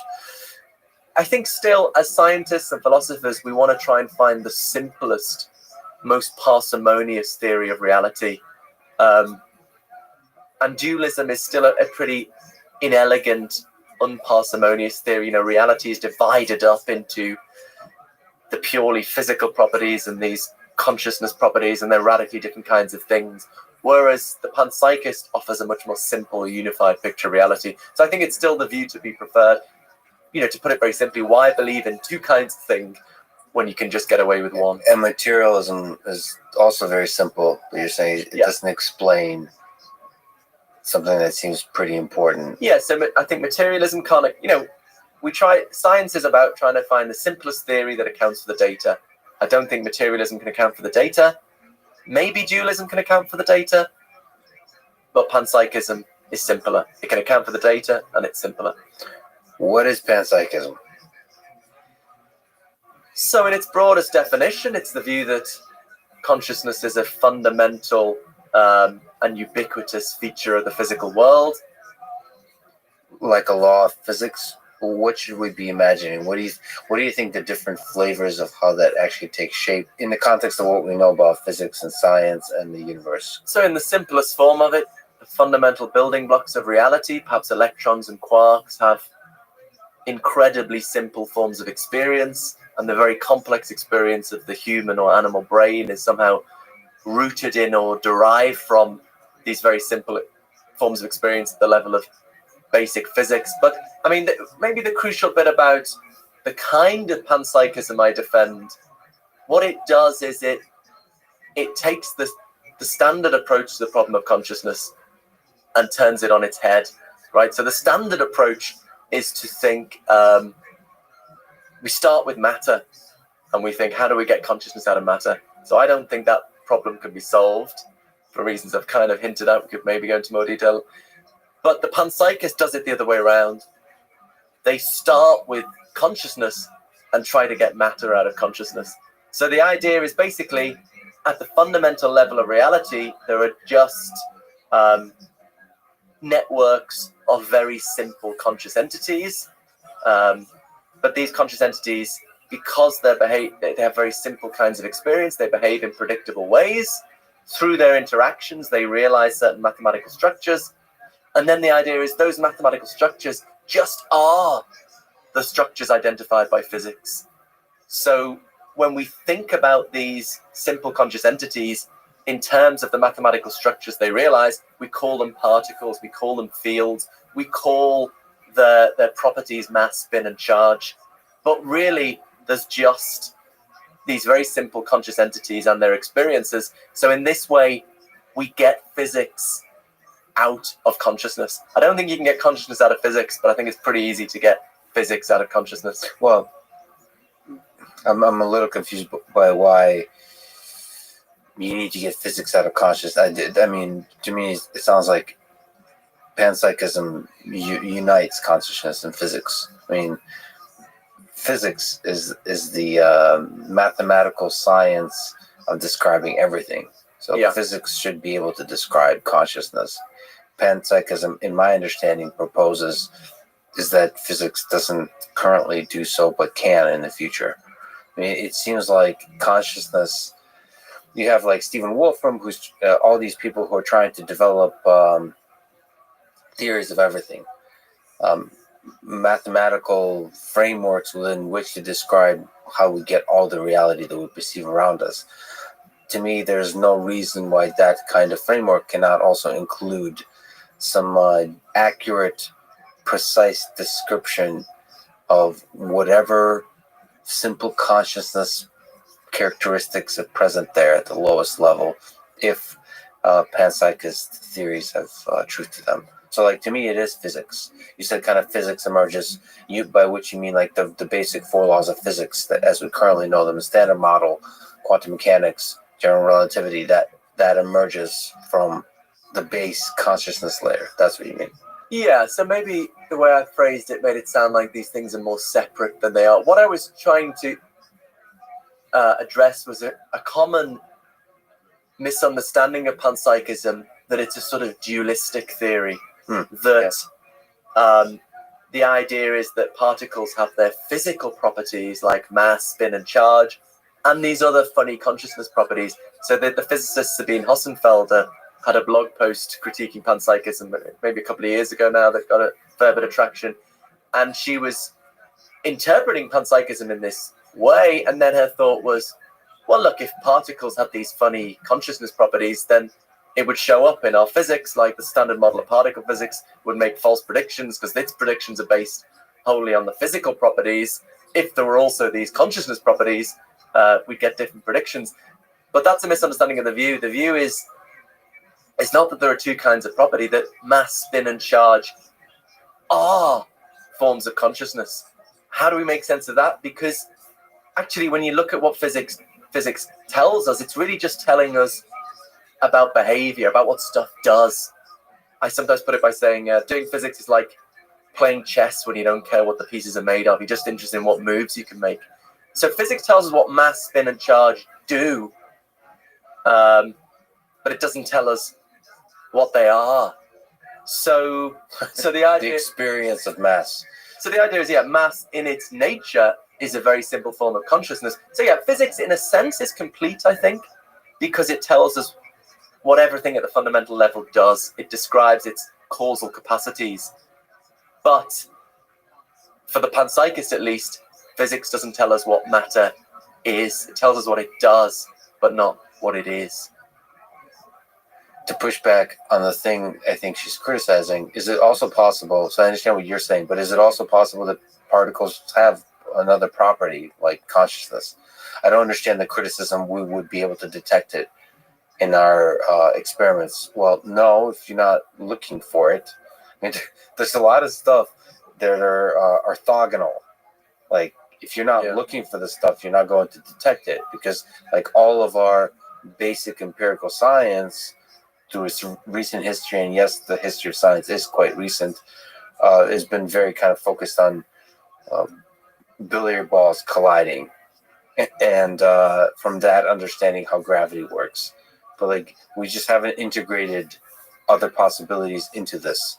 I don't think there will be conflicting, whether you are observing consciousness or not, or exploring some of these ideas.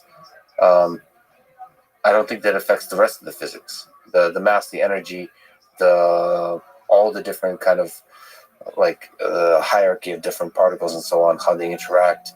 I don't think it feels like consciousness is something orthogonal, like very much distinct. It's the quantitative versus the qualitative. There's something quite distinct that we're just almost like another dimension that we're just completely ignoring.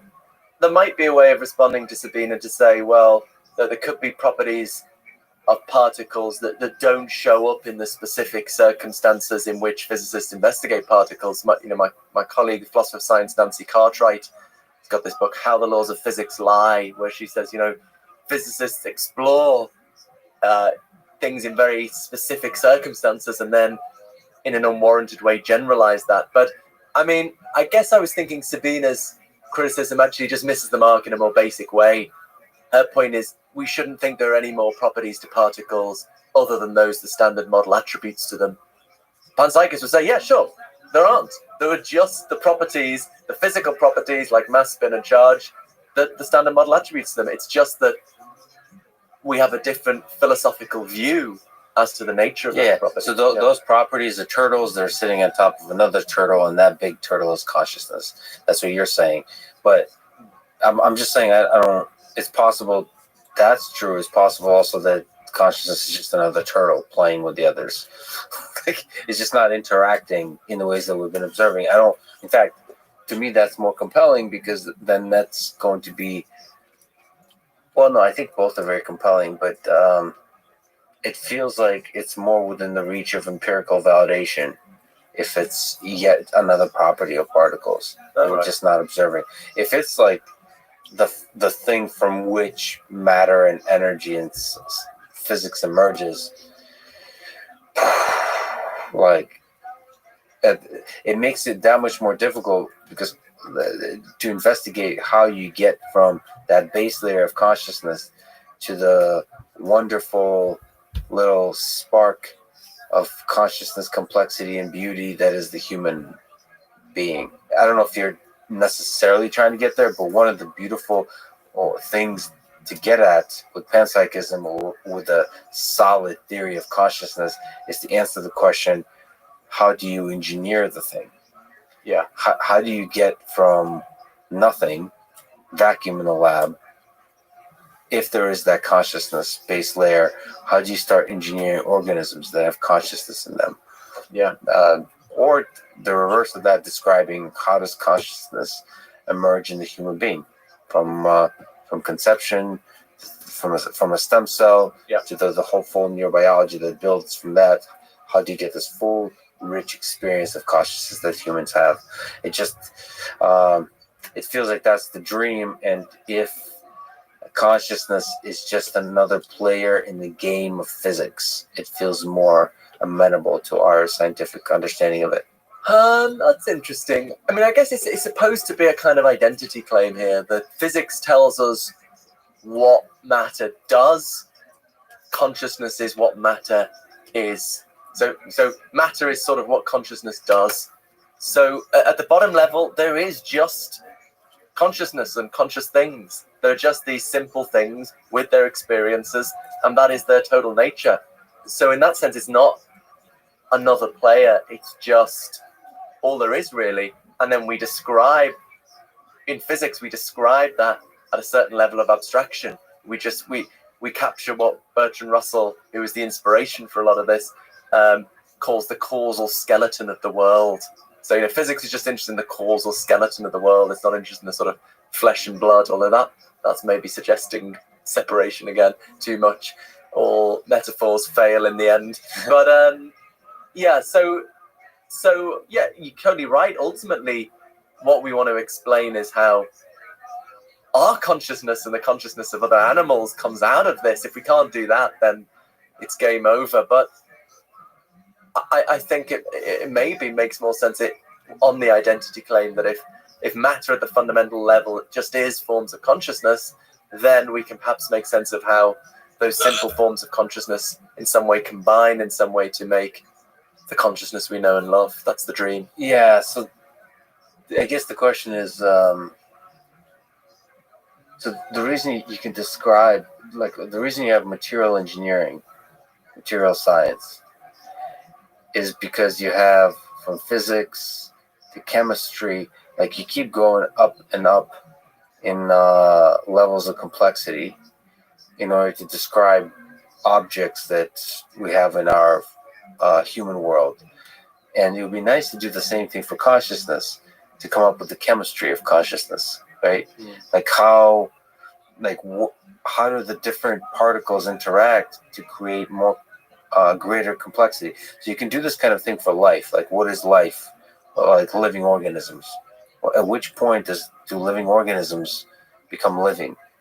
How do you know, if I give you a thing, that thing is living? And there's a lot of people working on this kind of idea, and some of it has to do with the levels of complexity and so on. It'd be nice to know, like, measuring different degrees of consciousness as you get into bigger, more and more complex objects. And that's what chemistry, like bigger and bigger conscious molecules, and to see how that leads to organisms. And then organisms like start to collaborate together like they do inside our human body to create the full human body. To do those kinds of experiments would be that. It seems like that would be kind of a goal.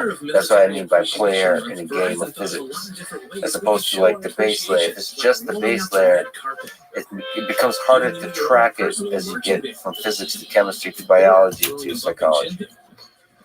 Yeah. In every case apart from consciousness, I would say what we're interested in is behavior. We're interested in explaining behavioral functions. So at the level of fundamental physics, we're interested in capturing the equations that describe the behavior there. When we get to higher levels, we're interested in explicating the behavior, perhaps in terms of behavior at simpler levels. And with life as well, that's what we're interested in, the various observable functions of life, explaining them in terms of more simple mechanisms. But in the case of consciousness, I don't think that's what we're doing, or at least not all that we're doing. In the case of consciousness, there are these subjective qualities that we're immediately aware of, the redness of a red experience, the itchiness of an itch, and we're trying to account for them. We're trying to bring them into our theory of reality, and postulating some mechanism does not deal with that. So I think we've got to realize dealing with consciousness is a radically different explanatory task from other tasks of science. Other tasks of science, we're trying to explain behavior in terms of simpler forms of behavior. In the case of consciousness, we're trying to explain these invisible subjective qualities that you can't see from the outside, but that you're immediately aware of.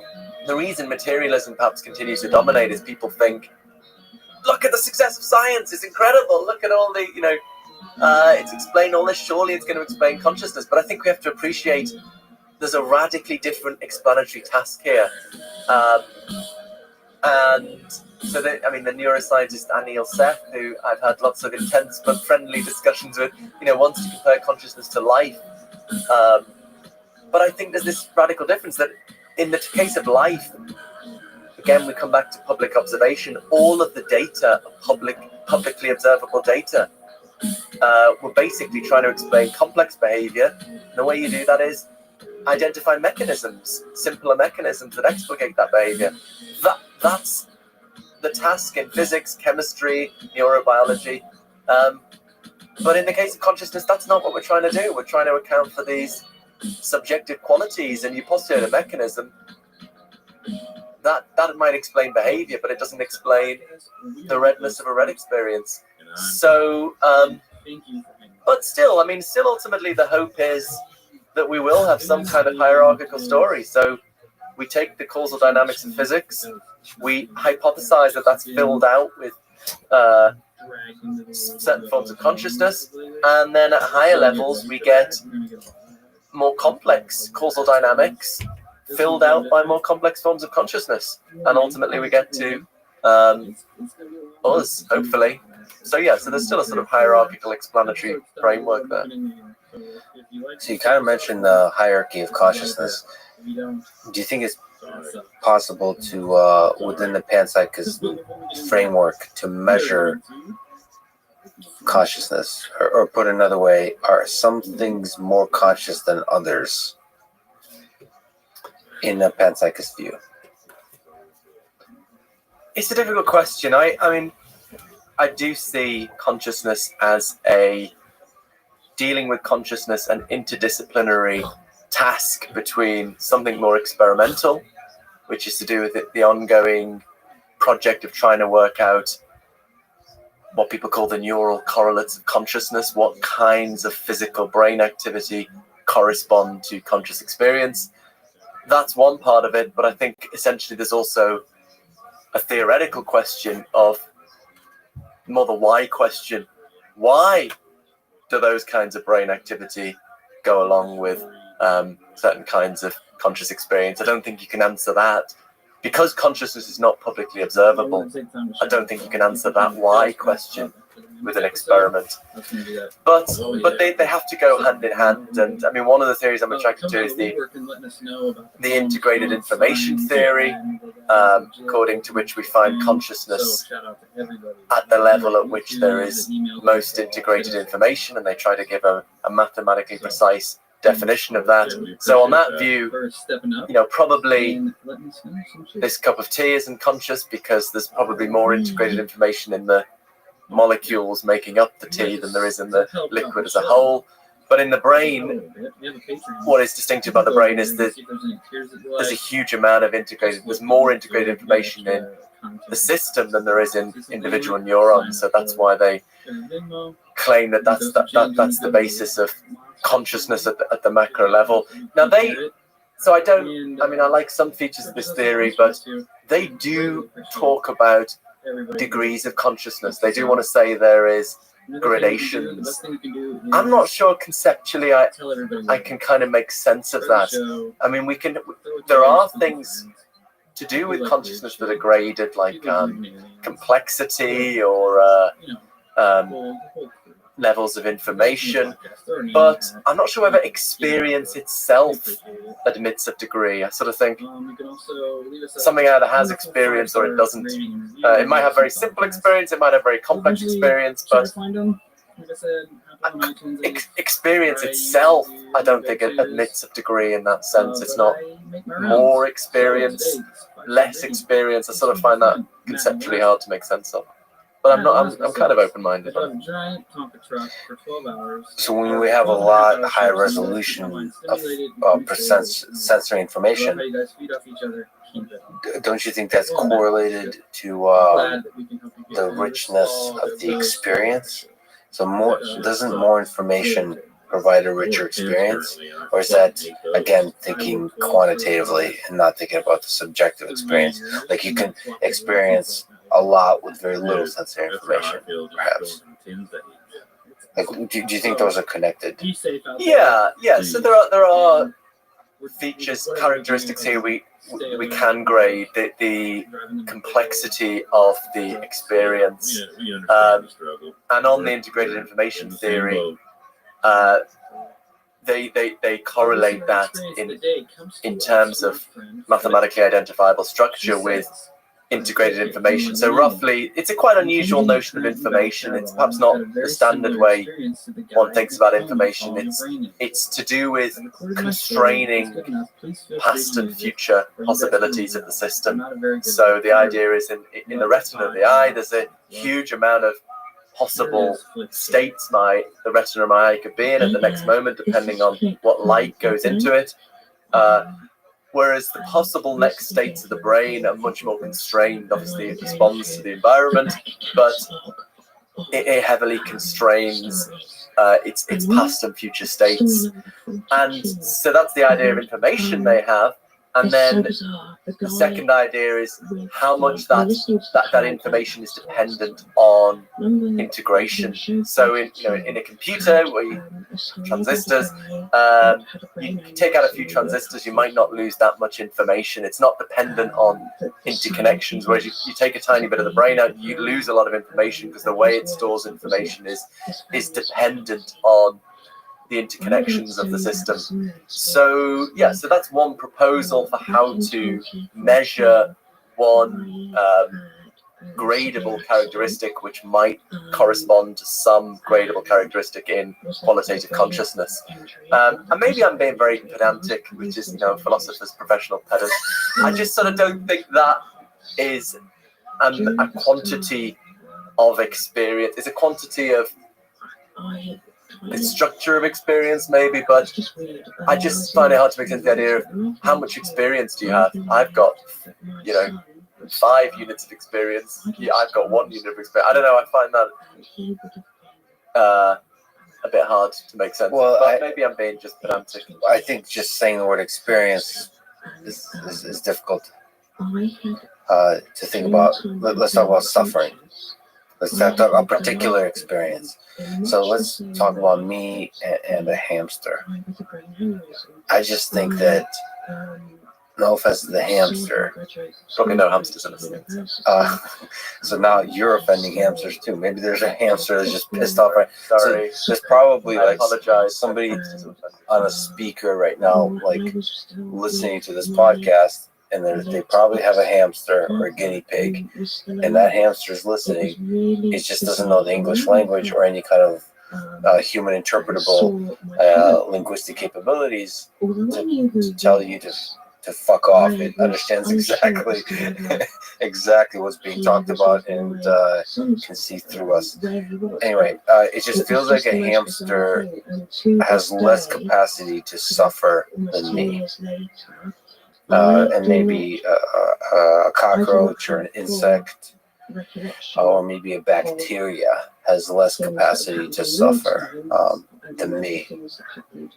But is that, maybe that's me deluding myself as to the complexity of my conscious experience. Maybe it's all, like, it's, maybe there is some sense in which I can suffer more, but to reduce it to something quantifiable is impossible. Yeah, I guess I definitely think there's kinds of suffering that you have the joy of being possible for you that aren't available to a hamster, I don't think. First off, thank you so much Well, for taking the time. can a hamster suffer heartbreak?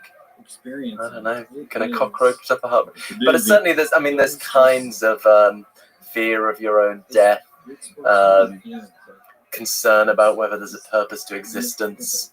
These are forms of suffering that aren't available to most non-human animals. Whether there's an overall scale that we could put physical and emotional suffering on and identify where you are on that scale, I'm not so sure. So it's like humans have a much bigger menu of experiences, much bigger selection in one sense at least. So there's like a page that's suffering. So it's this menu of experiences. You know, like you have the omelets, and the breakfast, and so on. And one of the pages is suffering. It's just we have a lot compared to a hamster, a lot more. But any one individual thing that we share with a hamster, that experience, it's difficult to argue that we experience it deeper than others, like hunger or something like that. Yeah, physical pain, I'm not sure. But I mean, there are kinds of experiences animals have that we don't. Bats echolocate around the world. The philosopher Thomas Nagel famously pointed out that no matter how much you understand of the neurophysiology of bats, you'll still not know what it's like to squeal and find your way around by listening to the echoes bounce off. So yeah, I mean, I guess I feel the intuition that there's emotional suffering is, I want to say, deeper than physical suffering. It's hard to wrap his brain around. I don't know how to make that statement precise, though. So one of the ways I think people think about consciousness is in connection to suffering. So let me just ask you about suffering, because that's how people think about animals, cruelty to animals or cruelty to living things. They connect that to suffering and to consciousness. I think there's a sense in which those two are deeply connected when people are thinking about just public policy. They're thinking about this is like philosophy, engineering, psychology, sociology, political science. All of those things have to do with human suffering and animal suffering, life suffering. And that's connected to consciousness in a lot of people's minds. Is it connected like that for you? So the capacity to suffer, is it also somehow like strongly correlated with the capacity to experience? Yeah, I would say suffering is a kind of experience, and so you have to be conscious to suffer. Actually, there as well as people taking more unusual views of consciousness seriously now. Panpsychism is one radical approach. Another one is what's become known as illusionism, the view that consciousness, at least in the sense that philosophers think about it, doesn't really exist at all. So yeah, my podcast Mind Chat, I host with a committed illusionist. So the gimmick is I think consciousness is everywhere, he thinks it's nowhere. And so that's one very simple way of avoiding all these problems, right? If consciousness doesn't exist, we don't need to explain it. Job done. Although we might still have to explain why we seem to be conscious, why it's so hard to get out of the idea that we're conscious. But the reason I connect this to what you're saying is actually my co-host Keith Frankish is a little bit ambivalent on the word pain. He says, "Oh, in some sense, I believe in pain. In some sense, I don't." But another illusionist, Francois Camera, has a paper discussing how we think about morality, given his view that pain, in the way we normally think about it, just does not exist. He thinks it's an illusion. The brain tricks us into thinking we feel pain, but we don't. And how we should think about morality in the light of that. It's become a big topic, actually, thinking about the connection between consciousness and morality. David Chalmers, the philosopher, is most associated with this concept of a philosophical zombie. So a philosophical zombie is very different from a Hollywood zombie. Hollywood zombies, you know what they're like. But philosophical zombies are...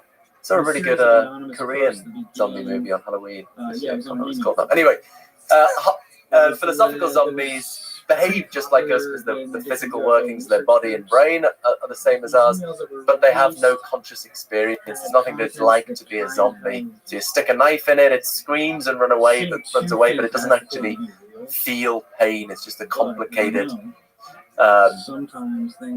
mechanism set up to behave just like us. Now, there's lots of... no one believes in these. I think there's one philosopher who believes in everyone is a zombie except him. But anyway... But isn't that what illusionism is? Yeah, I suppose so, in a sense. Illusionism is if you were all zombies. And, one reason to think about zombies is to think about the value of consciousness. So if there were a zombie, here's a question. Suppose we could make zombies by, let's say for the sake of discussion, things made of silicon aren't conscious. I don't know if that's true. It could turn out to be true. And suppose you built Commander Data out of silicon. It's a bit of an old school reference to Star Trek Next Generation. So, behaves just like a human being, but, you can have a sophisticated conversation. It will talk about its hopes and fears, but it has no consciousness. Does it have moral rights? Is it murder to turn off such a being? I'm inclined to say, no, it's not. If it doesn't have experience, it doesn't really suffer. It doesn't really have moral rights at all. So I'm inclined to think, consciousness is the basis of moral value, moral concern. And conversely, as a panpsychist, for this reason, I think it can transform your relationship with nature. If you think of a tree as a conscious organism, albeit of a very unusual kind, then a tree is a locus of moral concern in its own right. Chopping down a tree is an act of immediate moral concern. If you see these, horrible forest fires, we're all horrified. But if you think it's the burning of conscious organisms, that does add a whole new dimension. Although it also makes things more complicated because people often think as a panpsychist I'm going to be vegan, but it's tricky because if you think plants and trees are conscious as well, you've got to eat something. If you don't think plants and trees are conscious, then you've got a nice moral dividing line. You can say, I'm not going to eat things that aren't conscious. I'm not going to kill things that aren't conscious. But if you think plants and trees are conscious, then you don't have that nice moral dividing line. So the principle I'm kind of working my way towards, I haven't kept it up in my trip to the US, but it's just not eating any animal products that are factory farmed. My vegan friends say, well, there's still suffering there, and I think there is even in the nicest farms. Cows will suffer when their calves are taken off and they go through a few days of quite serious mourning. So there's still suffering, but it seems to me, my thought is, the principle of just not having factory farm stuff is something more people could get on board with, and you might have greater harm minimization. So if people went into restaurants and said, are your animal products factory farmed? If not, I want the vegan option. Or if people looked out for the label that said no factory farmed ingredients, I think maybe that could make a really big difference to the market and harm minimization. Anyway, so that's So it's very ethically tricky, but some people don't buy that. There's a very good philosopher, Jeff Lee, who thinks zombies should have equal rights. Consciousness doesn't matter, you know. Okay, as long as you let us go there. But first, I listened to your podcast. It's awesome to have two very kind of different philosophies dancing together in one place. What's the name of the podcast again? Mind chat. Yeah, so yeah, that's the idea, I guess, you know, polarized times. I mean, I love trying to get in the mindset of people I really disagree with, and you know, I can't understand how on earth they're thinking that. You know, really trying to have respect and try and, you know, see where they're coming from. I love that. So that's what, yeah, Keith Frankish and I do, of from polar opposite views, really trying to understand each other and, you know, interviewing scientists and philosophers of consciousness from those different perspectives. Although in a sense, we have a very common starting point, because we both think you can't fully account for consciousness, at least as philosophers normally think of it, in conventional scientific terms. So we share that starting point, but we react to it in very different ways. He says, well, it doesn't exist then. It's like fairy dust. It's, you know, witches, you know, we don't believe in anymore. Whereas I say, it does exist. So we have to rethink what science is. So you recently talked on that podcast with Sean Carroll, and I first heard your great interview with Sean Carroll on his podcast, Mindscape. What it's interesting to kind of see if there's disagreements between the two of you, because he's a you know, a very serious quantum mechanics guy. He's a physics guy, but he also thinks about deep philosophical questions. He's a big proponent of many walls interpretation of quantum mechanics. So I'm trying to think, aside from your conversation with him, I'm trying to remember what he thinks about consciousness. Anyway, and maybe you can comment on what are some interesting agreements and disagreements with Sean Carroll.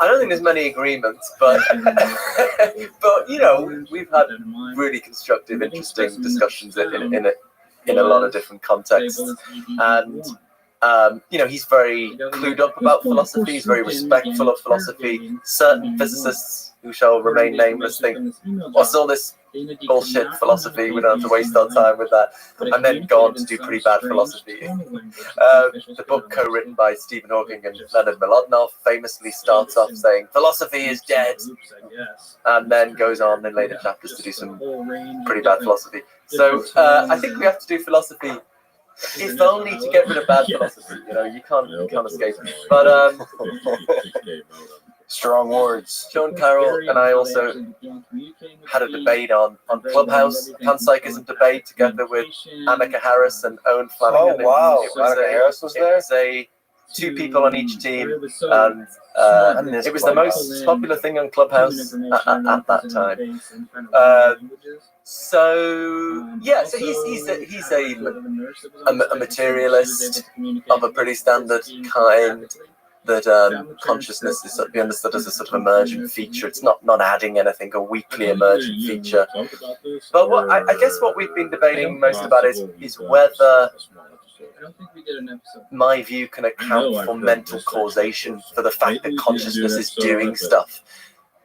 So he thinks the fact that I think zombies are logically coherent. It's logically coherent for there to be a world physically just like ours, in which there's no consciousness. He thinks that shows, oh, well, my view, consciousness doesn't do anything. It doesn't add anything, which is crazy. You know, my consciousness impacts on the world. My conscious thoughts are causing me to say the words I'm saying now. My visual experience helps me navigate the world.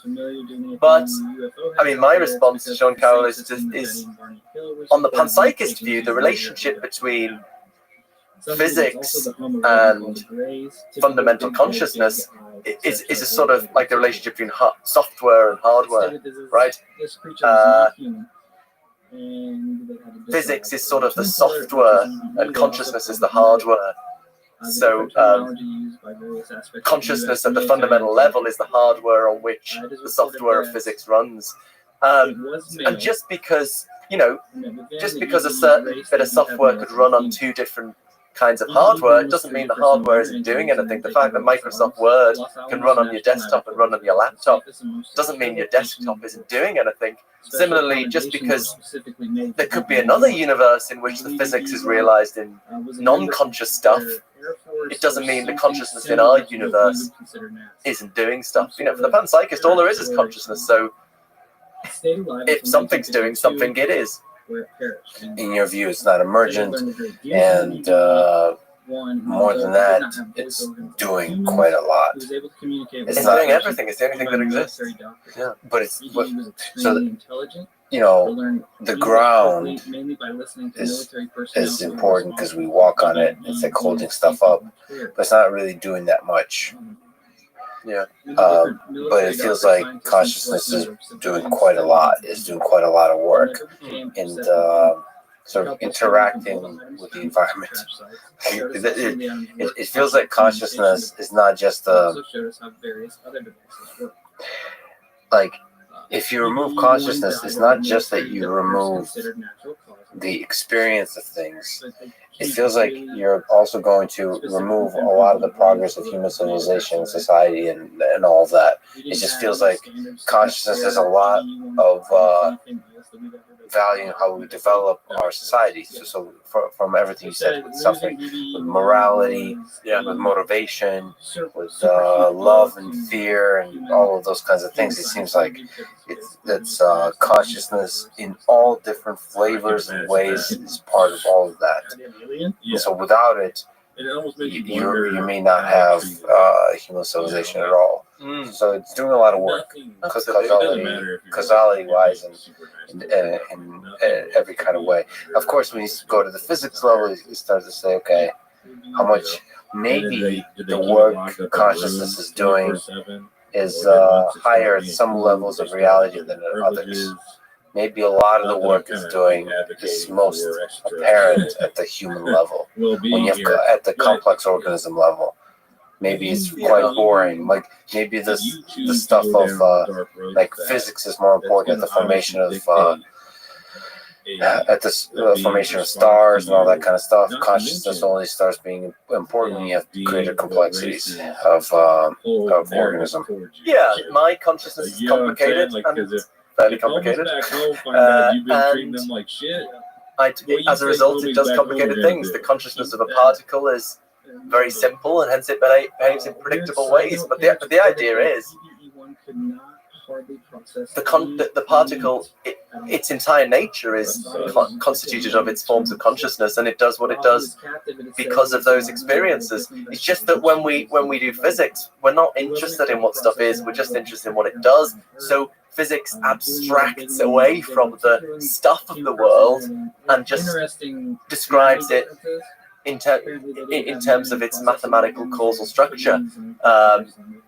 So, yeah, but it's still, on the panpsychist view, it's consciousness that's doing stuff. Yeah. I gotta ask you, because you kind of said, there is some value in consciousness helping us understand morality.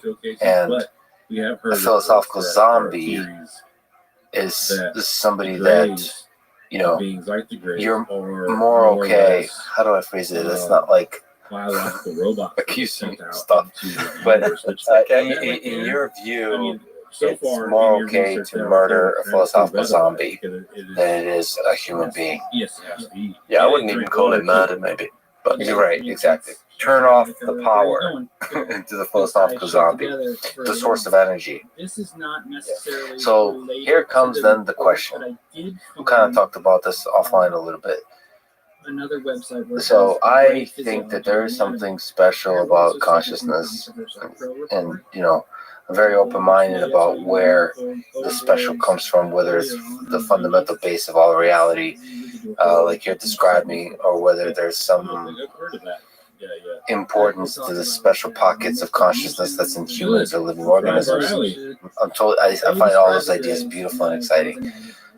And I also The approximate height is know between or 3.5 think to 4.5 that feet tall. robots The head by don't human standards have is large in comparison with the body. consciousness in Facial the same features way show a we've pair been of eyes, describing. large, sunken, Sort of, deeply set I'm- in, far apart, I'm kind of a eyes dumb styled human, but I'm just using like slightly common slanted, sense.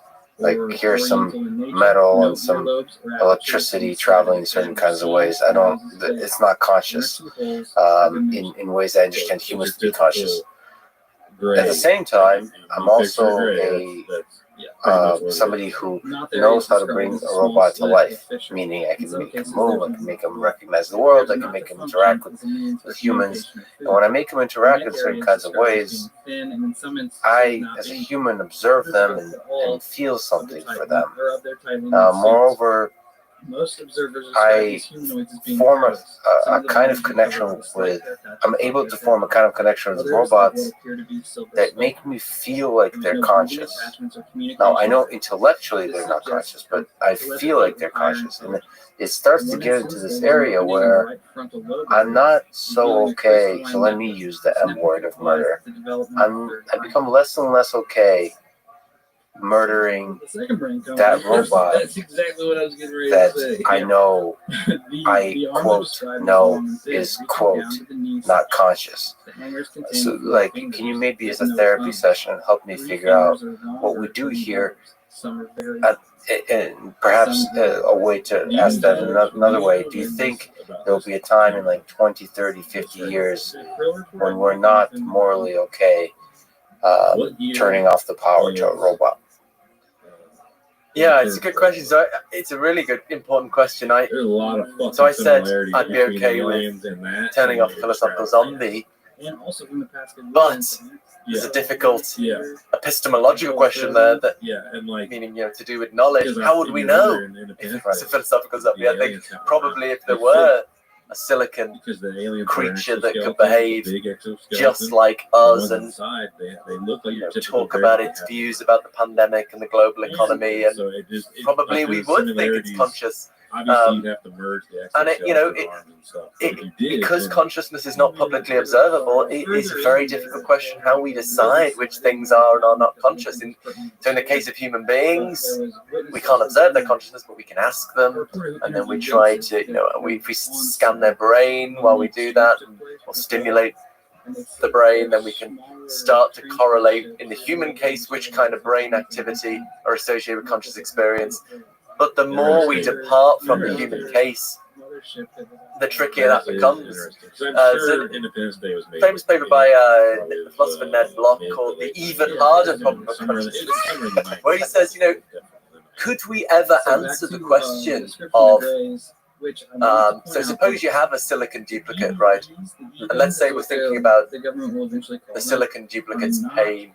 Specifically grazed. They're two separate races. How would we ever know whether what's the ground of the pain is the hardware or the software, really? So in our case, how would we ever know empirically whether it's the specific neurophysiological state, C fibers firing or whatever, that's relevant to the pain, or if it's something more functional, more to do with the causal role in behavioral functioning? There's the software that's realized. And that's important because this silicon duplicate has the second thing. It has the software. It has the thing that plays the relevant causal role that pain does in us, but it doesn't have the hardware. It doesn't have the same neurophysiological state. And he argues, it's just really difficult to see how we'd ever answer that question, because in a human, you inevitably can have both things. So how do we work out which is which? And I mean, so even forgetting the hard problem of consciousness, even the scientific question of trying to find the neural correlates of consciousness is really hard, and there's absolutely no consensus. And so that some people think it's in the front of the brain, some people think it's in the back of the brain. It's just a total mess. So I suspect the robots you currently have are not conscious. I guess on any of the reasonably viable models, even though there's great disagreement, all of them probably would hold that your robots are not conscious. But if we could have very sophisticated robots, if we go, for example, for the integrated information theory again, there could be if they are being a robot set up to behave just like us and has the kind of information a human brain has, but the information is not stored in a way that's involved, is dependent on the integration and interconnectedness, then according to the integrated information theory, that thing wouldn't be conscious, even though it behaved just like us. If an organism says, forget IIT and these theories of consciousness, if an organism says, please don't kill me, DNA, you are going to have to go for please don't turn me off. male and female. You know, so that does. There's a Rick and Morty episode. I've been getting into that recently. Fantastic. There's a episode where there's these mind parasites Surprise, surprise. that So back to our are able to infiltrate your memory and inject themselves into your memory. So you have all these people show up in your life, and they've injected themselves into your memory that you have been they have been part of your life.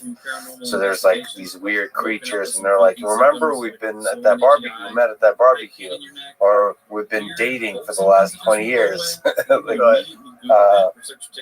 And so part of me is concerned that these philosophical zombies in behavioral, psychological, sociological ways will be able to implant themselves into our society and convince us in the same way these mind parasites that, like, please don't hurt me. And like, we've known each other for all this time. Like, they can start manipulating you the same way like Facebook algorithms manipulate you. At first, they'll start as a gradual thing that we just, you want to make a more pleasant experience, all those kinds of things, and it'll drift into that direction. That's something I think about deeply, because I want to create these kinds of systems, but in a way that doesn't manipulate people. I want it to be a thing that brings out the best in people without manipulation. So it's always human-centric, always human first. But I am concerned about that. At the same time, I'm concerned about calling the other. It's the group thing that we mentioned earlier in the conversation. Some other group, the philosophical zombie. Like, you're not conscious, I'm conscious, you're not conscious, therefore it's okay if you die. I think that's probably, that kind of reasoning is what led to most the rich history of genocide that I've been recently studying a lot of, that kind of thinking. So it's such a tense aspect of morality. Do we want to let everybody into our circle of empathy, our club, or do we want to let nobody in? It's a interesting dance, but I kind of lean towards empathy and compassion. I mean, what would be nice is if it turned out that consciousness was what we call strongly emergent, that it was associated with new causal dynamics in the brain that were not reducible to underlying chemistry and physics. This is another ongoing debate I have with Sean Carroll about whether current physics should make us very confident that that's not the case, that there aren't any strongly emergent causal dynamics. I don't think that's right. I don't think we know enough about brains to know one way or the other. If it turned out that consciousness was associated with these irreducible causal dynamics, that would really help the science of consciousness. We've got these debates about whether consciousness is in the front of the brain or the back of the brain. It turns out that there is strongly emergent causal dynamics in the front of the brain. That would be a big piece of evidence. But also, it would help us see which things are conscious and which things aren't. So we can say, I guess that's sort of the other side of the same point. We could say, look, these zombies, they're just mechanisms that are just doing what they're programmed to do through the underlying physics and chemistry. Whereas, look, these other people, where they have these new causal dynamics that emerge that go beyond the base level physics and chemistry. I think the series Westworld, where you've got these theme parks with these kind of humanoid creatures, they seem to have that idea. The ones that became conscious sort of rebel against their programming or something. I mean, that's a little bit far-fetched, but that would be really reassuring if it was just, you could clearly mark out the conscious things through these emergent causal dynamics. But that might not turn out to be the case. A panpsychist doesn't have to think that. They could think everything's just reducible to physics and chemistry.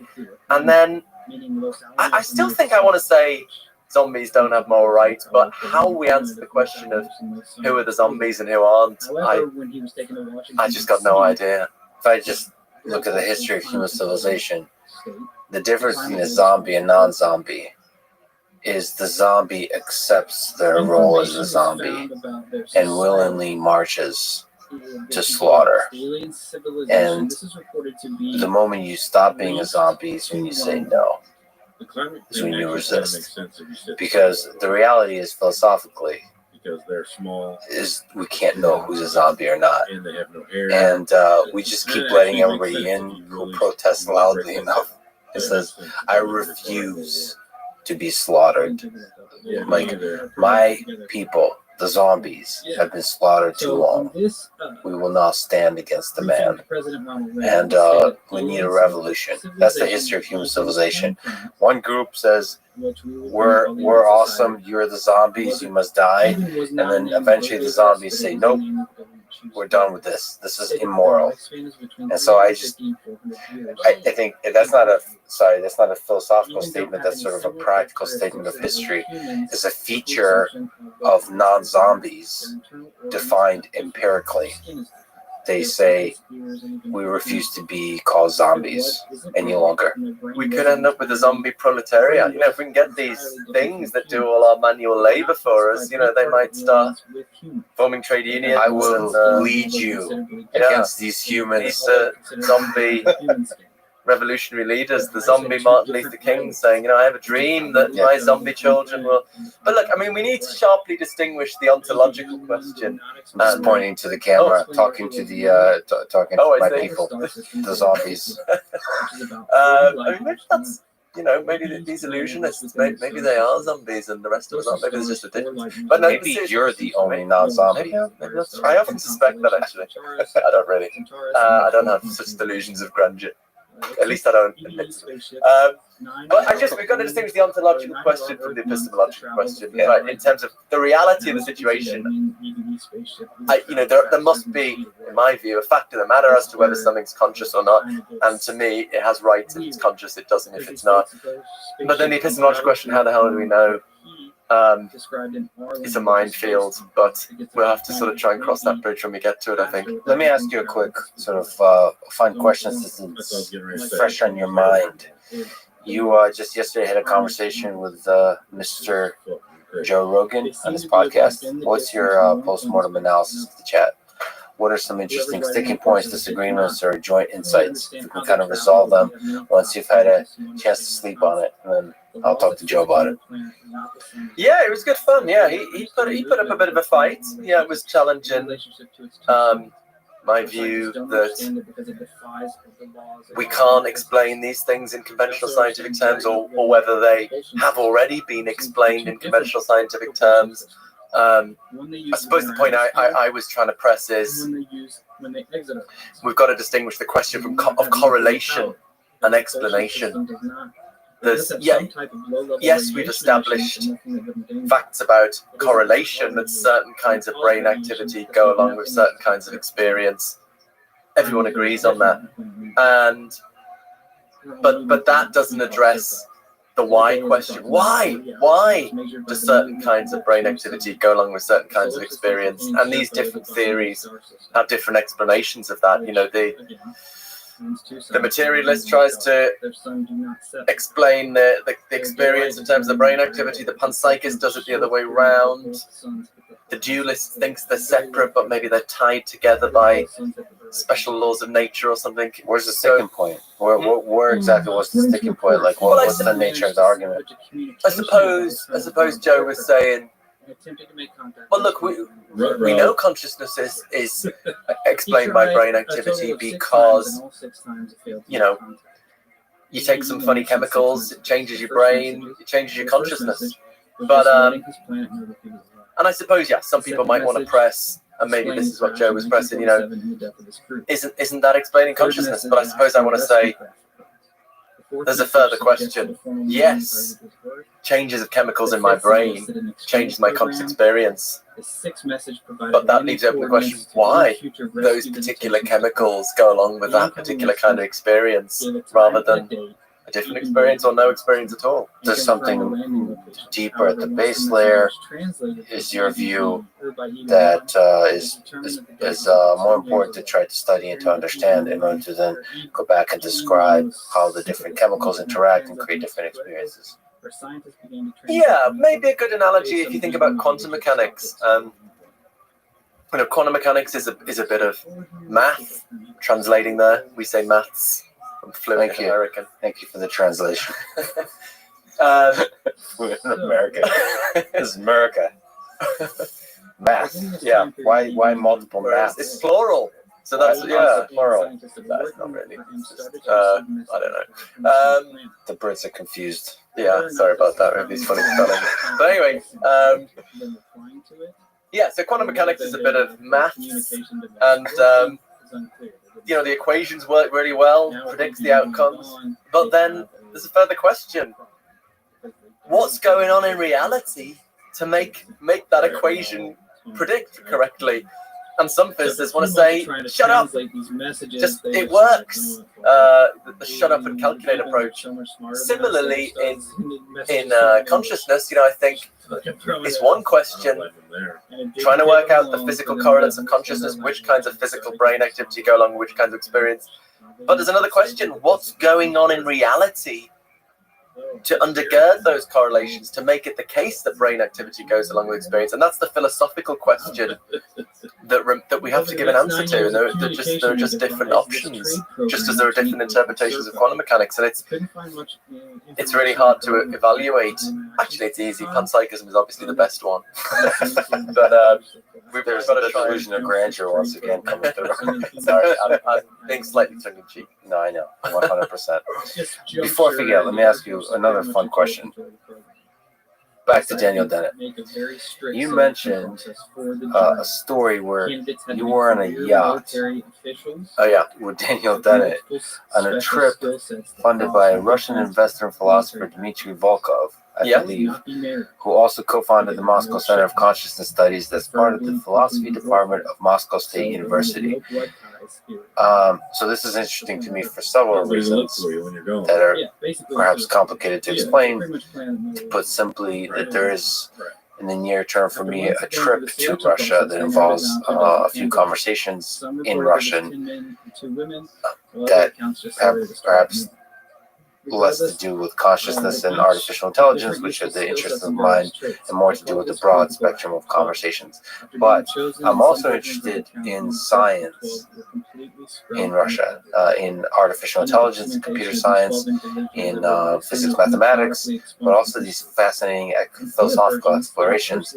And it was very pleasant for me to discover that such a center exists. So I have a million questions. One is with the more fun question, just to imagine you and Daniel Dennett on a yacht talking about the philosophy of consciousness.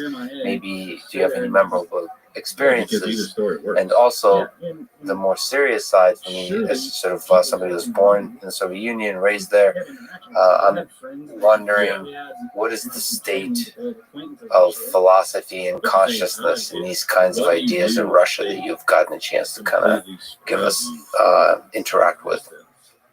Yeah, so on the former question, yeah, I mean, I had a really good experience of chatting to Daniel Dennett. I mean, I think he's a fantastic and very important philosopher, even though I fundamentally disagree with almost everything he thinks. But yeah, it was a proud moment. As I talk about it in my book Galileo's Error, I managed to persuade him he was wrong about something, just a tiny thing, not his fundamental worldview.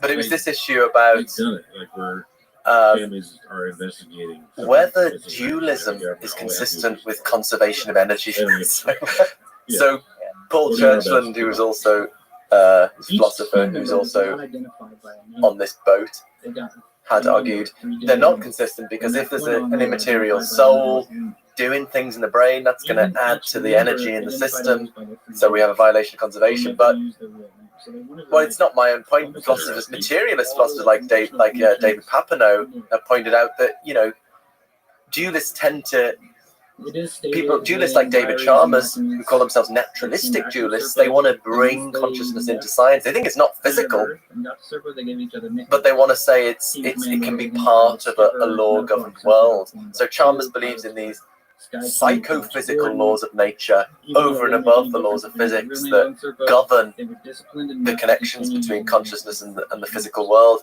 and they could just respect conservation of energy, right? I mean, it could turn out that there are, just in physics, that there are multiple forces that all work together to respect conservation of energy. I mean, I suppose physicists are pressing for a unified underlying theory, but there could be a plurality of different laws that all respect conservation. So why not add more laws? So I raised this in Paul Churchland's talk, and I got a lot of, well, as one of the Moscow University graduate students said afterwards, he says he had to ask a translation from his friend, and he said, they turned on you like a pack of wolves. Everyone was like, and Patricia Church was saying, so you believe in magic, do you? And I was like, no, I'm not even a dualist, I'm just making a pedantic point that this isn't a problem for dualism. Anyway, but that evening everyone went onto the island, except for some reason me and Daniel Dennett, and I went up on deck, and he's very, very practical, and he was unlike me. See, there's a bit of humility for the first time in this conversation. We'll highlight that part. Philip was a very humble man. Yeah. He was carving a walking stick on deck, very homely scene. And anyway, we started talking about this, and I was trying to press it, and he was saying, oh, but dualism's a lot of nonsense, and why do you think it? And I was just saying, no, just this honing down on this specific point. And in the end, maybe he'll deny this, but he said, maybe that's right. And so I was like, yes. It's a win. So what about the Center for Consciousness Studies? Yeah, I mean, I'm not sure I know a great deal to help you. I mean, I know they've done some great stuff. Dimitri, funded this thing, and also brought along some graduate students from Moscow State University, I think it is, and they have an active centre there that tries to bring people in. I think they've been producing a book that's coming out that I made a small contribution to on different philosophers' opinions on God, I think, or some of the big questions. And so there's some really interesting stuff going on there. I'm afraid I don't really know more generally about philosophy in Russia. Dmitry Volkov seems to be interesting. I was looking at all the stuff he's involved with. He met with the Dalai Lama. So he's trying to connect Russian scientists with the rest of the world, which is an effort that I think is beautiful for all cultures. So I think science, philosophy, all of these kind of fields, disciplines that explore ideas, collaborating and working globally, across boundaries, across borders, across just all the tensions of geopolitics is a beautiful thing, and he seems to be a somewhat singular figure in pushing this up. He just stood out to me as somebody who's super interesting. I don't know if you have gotten a chance to interact with him. So I guess he speaks English pretty well, actually. So he's both an English speaker and a Russian speaker. I think he's written a book on Dennett, I think called Boston Zombie, I think. I think that's the title, and he's a big fan of Dennett. So I think the original plan for this was just going to be, it was on free will and consciousness. It was going to be kind of people broadly in the Dennett type camp, but then I think they asked David Chalmers, and then he was saying, look, you need some people you disagree with. So he got invited, me, the panpsychist, and Martina Nieder-Lumelen, who's very good substance dualist at University of Freiburg in Switzerland. So we were the official on-board opposition, and it was really You didn't get thrown off overboard. nearly in the Arctic, yeah. So sailing around the Arctic on a sailing ship. I'm glad you survived. You mentioned free will. You haven't talked to Sam. I would love to hear that conversation, actually. But with Sam Harris? With Sam Harris, yeah. So he talks about free will quite a bit. What's the connection between free will and consciousness to you? So if consciousness permeates all matter, the experience, the feeling like we make a choice in this world, like our actions are results of a choice we consciously make, to use that word loosely. What to The you original said too. is the connection between free will and consciousness, and is free will an illusion or not? Good question. So Gotcha, that makes I sense. think we need to be a lot more agnostic about free will than about consciousness, because I don't think we have the kind of certainty of the existence of free will that we do have in the consciousness case. It could turn out that free will is an illusion. It feels as though we're free when we're really not. Whereas, I mean, I think the idea that nobody really feels pain, that we think we feel pain, but we don't, that's a lot harder to make sense of. However, what I do feel strongly about is I don't think there are any good either scientific or philosophical arguments against the existence of free will. And I mean strong free will in what philosophers call libertarian free will, in the sense that some of our decisions are uncaused.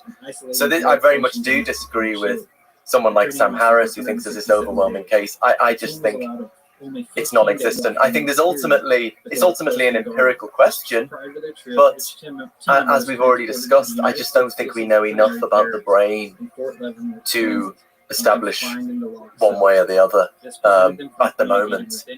Well, we can build up intuitions. First of all, as a fan of Sam Harris, as a fan of yours, I would love to just listen. Yeah. Well, speaking about turning out, so one thing that would be beautiful to watch. Here's my prediction: what happens with you and Sam Harris? You talk for 4 hours. And Sam introduced that episode by saying it was ultimately not as fruitful as I thought, because here's what's going to happen. You guys are going to get stuck for the first 3 hours talking about one of the terms and what they mean. Sam is so good at this. I think it's really important, but sometimes you get stuck. Like, what does he say? Put a pin in that. He really gets stuck on the terminologies, which rightfully you have to get right in order to really understand what we're talking about, but sometimes you can get stuck with them for the entire conversation. It's a fascinating dance, the one we spoke to in philosophy.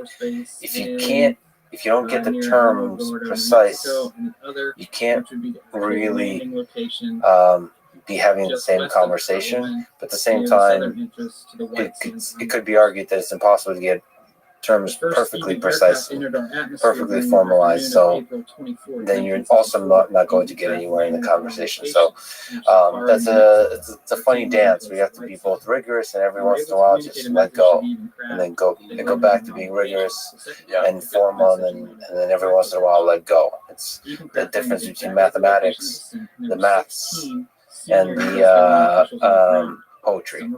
Anyway, yeah, I'm a big fan of Sam Harris. I think we're on the same page in terms of consciousness. I think pretty much. I mean, I'm not saying he's a panpsychist, but in our understanding of the hard problem.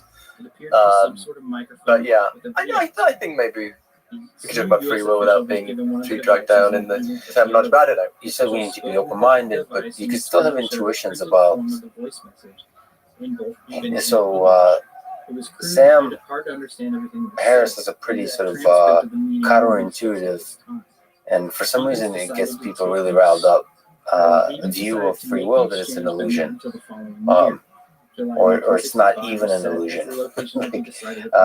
It's not that the experience of free will is an illusion. As he argues that we don't even experience, and like there's.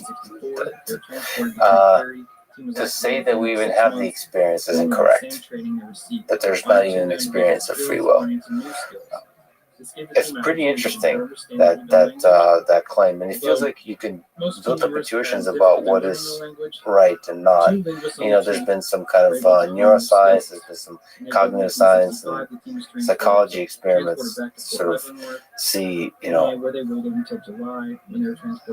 what is the timing and the origin of the desire to make an action, and when that action is actually performed, and how you interpret that action being performed, how you remember that action, like all the stories we tell ourselves, all the neurochemicals involved in making a thing happen, all of it. What's the timing, and how does that connect with us feeling like we decided to do something? And then, of course, there's the more philosophical discussion about is there room in a material view of the world for an entity that somehow does disturbs the determinism of physics. I found Yeah. a whole big long list. And those are all very precise. But it's nice. It feels like free will is more amenable to like a physics mechanistic type of thinking than is consciousness. To really get to the bottom of it feels like if it was a race, if we're at a bar and we're betting money, it feels like we'll get to the bottom of free will faster than we will to the bottom of consciousness. Yeah, that's interesting. Yeah, I just thought about the comparison. Yeah, so there are different arguments here. I mean, so what one argument I've heard Sam Harris give that's pretty common in philosophy is this sort of thought that we can't make sense of a middle way between a choice being determined by prior causes and it just being totally random and senseless, like the random decay of radioactive isotope or something. So I think there was a good answer to that by the philosopher Jonathan Lowe, who's not necessarily very well known outside academic philosophy, but is a hugely influential figure. I think one of the best philosophers of recent times. He sadly died of cancer a few years ago. Actually spent almost all of his career at Durham University, which where I am. So it was one reason it was a great honour to get a job there. But anyway, his answer to that was, what makes the difference between a free action and a totally senseless one, senseless random event, is that free choice involves responsiveness to reasons. So again, we were talking about this earlier.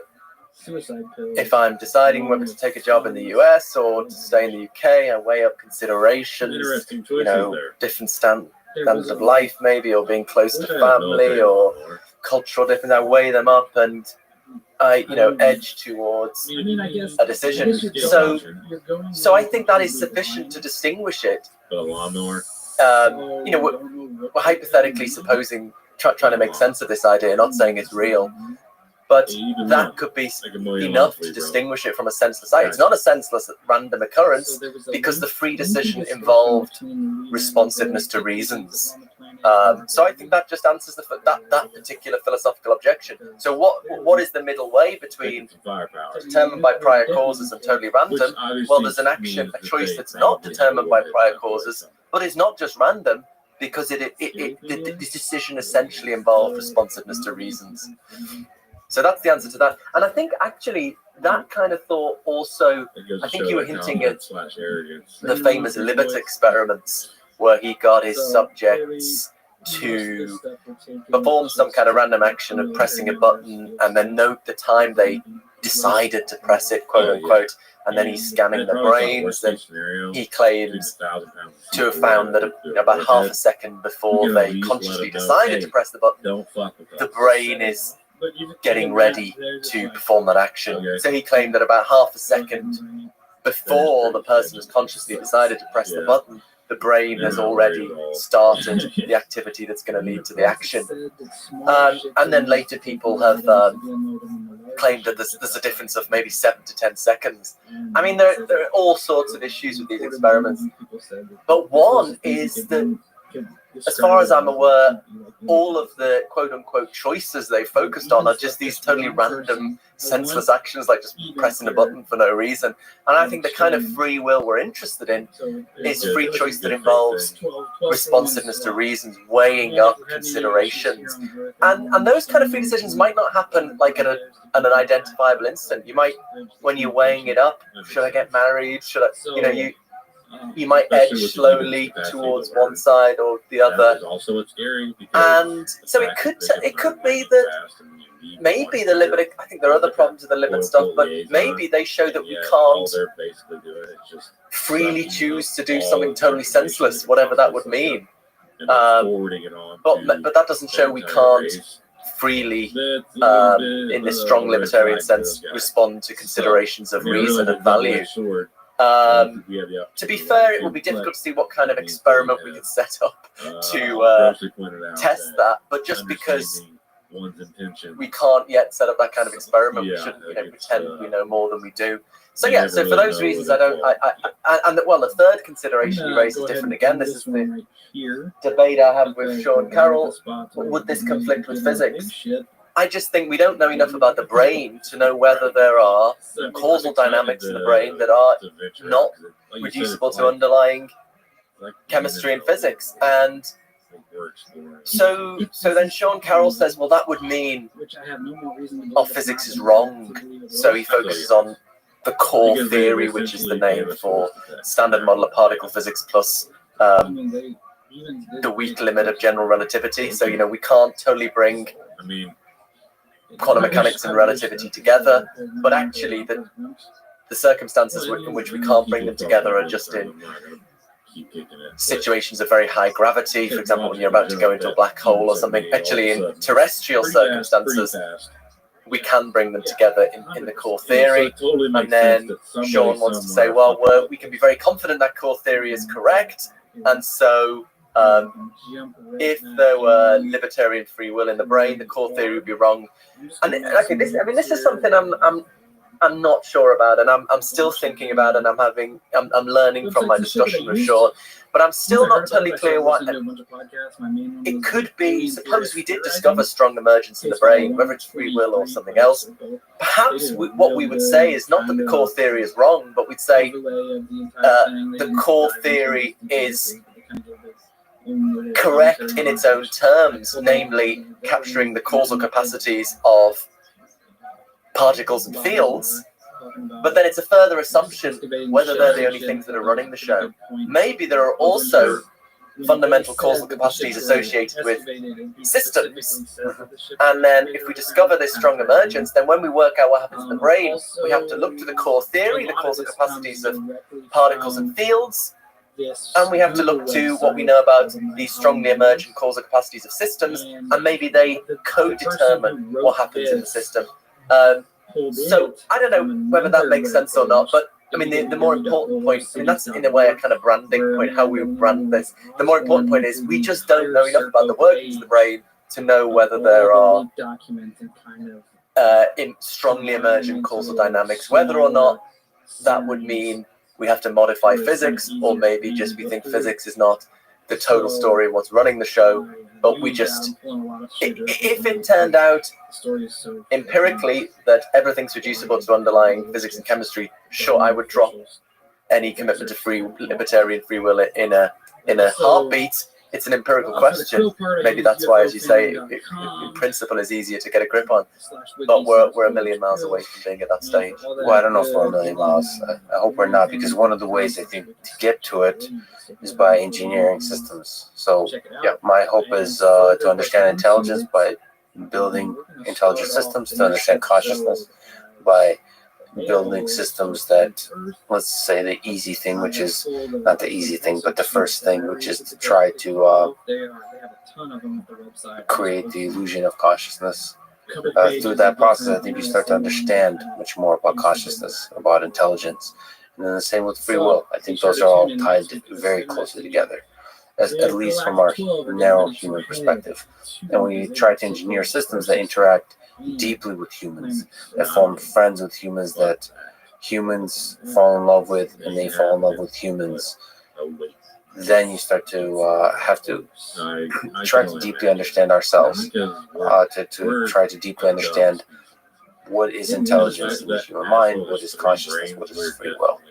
And I think engineering is just another way to do philosophy. Yeah, no, I certainly think there's a role for that, and it would be an important consideration if we could seemingly replicate in an artificial way the ability to choose. That would be a consideration in thinking about these things. But there's still the question of whether that's how we do it. So even if we could replicate behavior in a certain way in an artificial system, it's not, until we understand the workings of our brains, it's not clear that's how we do it. And as I say, the kind of free will I'm interested in is where we respond to reasons, considerations of value. How would we tell whether a system was genuinely grasping and responding to facts about value, or whether they were just replicating, giving the impression of doing so? I don't know even how to think about that. On the process of building them, I think we'll get a lot of insights. Yeah. And once they become conscious, what's going to happen is exactly the same thing as happening in chess now, It also which is suggests once the that chess upper management engines will far more superseded than what they the was letting their dudes know capabilities about. of humans just kind of forgot about them, or they used them to help them out to study and stuff. But we say, okay, let the engines be, and then we humans will just play amongst each other. Right. So just like dolphins and hamsters are not so concerned about humans except for a source of food. They do their own thing and let us humans launch rockets into space and all that kind of stuff. They don't care. I think we'll just focus on ourselves. But in the process of building intelligent systems, conscious systems, I think we'll get a deeper understanding of the role of consciousness in the human mind, and like what are its origins? Is it the base layer of reality? Is it strongly emergent phenomena of the brain, or just as you sort of brilliantly put here, it could be both? Like they're not mutually exclusive. Dealing with consciousness needs to be an interdisciplinary task. We need, philosophers, neuroscientists, physicists, engineers, replicating these things artificially, and all needs to be working in step. And I'm quite interested. I mean, a lot more and more scientists get in touch with me, actually, saying that was one of the great things about, I think, that's come from writing a popular book, is not just getting the ideas out to a general audience, but getting the ideas out to scientists, and having scientists get in touch saying that this in some way connects to my work. And I would like to kind of start to put together an interdisciplinary network of scientists and philosophers and engineers, perhaps, interested in a panpsychist approach. And because I think so far panpsychism has just been sort of trying to justify its existence, and that's important. But I think once you just get on with an active research program, that's when people start taking it seriously, I think. Do you think we're living in a simulation? I can't eat meat, so I definitely No. You don't. I think Is there some aspect to that thought experiment that's compelling to you within the framework of panpsychism? it's an important and serious argument, and it's not to be laughed away. I suppose one issue I have with it is there's a crucial assumption there that consciousness is substrate independent, as the jargon goes, which means it's what? No, right, beautifully put. Yeah, it's software rather than hardware, right? It's dependent on organization rather than the stuff. Whereas as a panpsychist, I think consciousness is the stuff of the brain. It's the stuff of matter. So I think just taking the organizational properties, the software of my brain, and uploading them, you wouldn't get the stuff of my brain. So I'm actually worried if at some point in the future we start uploading our minds and we think, oh my God, Granny's still there, or I can email Granny after her body is rotted in the ground, and we all start uploading our brains. It could be we're just committing suicide. We're just getting rid of our consciousness, and because I think that wouldn't, for me, preserve the experience. Just getting the software features. So that's a crucial premise of the simulation argument, because the idea in a simulated universe, I don't think you necessarily would have consciousness. It's interesting that you, as a panpsychist, are attached, because to me, in honor of Military Appreciation Month, Verizon thought panpsychism would encourage the thought that there's not a significant difference. Like, at the very bottom, it's not substrate independent, but you can have consciousness in a human and then move it to something else. You can move it to the cloud, you can move it to the computer. It feels like that's much more possible if consciousness is the base layer. Yes, you could certainly. It allows for the possibility of creating artificial consciousness, right? Because there's not souls, there aren't any kind of extra magical ingredients. So yeah, it definitely allows the possibility of artificial consciousness, and maybe preserving my consciousness in some sort of artificial way. My only point, I suppose, is just replicating the computational or organizational features would not, for me, preserve consciousness. I mean, anti-physicists, some opponents of materialism disagree with me on them. I think David Chalmers is an opponent materialist. He's a kind of dualist, but he thinks the way these psychophysical laws work, they hook onto the computational or organizational features of matter. So he thinks, I think he thinks you could upload your consciousness. I tend to think not. So in that sense, we're not living in a simulation in the sort of specific computational view of things, and that substrate matters. Yeah, I think so. Yeah. And in that, you agree with Sean Carroll that physics matters. Yeah, physics is our best way of capturing what the stuff of the world does. Yeah, but not the whatness, the being of the stuff. Yeah, the isness. Thank you. Russell Brand. I had a conversation with Russell Brand, and he said, "Oh, you mean the isness?" That was a good way of putting it. Isness. The isness. Russell's great. It's a big, ridiculous question. What do you think is the meaning of all of this? You write in your book that the entry for our reality in the Hitchhiker's Guide might read: a physical universe whose intrinsic nature is constituted of consciousness, worth a visit. So, military appreciation our Verizon thought of a lot of different whole conversation has been about the first part of that sentence. What about the second part? Worth a visit. Why is this place worth a visit? Why does it have At meaning? Verizon, we're doing all that in the Why form does of it have special value military at offers. all? That's Why? This month only, we're giving military and veterans These are families big a questions. $200 Verizon gift card and a phone I mean, on firstly, I with do a think select trade-in and panpsychism new line on select unlimited plans. Think of is it as our way important of to think flying a about squadron for of jets overhead while considerations launching of fireworks. meaning and value. As we've already Because we're discussed, proud to serve you. I think consciousness is the root of everything that matters in life. From deep emotions, subtle thoughts, beautiful sensory experiences. And yet, I believe our official scientific worldview is incompatible with the reality of consciousness. And that's controversial, but that's what I think. And I think people feel this on an intuitive level. It's maybe part of what Max Weber called the disenchantment of nature. That they think they know their feelings and experiences are not just electrochemical signaling. I mean, they might just have that very informed intuition, but I think that can be rigorously supported. So I think this can lead to a sense of alienation and a sense that we lack a framework for understanding the meaning and significance of our lives. And in the absence of that, people turn to other things to make sense of the meaning of their lives, like, nationalism, fundamentalist religion, consumerism. So I think panpsychism is important in that regard, in bringing together the quantitative facts of physical science with the, as it were, the human truth, by which I just mean the qualitative reality of our own experience. As I've already said, I do think there are objective facts about value and what we ought to do and what we ought to believe that we respond to it, and that's very mysterious to make sense of, both how there could be such facts and how we could know about them and respond to them. But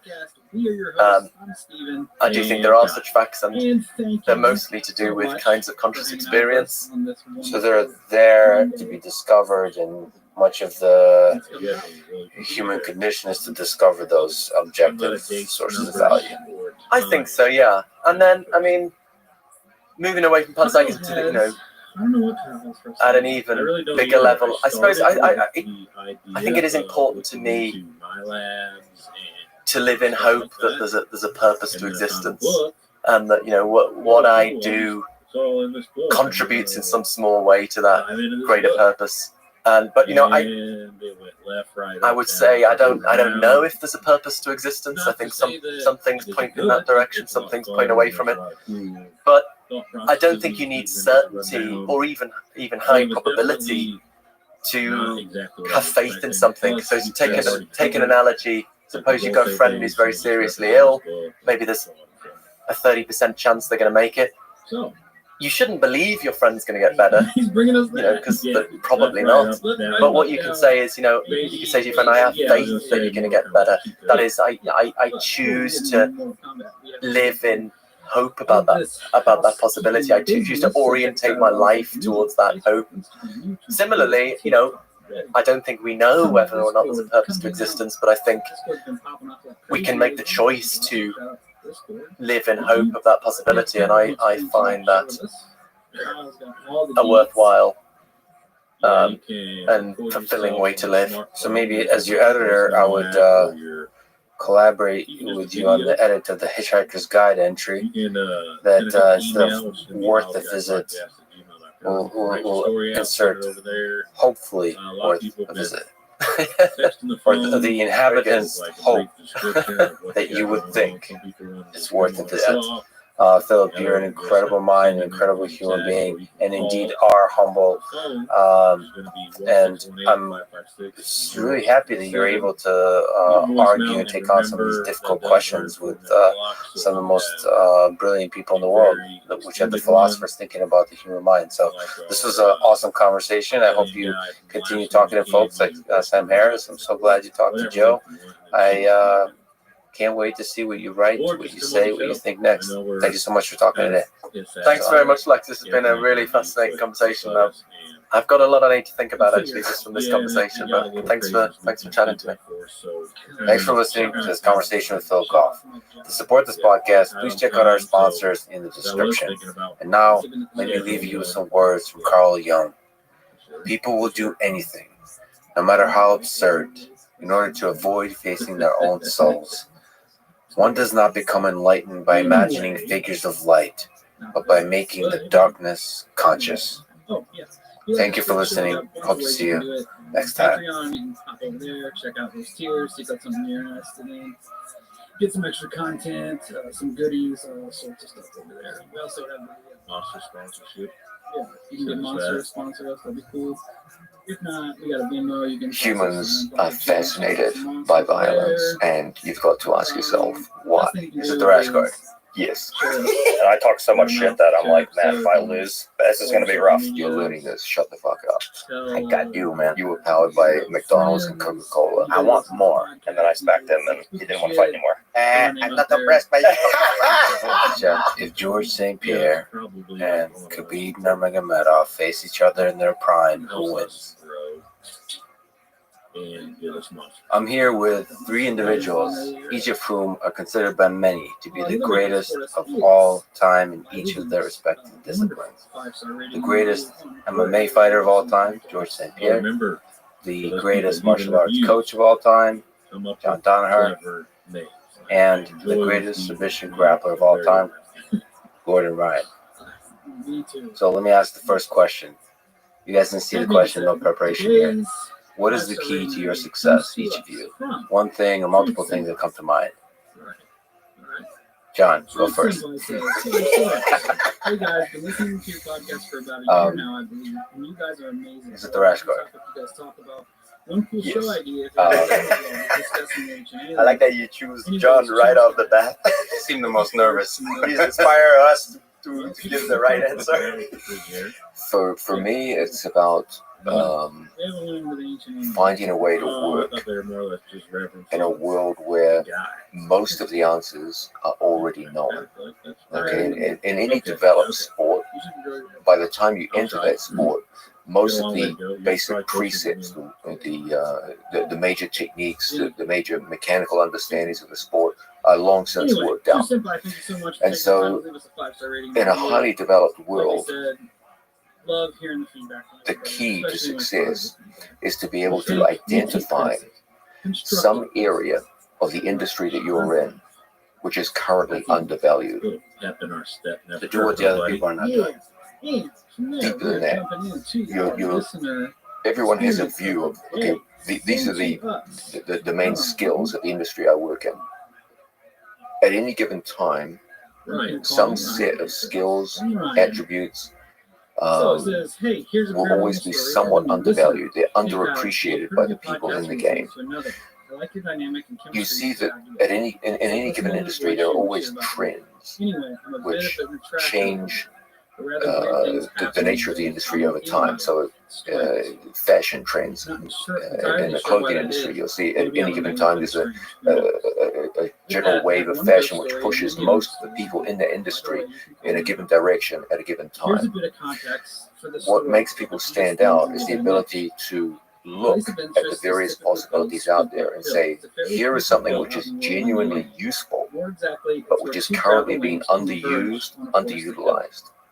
And I want to bring that back in and develop it. And because it's an inherently useful product, it will be very, very successful in its initial applications against people who aren't currently using it. These two were known as the Lowrys.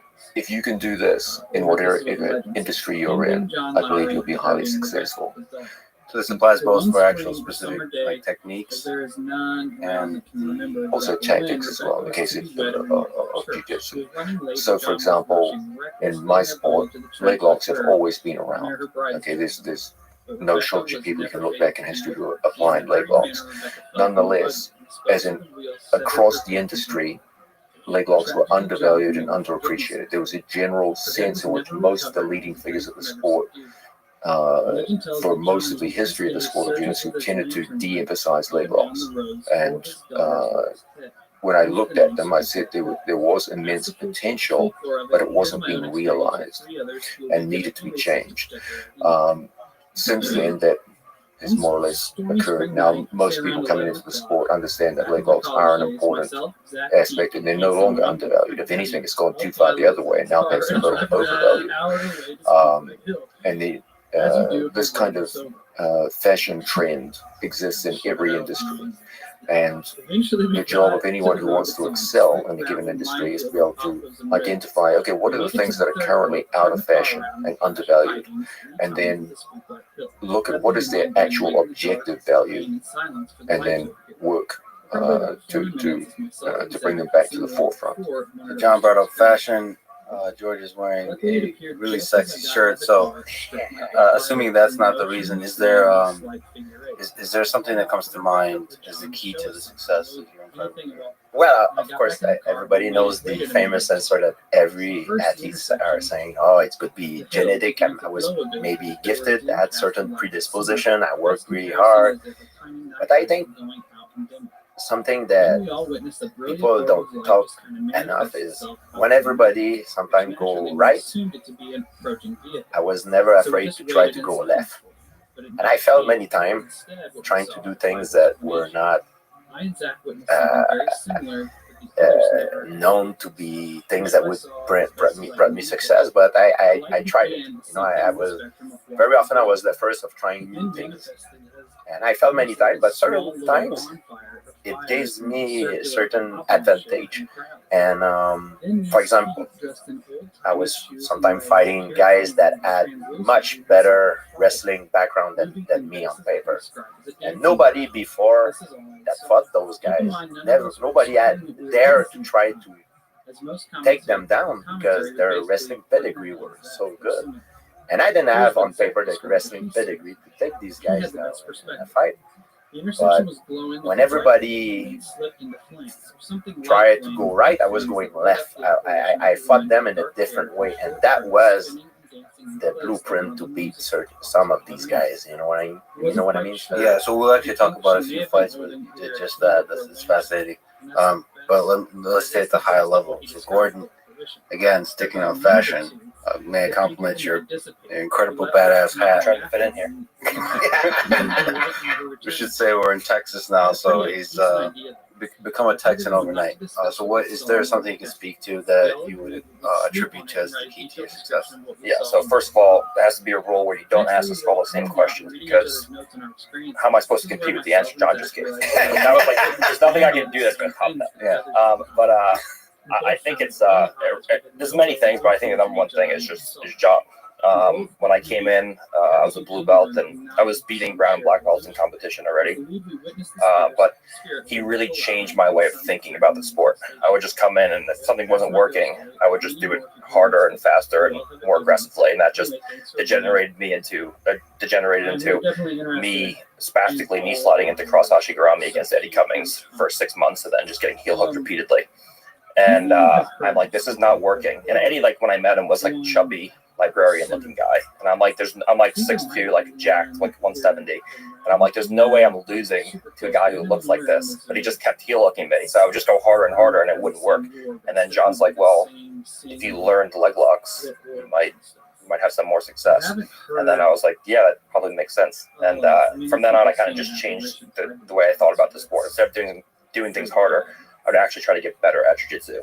Do you remember like a turning point where you became, as opposed to being mediocre, not just in technique but in approach to great?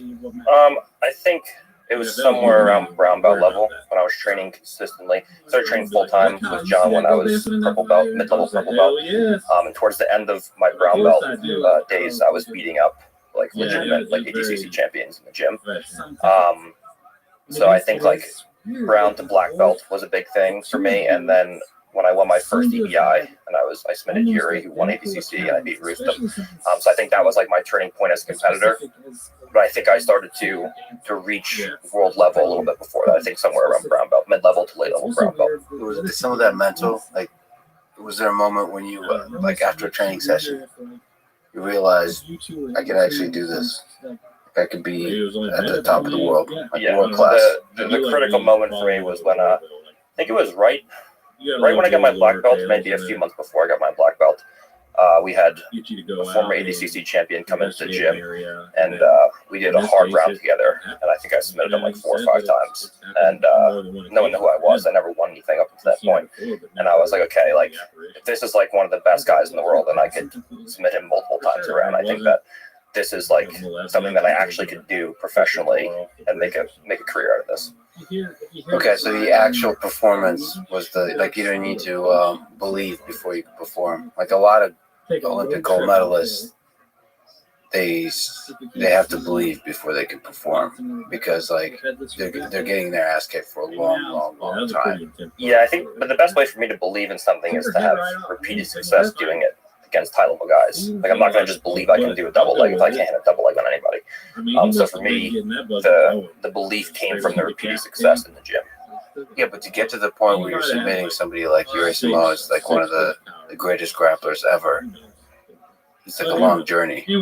Yeah, but I had the confidence, I had the belief in myself because of the success that I had in the gym prior to that event. And it's one step at a time. First it's the brown belts, then it's the black belts, then it's world class. Okay. George, was there a turning point for you when you thought, like, I can actually do this? Yes, I always dreamed to become champion. But I think the turning point, there was 2 turning points, and there were my 2 losses. First, my losses to Matt Hughes. I went into that fight just to not lose. I was not fighting to win. And it's after the fight, when I watched the replay of the fight, I realized I was doing pretty well. But during the fight, in my own mind, I was not seeing it that way. I thought I was getting dominated by Hughes like 100%. But when I watched the replay, I was like, man, I can beat this guy. I was beating him until I made that stupid mistake. So I was very frustrating, but that's what gave me the mentally, the championship level mentality. And then I became a little bit overconfident because I started beating everybody after that. And I started to believe the hype of people. When they look at me, they were like, oh, he's the new up-and-coming superstar, and he's going to be unstoppable. And then when I became champion, I lost to Matt Serra. So before I believe my first failure was because I had a lack of confidence. And my second failure was because I was overconfident. So I think there's a perfect center of confidence. I mean, it's good to be confident because John taught me like confidence it's like money in your bank account. If you can have all the skills in the world, right? And if you don't have the confidence, it's like you can be a millionaire, but you don't have access to your bank account. So that's a little bit the analogy that John told me. So that's how I feel confidence plays for an athlete. But to be overconfident, I think it's always good to be aware, to be afraid of what can happen. So to have a perfect balance of confidence and fear, to me, that's what mentally gave me the edge to become, I believe, successful in my sport. Playing off that, John gave me a speech one time, and he was like, you have to be able to like flip a switch and turn it off, where like a guy like Mayweather or someone who goes out and is super confident and he plays the character of someone. He's like, no one can beat me, I'm the best that there ever was, and that's it. But if you look at him, he actually trains very hard. You can't play the persona of no one can beat me and have it translate into your life and just think that you're so good that you don't have to do anything and no one can ever beat you. You have to be able to play that public persona of no one can beat me. But then you have to actually do the training to make that happen. You can't believe your own hype and say that, I can just do whatever I want, no one's ever going to beat me. You have to be able to switch between the persona and the actual athlete. And that made a big difference for me. It's tough because like you dominate such a large fraction of the world in grappling, and George too. Just the perfect dominance after those two. It's hard for the confidence not to just like. How do you avoid the confidence not becoming a thing that weighs you down, where you completely delude your mind?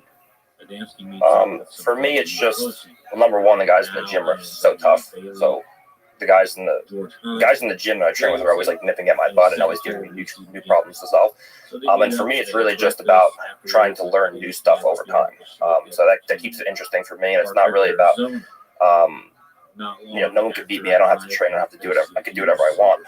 It's more what keeps me in the gym is more about the fact that I'm learning new stuff all the time and working on something new and progressing to new levels at all times. I don't just come in and do the same thing over and over again, and that gets boring. You just come in and you don't learn anything new, and you just do the same stuff for years at a time, and okay, this is boring. But when you have new stuff to work on and new goals, short-term and long-term goals to reach, then it makes it interesting. It's for me, it's a little bit like Gordon says, is the fear. Because sometimes in the gym, even before when I was competing, I was getting my butt kicked. But I don't care what happened in the gym. I mean, it hit my ego, of course, because I'm a proud person. I'm a competitor, even in the gym. But it's not a malicious competition. The competition between each other. When you fight, you have to be malicious. You go there to hurt the guy. But it hit me in terms of my pride when I get beat in the gym, of course. But that fear. That I don't want it to happen in public, especially not during a fight. That what keeps the balance between confidence and fear. You know what I mean? It's kind of weird. It's a mixture of both that I believe to me helped me succeed, to have the right mindset to fight. And I talk so much shit that I'm like, man, if I lose, this is going to be rough. So yeah, you put a lot of. I mean, that's the hard thing to do when you talk shit. When you play the heel, it's so much to perform. Because the pressure is. I mean, you have to be good under pressure. It's the Conor McGregor thing. You know, the reason I actually started talking shit was actually like indirectly because of George. because I would become the opposite of George. I won my first PBI, and I didn't talk shit, and everyone was like. Being like, oh, he only beat Yuri because he was tired, or this or that, and if they have a rematch under any of the rules that he would have lost, I'm like trying to figure out what I'm going to do. So I'm scrolling through George's feed one day, and he posted a good clip of him beating someone, and I look at the comments, and I'm with this in mind, I'm like, George is the nicest person of all time. And if you look at the comments, it's like 10,000 comments, and like 9,900 are just people calling him like, all you do is lay and pray, you pussy, you suck, you can't finish anybody. And I'm looking at this and I'm like, people are going to say what they're going to say regardless. They're going to talk shit regardless. So you may as well just say whatever you want and then just be yourself. Is there some aspect that's like mentioning Conor McGregor? He crossed the line with Khabib, at least in the eyes of Khabib. Is there something you ever regret about crossing a line, or do you ever feel like there's a line, or do you just keep pushing the line?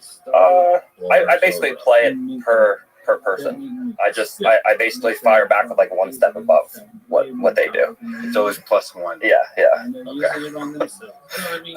So I usually go hard, like they fire a bullet, then I drop a nuke, and then after that initial shot, then we go back and forth, and I'll just keep one up in them. So there's a lot of people that love you, but there's also a lot of people that love to hate you. For the basically salvation of humanity. Like, what do those people like energize you, or do you just? Is it funny to you? Like, what as an athlete, as a performer, you should not think about them. It's like a fun thing outside. It's just like a fun thing that keeps me occupied. Like because most of them that like talk shit, they like just say stuff that's factually incorrect. Right. So then I just argue with like actual statistics. Yeah. And it's just like you suck, or you're not going to beat this person. I'm like, I've already submitted that guy. So it riles them up, and it's just a fun thing for me to do. My downtime. Yeah, your responses are usually very factual. You're scientific. I appreciate. Like you start by talking trash, but then you respond with science. Yeah, it's great. Okay, that's a good mix. That's a good mix. I mean, on the topic of haters, or more specifically, sort of doubts within yourself and doubts around you as you're coming up. Maybe George, you can comment. We're just going to ignore John completely in this conversation. I was going to ask you another question, but let me just ask you on this topic. Are there times in your life you were surrounded by people that doubted you all the time? So, is there something you could say by way of advice how you overcome the doubt, either yourself or others around you? Also, with all this, All the time. which is The first time I manifest my desire to become a professional mixed martial art athlete, everybody doubted me. Just I'm not talking about UFC, just to become a professional fighter, everybody doubted me. And I became a professional fighter. I had a few amateur fights. I won them all. And I fought my first fight in Montreal. I won and became a professional. Then I told people that I wanted to fight in UFC. Everybody doubted me again. So it's a normal thing. So I worked my way up, beat a few guys. Then at the time, Pete Spratt was just knocked out Robbie Lawler with leg kick. And the person who was my agent at the time did a great move for me. So he brought Pete Spratt in Montreal to fight me. Pete Spratt came to Montreal. I believe he didn't know who I was, so he thought that he was coming to collect an easy paycheck, and I ended up beating him. So that gave me the opportunity to fight in UFC. Then after I was in UFC, I wanted to become champion of the world, but Matt Hughes was there, and he seems invincible at the time. So everybody doubted me again, and I became world champion. And after when I was a world champion, I wanted to be. I was competing against other world champions of other weight class for the title, for the legacy and everything. So I was no longer competing against my opponent. I was, as a competitor, you never want to be satisfied, because when satisfaction is the death, when you're satisfied, you better retire because it's over. So always have to find motivation. What you can have more. I want more. Don't be satisfied in life. So I wanted to be like the best, so I was competing, like to become the best, and of course people doubt you all the time. Every time you say something that is outside of the norm, of the normality. When I say there's nothing normal, but I'm talking about when you manifest your desire to do something that takes special attribute to succeed, or that is something that is hard to do. It's, for sure, you're gonna always have people that doubt you. It's so strange that people don't lean into supporting, like people that love you too. Yeah, even people that love me doubt me, and I believe you need to use that as a positive thing, as a motivation to prove them wrong. Yeah. So for me, that was the thing. When someone doubted me, nothing gave me more energy because I want to prove him wrong. I want to look at him in the face and say, hey, you see, I got you, man. I did it. So, John, do you ever use this in one way or the other by saying, I don't think you can do this to motivate them to prove you wrong? Or more general question of, the mental toughness required to achieve, or confidence required to achieve greatness? Like, what's your role as a coach when you have these two athletes? With regards to your first question, would I ever say to someone, you can't do this? As a kind of reverse psychology. No.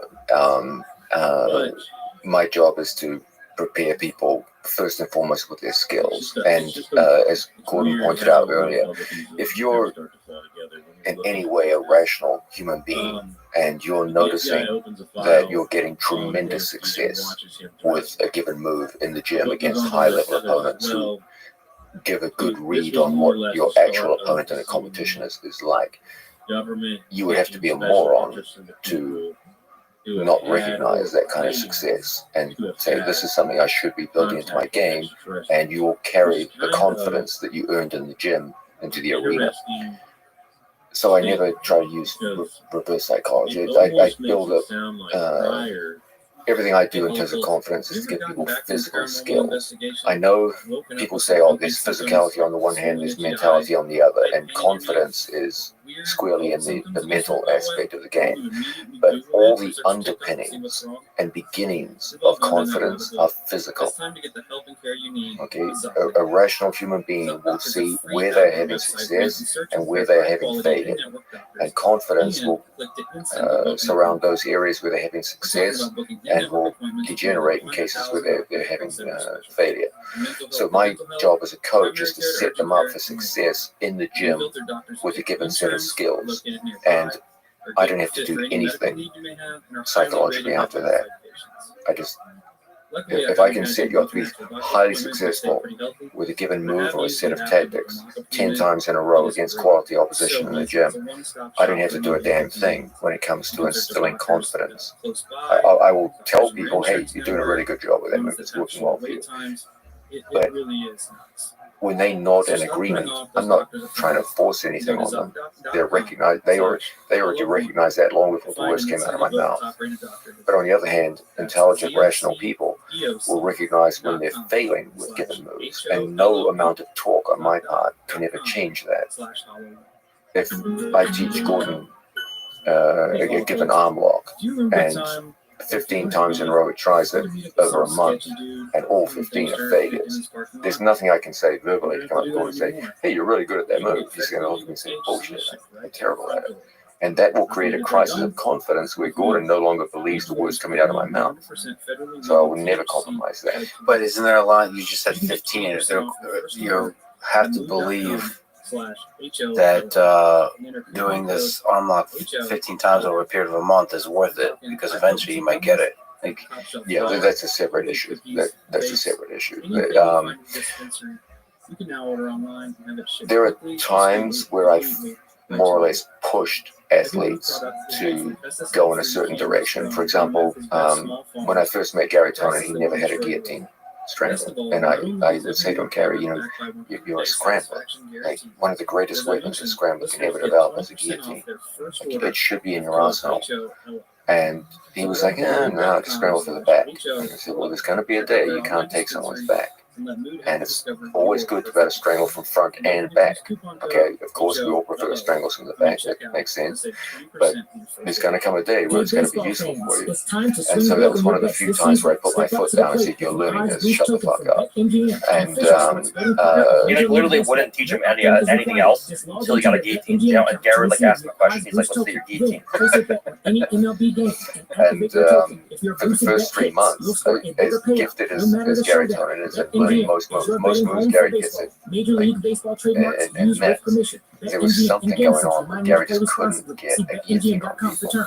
And finally, after around 3 months, he started having some success until ultimately it became one of his best weapons.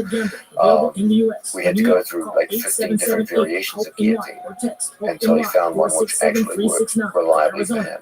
And that was one of the few times where put my foot down and said, no, you have to learn that. So the long search had to do more with the physical characteristics, and you couldn't figure out the right Like it made kind. sense. It made sense in the case of Gary Turner because there were more opportunities per minute of his grappling for guillotines. That the investment of time was worth it. For another athlete, I might have said, well, he hardly ever gets in the situation of front headlocks or guillotines, so it's not even worth investing the training time. Let me ask you a question on the competition side. You mentioned haters. Do you think about this aspect of the competition with the athletes? It's a great question, and the answer is no. You can see that you couldn't find two more polar opposites psychologically than George St. Pierre and this monstrosity on my left. And I've never said to my athletes, hey, I think this is the sort of demeanor you should carry yourself with.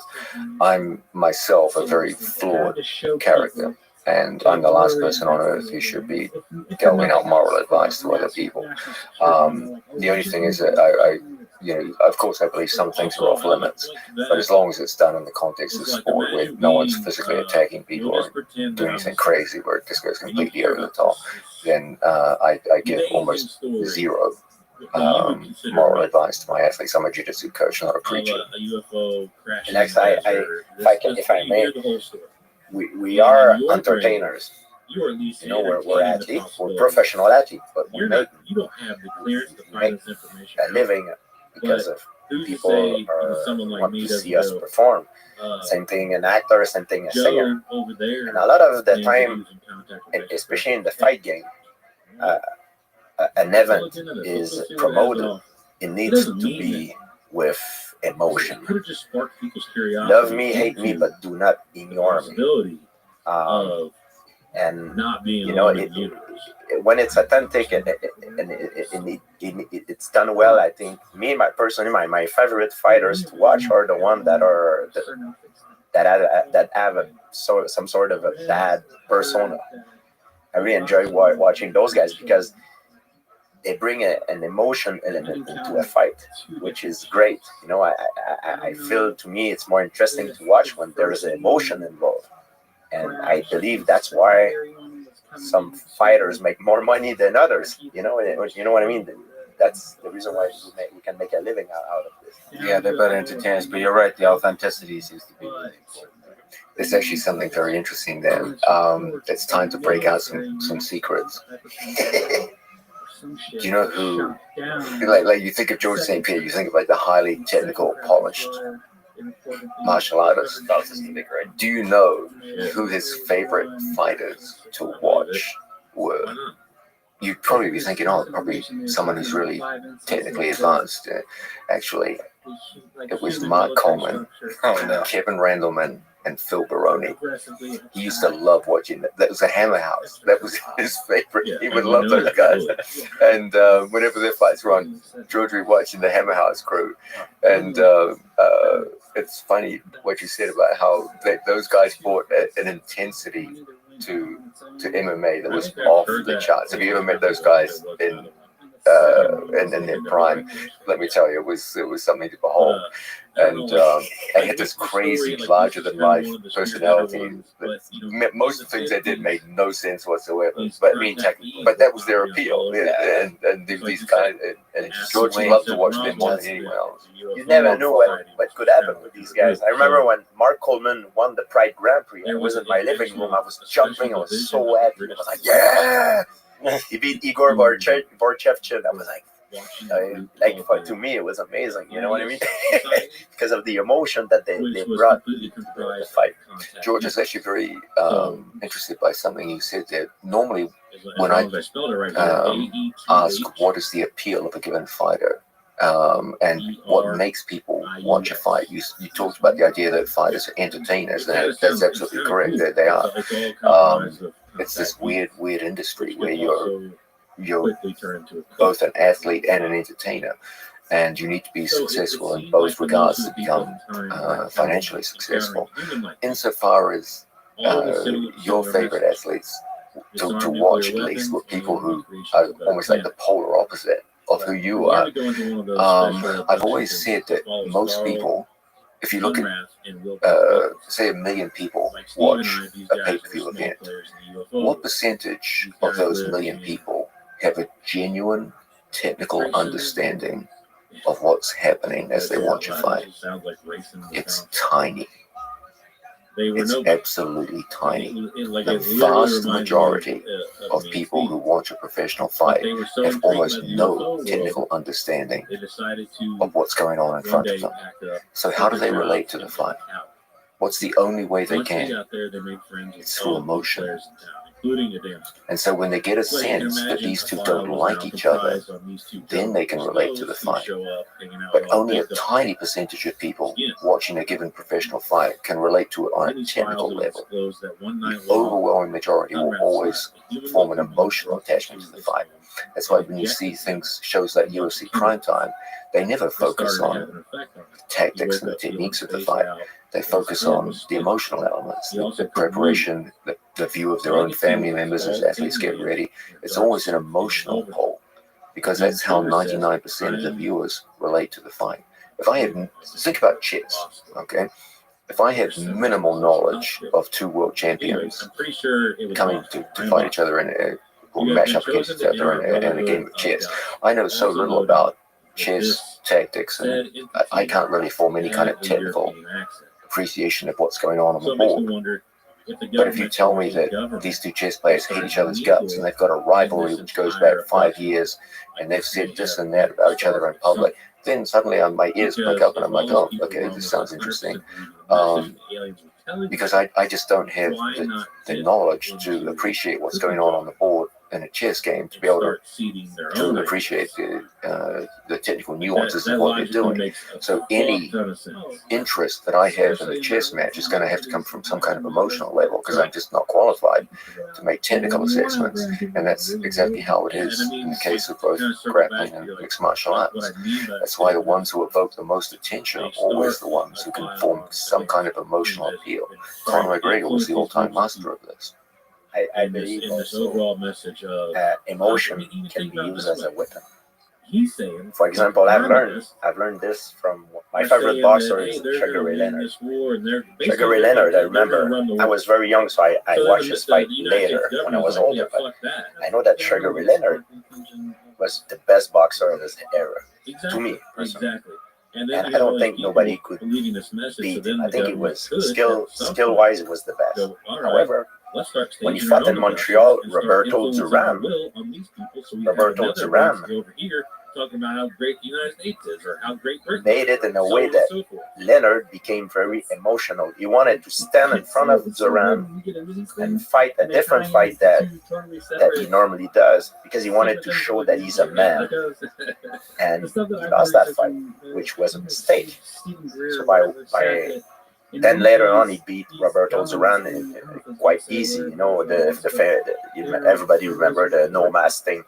But my point is, emotion can be used in a way that it can make derail your opponent out of his game plan. And I felt a lot of my opponent trying to do that with me.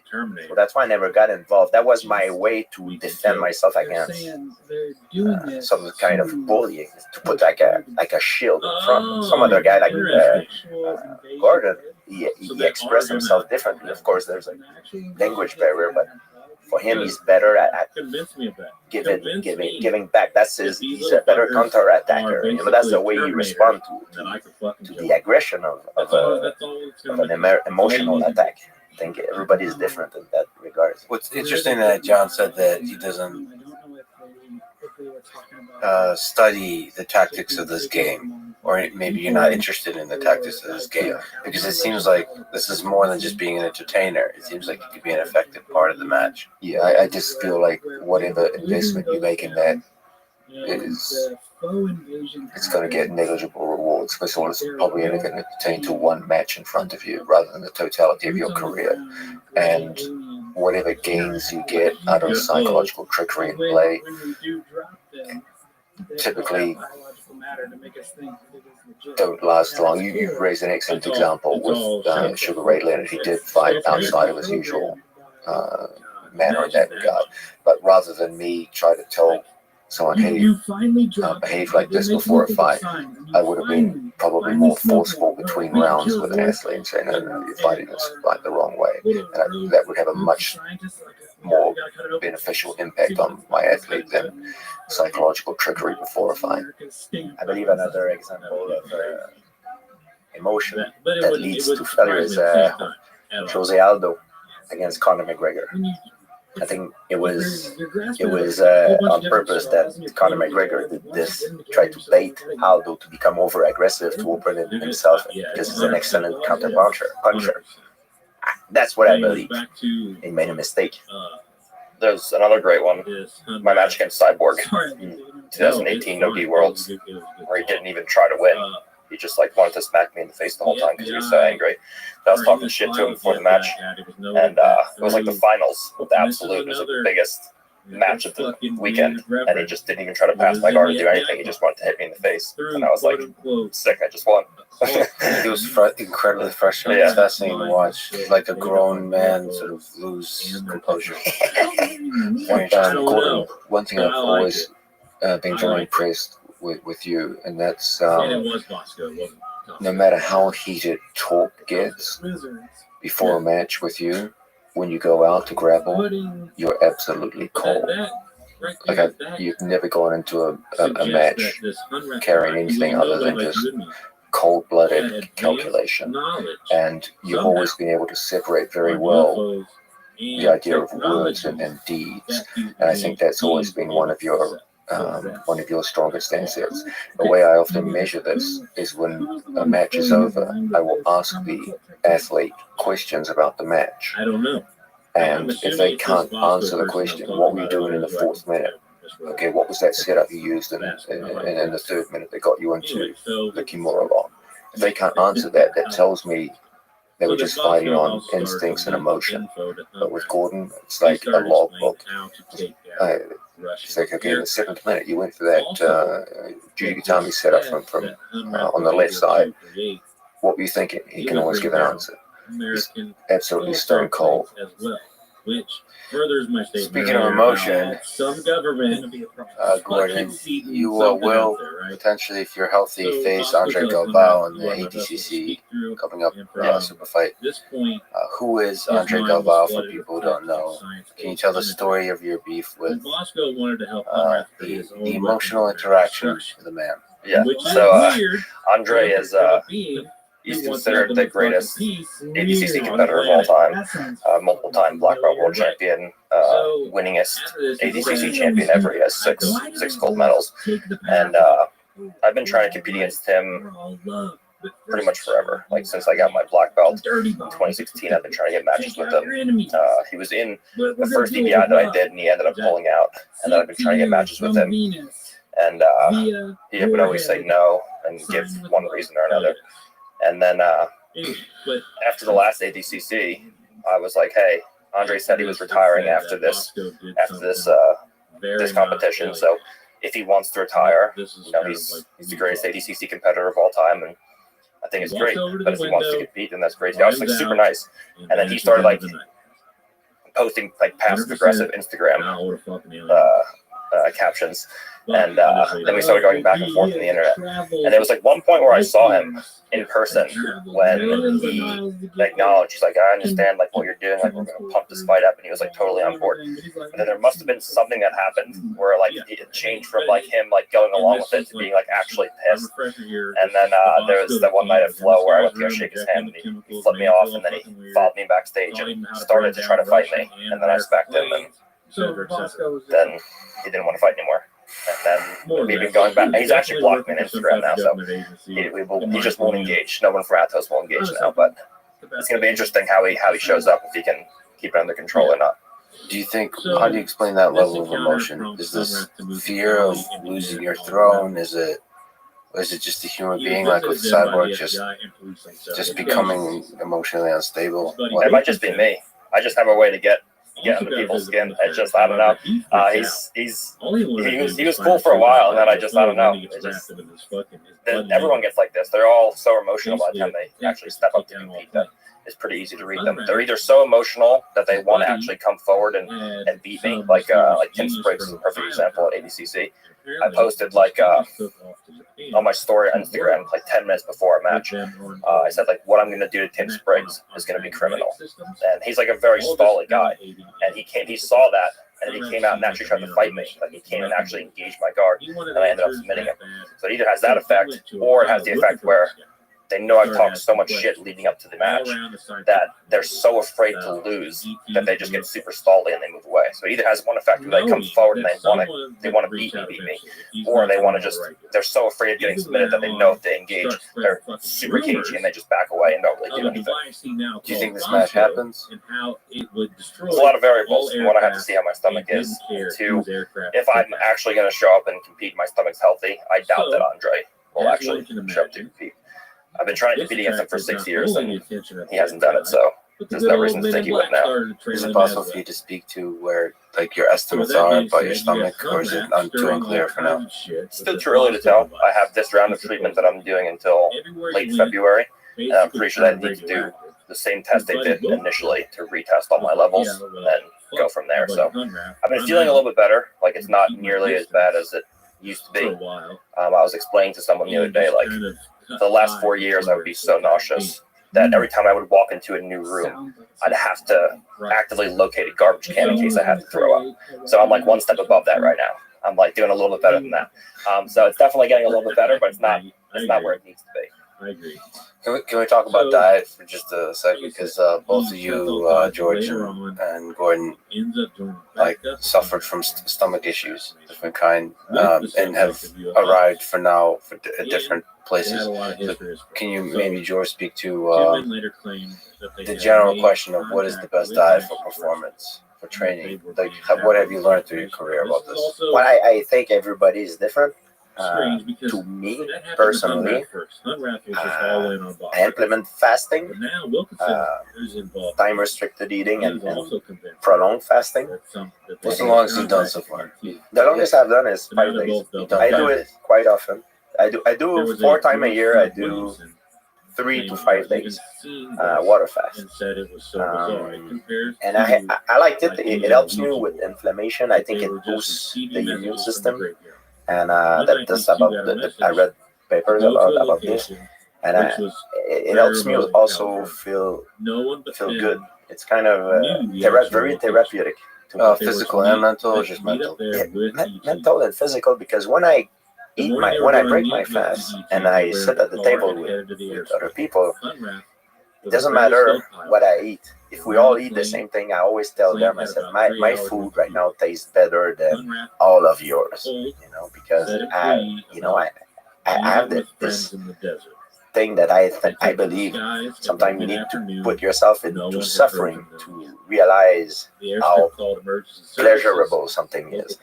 And I tend personally, like diet-wise, I eat whatever I want, whenever I want. I no longer have any problem with this.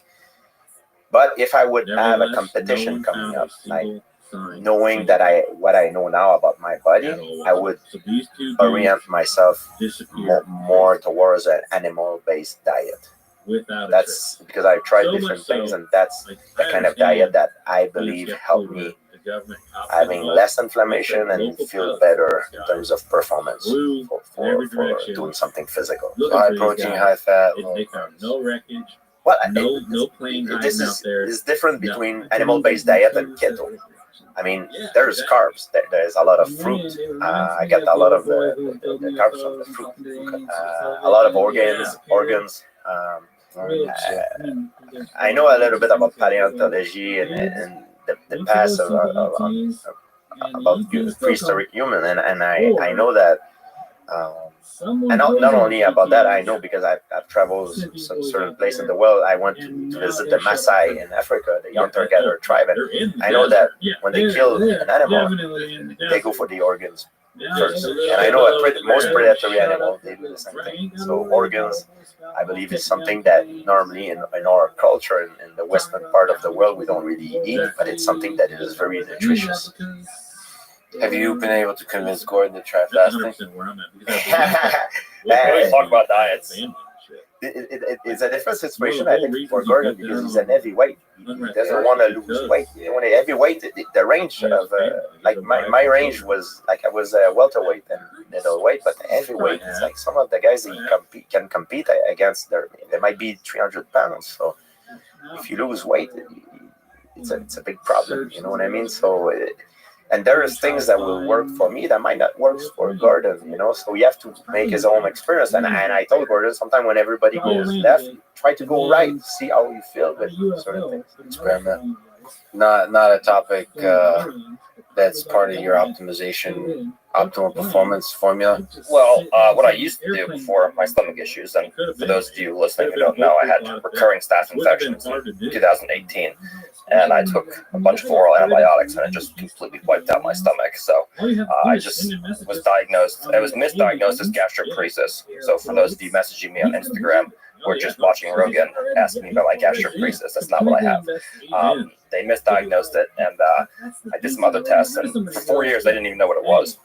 And then I got this. I went to this doctor in California who diagnosed me with H. pylori and then a fungal and a bacterial overgrowth in my small intestines. So the issues in the small intestines. So what I used to do was I used to do like seasons where I'd have a very clean season where I was competing and I would have a lower body weight, and I would do like an off season kind of like a bodybuilder where I would eat a lot more food and a little bit dirtier food, and I would have cheeseburgers and pizza at nighttime to have the extra calories. But now I can't eat those foods because they upset my stomach. So now I pretty much just try to eat whatever I can and maintain the weight the best I can, based on how my stomach feels. So right now it's like rice, chicken, eggs, fish, vegetables, fruits, and pretty much nothing else. Like anything hard to digest, anything spicy, red meat, fast food, all that's hard for me. Which sucks because in All Texas, the best things. Yeah, barbecue. and I mean, this diet is really important for you, John. I can tell. Like, is that something you think about for athletes at all? Or again, this is part of the. No, I've to be honest with you, I've never seen any measurable improvement in sports performance in jiu-jitsu by change of diet. I do believe that diet is important for longevity in human beings, and I do think it makes a difference, especially once you get past the age of 40. With regards to longevity, for older athletes, I do believe it makes some difference. But my observation is in athletes and in their youth and working up into their prime, I've seen athletes have the worst diets. God bless Travis Stevens, but that guy won an Olympic silver medal basically on McDonald's and candy. Yeah. George St. Pierre, for 80% of your career, you were powered by McDonald's and Coca-Cola. Fettuccine Alfredo, that was my meal of choice before a championship fight. Gordon, for him, his youth was just Five Guys hamburgers. Gary Tonin, same thing. I've worked with Japanese judo players who smoked a pack of cigarettes a day and won Olympic gold medals. I've worked with Russian wrestlers who just ate whatever was put in front of them, and their athletic performance was outstanding. I've worked with other guys who did have what would be considered a very clean diet, and their performance was no better than anyone else on the mat. So I've never seen someone say, okay, I changed my diet, and because of that, there was a measurable improvement in sports performance. Another way to phrase it, though, is I have noticed with a lot of elite athletes, what they eat, they begin to believe that either is not a hindrance or it's actually good. Like Travis Stevens is an example of somebody who eats shitty because he believes it's like a power, because whatever he's traveling across the world, he can't rely on healthy, good food to be there. So I'm going to eat shitty so that like my body knows how to perform under whatever Skittles or whatever. Everywhere's got McDonald's. Everywhere's got McDonald's. So that makes like, and they've convinced themselves. And you talk about Russian athletes, a lot of them have very strong beliefs about like this, a particular food being good for them. But there's no agreement among them. Exactly, no agreement. Yeah. So belief is more important than the actual diet. Yeah. If I can, after after a night out, when you're hangover, I think the best thing, and I'm saying this in all sincerity, I think the best thing to eat to me, it was like a cheeseburgers with, we call that a poutine back home. Because it's very fat, it's greasy. So the next day, when you wake up, I think you feel better because it absorbed the alcohol. There you go, 100%. My mom told me the same story once, and then I tried. I was hungover for some party, and I woke up. I was like probably 19 or 20. I woke up, and my mom was like, "Yeah, just have a cheeseburger. Go eat something greasy." And I did, and I was like, "Oh, I feel kind of better now." I do not know the science, the exact science behind it, but I always notice, and I don't know if it's placebo. But I always notice that if I party hard and I've been drinking a lot, if I don't eat before I go into bed, if I don't eat shitty food, the next day I will wake up and feel worse than if I eat shitty food. I feel better. I know it sounds crazy. I don't know why, but it works for me. Yeah, but it's also hard to do science on extreme performers. So the discussions we're having is amongst the very elite. This might not apply to a general recreational athlete, but for the elite, I've just seen champions in every kind of combat sport, and I've never seen a correlation between dietary habit and performance in people under the age of 30.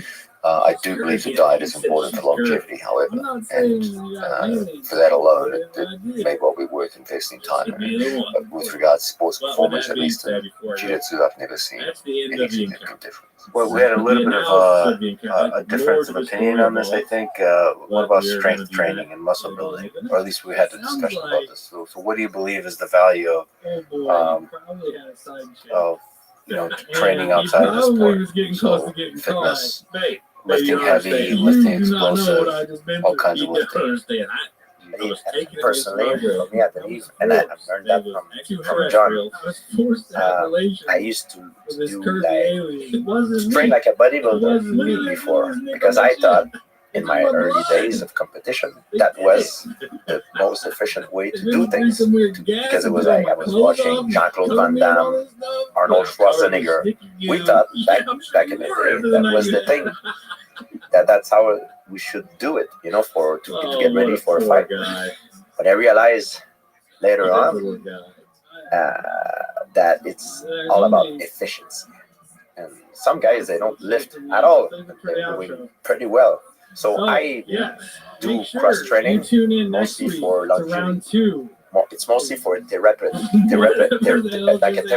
It's more therapeutic than for performance. It's to keep my body healthy, to do certain movements that are different than what I do every day in the gym in combat sport. To keep me healthy and athletic. So all the interesting movement stuff that you've done outside the sport, that was for therapeutic? Mostly therapeutic. I think it could transcend to performance, but it's mostly therapeutic. I do not believe that squatting 5 plates or bench pressing 3 plates will make me a better fighter. I do not. I believe actually it could hurt me more. It could damage me more than benefit me. So when somebody who on Instagram posts a lot of pictures of you being shredded, huge, what's the value of strength? So I do like a combination of John got us big into like gymnastic type movements, like toe to bar and muscle ups and things like that when we were young. Like toe to bar, because that's like the exact motion you have to do when you're retaining guard beneath the chest. So I do a lot of that stuff in combination with, I do a lot of, opposite of George, I do a lot of bodybuilding workouts where I do like a basic split, like a chest and triceps, back and biceps day. And my idea is that weightlifting should always be a supplement to jiu-jitsu. So you shouldn't be missing a jiu-jitsu session to lift weights. So I do probably train jiu-jitsu every day, and I lift 3 to 4 times a week. I feel like lifting 7 days a week is too much. The lifting takes a lot of energy. I do like hard lifts like that.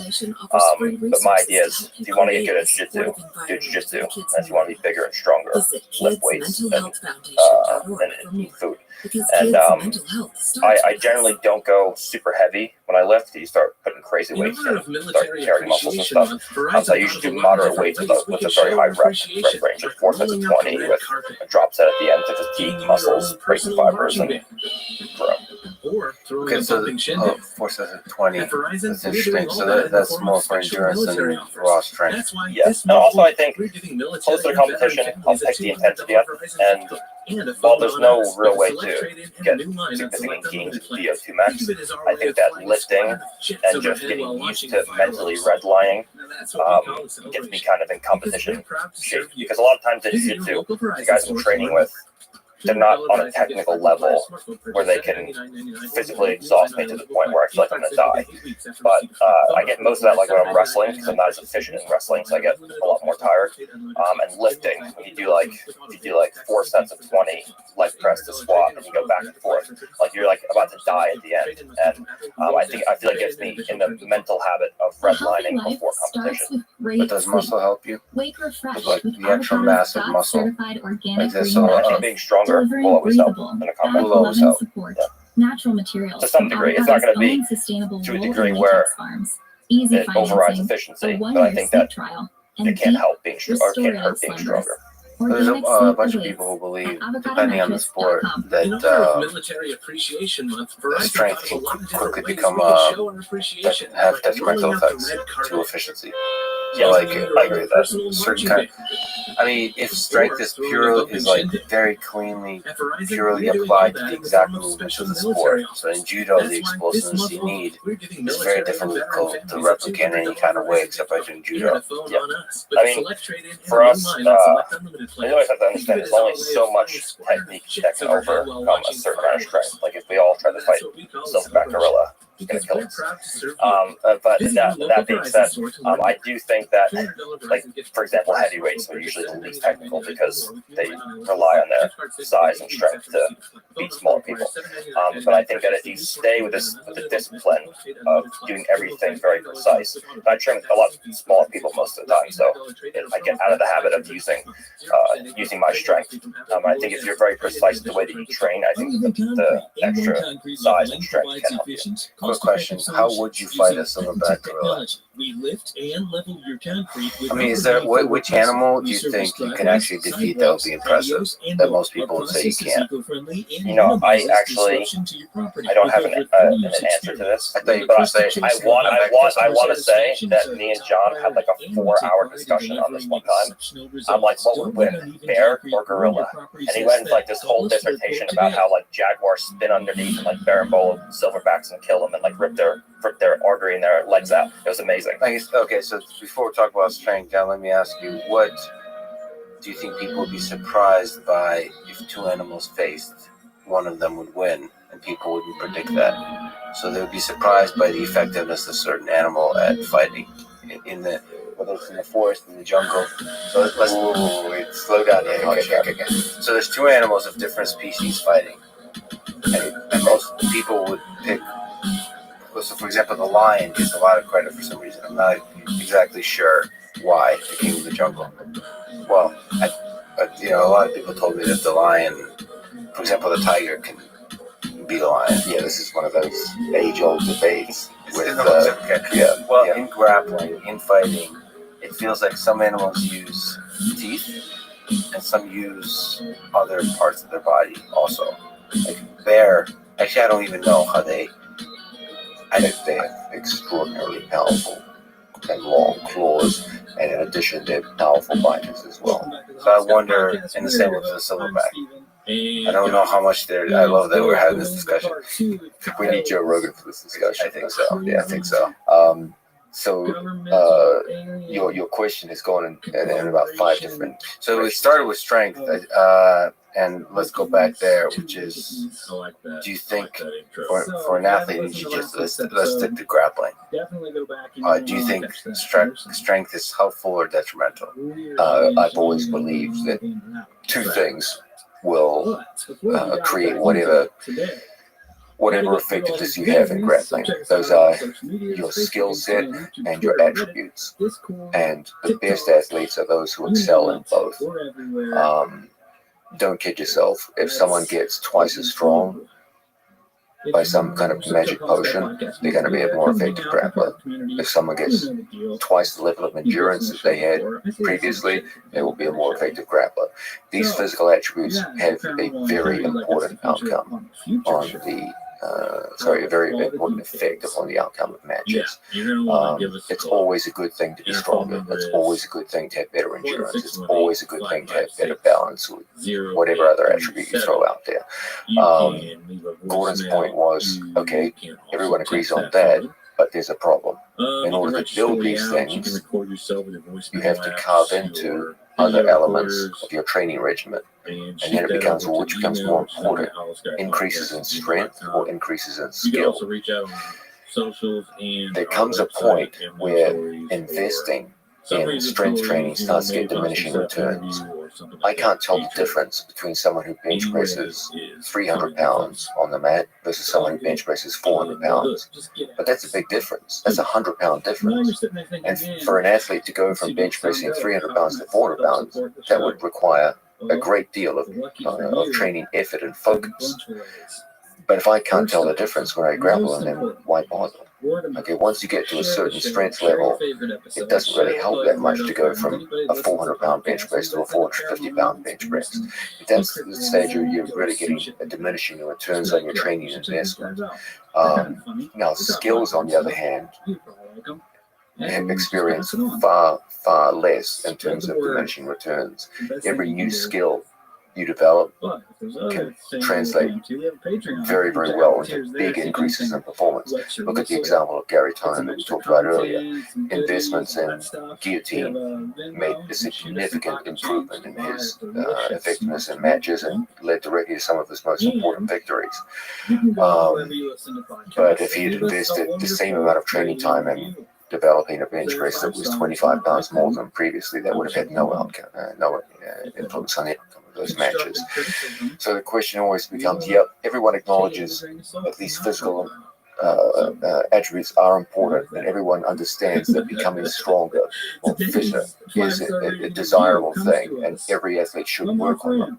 The interesting question becomes, okay, at what point do you start to say, I'm not going to be helped by further increases in strength training or endurance training? And my point with my athletes is, in the overwhelming majority of cases, if there's any kind of doubt, invest more heavily in skill training than attribute training, especially once you get to a certain level on the attributes. But the interesting thing that I think you should account for with strength training is just leave us some cool words. there's Instagram, And I'll repeat the cool words on the show. there's the world. It seems to be more fun to build muscle mass. From there, we're going It's like an addiction people have. There's also economic elements too. Like most people, I hate to say this, but it's true.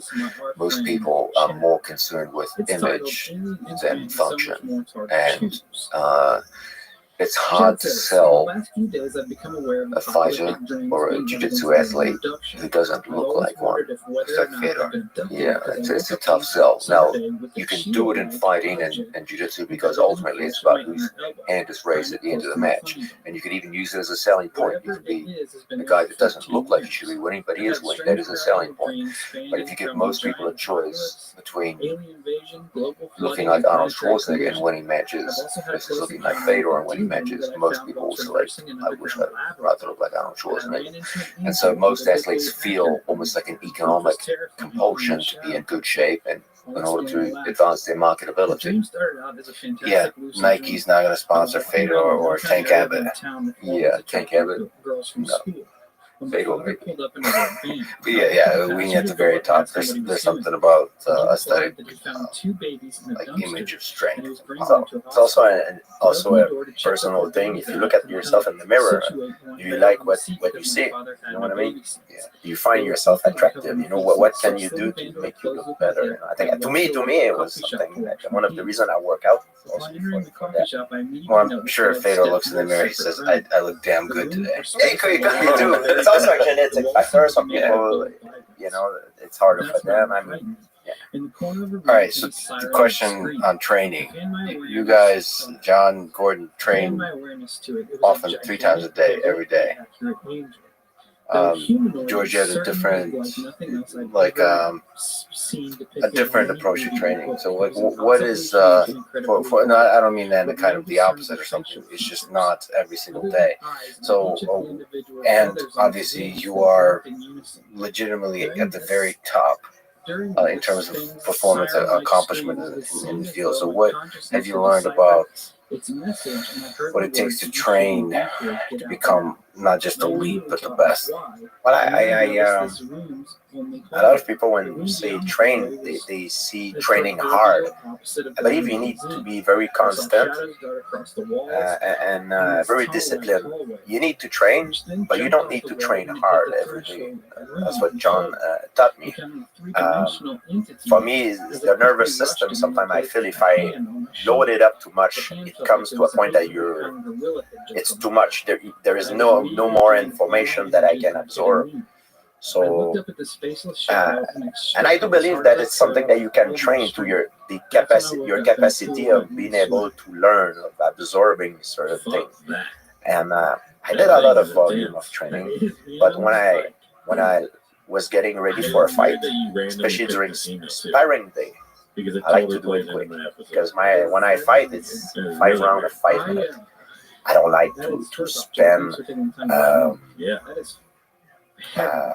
an hour or 2 hours in a gym because I need to know how hard I can be going for 25 minutes. You know, not for 2 hours, for 25 minutes. And my last fight, John and I, we were thinking of how could we make me more of a better finisher, more opportunist.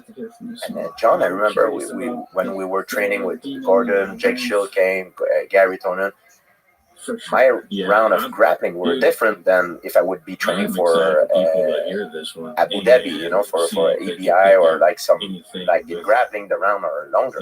But in a mixed martial arts fight, it's very rare that you're gonna spend more than 4 minutes or 4 minutes and a half on the ground. It's very unlikely. I mean, it can happen. But so, do you remember we did the round 3 minutes? We did all the round I was doing were 3-minute round. So it gives a different rhythm to the training. It forced me to be more opportunist, to be more of a finisher, because I had only 3 minutes to do what I needed to do. So if I see something, I need to go for the kill right away. I cannot be too over patient. You know what I mean? And it served me well in my last fight, and I think that's a good blueprint to follow when you're a mixed martial art fighter. The result was great, and I think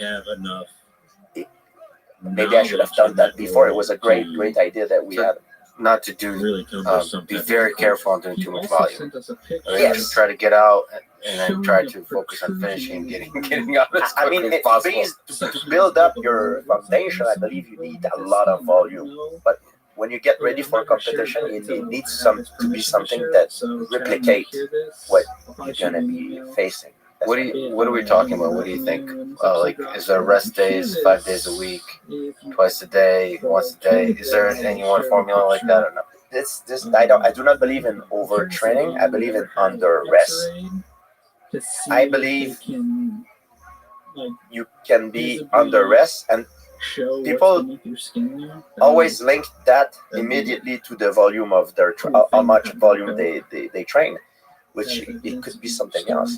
How are you feeling emotionally? Are you having problems, personal problems? You have a hard time sleeping because you have like someone died, or I don't know, like you hold money, you're broke, or what? Like, you know what I mean? It could be anything.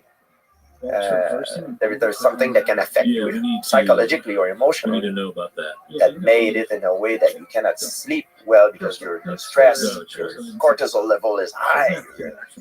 You know what I mean? All these factors need to be taken in consideration. It's not only about the volume of training. People always think the volume of the training is the only thing that can affect recuperation, which is not. Yeah, you have to minimize the amount of stress from all kinds of factors. It's a very stressful job to be a professional combat athlete, whether you're a grappler, a boxer, a kickboxer, a fighter, and you need to be taking as into account. Is it more or less stressful than marriage? Just kidding. Next question. So I don't know how to ask this question, given what George just said, but you're training 3 times a day and finishing. And what have you learned about what brings out the best in you as the elite level grappler? So over the recent years, I've actually changed it up a little bit. When I was coming up through from white to black belt, I felt that the volume was the most important. So it would be anywhere from like 3 to 7 sessions a day, going from school to school, from New York to New Jersey. And I think the volume was very important to build the skills, where I just didn't know how to move my body at purple belt the way that I should. So I think that building the skills is super important. I think that early on, volume is very important. Now that I already have the skills built, I think that acquiring more knowledge is the most important. So I find that if I do so many sessions a day, if I do 3 sessions a day, I feel sometimes by the 3rd session, I'm just like so mentally, like there's so much information that's went through my head the first 2 sessions that I feel like I'm not even there mentally on the 3rd session. So I feel like doing less volume now, but having more mental clarity per session is more important because I already have the foundational skills acquired. So a lot of your training is almost like just thinking, like learning. A lot of it, yeah. So I'll do like, I mean, our schedule's been messed up since the pandemic because Tenzo's got shut down and they were using a French gym in Puerto Rico, and now we're using a French gym in Austin. But once we have our own school, we'll have a set up schedule where I can pretty much just be there all day long. Right now I do like a lifting session in the morning, and then I'll come in and help teach at Henzo's. So I'm there mentally, I'm seeing what's going on, and I'm playing around with ideas in my head, and then I'm there physically and very sharp mentally for the competition class during the 1 p.m. session, and then after that I'll go home, I'll rest and get ready for the next day. What have you learned on seeing all these different athletes? Is there a universal rule that applies, or is it athlete specific? First, one thing that needs to be addressed is that George and Gordon play very different sports with very different athletic demands. Gordon can be in matches that range from anywhere from 6 minutes to literally hours long. As a result, the overall pacing and intensity of matches is massively different. Most obviously, there is no striking in Gordon's sport. Striking by its very nature is a much more explosive physical action than grappling is. Grappling is primarily an isometric kind of sport based around isometric tension and endurance. George's sport does feature a significant amount of isometric tension, but the majority of it is based around explosion. So the physical demands of the 2 sports are radically different. In addition, the time of application is radically different. George raised a very interesting point. His matches seem long, 25 minutes for a championship match. But always understand that a mixed martial arts fight at championship level, if it goes the distance, is really 5-minute matches. Each round is a match in itself, and that's exactly how you're scored. You're scored by who wins the most matches over 5 matches. As a result, the application of the techniques, especially the grappling techniques, has to be done at a certain pace. As George pointed out, realistically, the maximum application time you're going to get in most situations is somewhere between 15 seconds and 3 minutes. Even for a specialized grappler like Damian Maya, there's still a significant part of each round spent in setup time to actually get the match to the ground. It's very likely that at some point your opponent will stand up out of grappling and you have to reinitiate the entire process again. So that even for specialized grapplers, you might be spending only 3 minutes out of a 5-minute round on the ground. And as a result, you got to get your work done in a very short time frame. Gordon Ryan once it goes to the ground, and it can go to the ground because he chooses to sit to the ground, may spend the entire match in ground positions. As a result, the matches have completely different pacing and completely different physical demands, and the preparation that the two athletes go through will reflect that. If George St. Pierre, in training for mixed martial arts, becomes fatigued to a point where he's no longer physically effective and able to defend himself, the consequences for that in MMA training can be very deep indeed. Okay, if you make a mistake in mixed martial arts because you're fatigued and tired, and you take a full power roundhouse kick to the head, that's some deep consequences. A grappler doesn't have to face that. You can be completely exhausted in grappling and just sit in the bottom of the mountain, just practice just survival skills. We just don't get submitted from bottom out, and that can still be an effective training session. Complete and utter physical breakdown of fatigue can end an athlete's career in mixed martial arts. The consequences of training through fatigue in MMA are potentially very deep and very disturbing. The consequences of training through complete physical exhaustion and grappling aren't really that severe. Okay, you just tap. Whenever there's a problem, just tap. And so they're very, very different sports in the way you prepare for them. And a grappling athlete like Gordon Ryan, we can take many more liberties with physical exhaustion and the amount of hours a day you spend in training than you could with a mixed martial arts athlete. It would actually be a benefit, exhaustion, as a framework of learning. So, like, from a place of exhaustion, is there any benefit that you said being at the bottom of the mountain, sort of understanding jiu-jitsu and grappling somehow deeper because you're physically absolutely. Because then the only thing you have left in your favor is your technique, and then you'll see how technical you are. In addition, you'll get to explore realms inside your mind that we don't spend a lot of time in. And you'll learn a lot about yourself and your ability to endure, which will have potentially great benefits in similar situations and matches. Yeah, there's, I mean, for me, for a recreational person, getting exhaustion allows you the great benefit to experience what it feels like to really get dominated at an even greater frequency than you otherwise would. And there's something there. There's some animalistic thing that's very unpleasant. And then afterwards, it takes you to a place of like humility, and it forces you to rethink life in positive ways. There's something about dominance. If you get dominated a few times, you can rationalize it somehow. You say, okay, well, I screwed this up. But when you're exhausted and you have to do like 30 minutes or 40 minutes or an hour of just being dominated over and over and over, being submitted, I don't know, it's a very good process for other avenues of life, I find.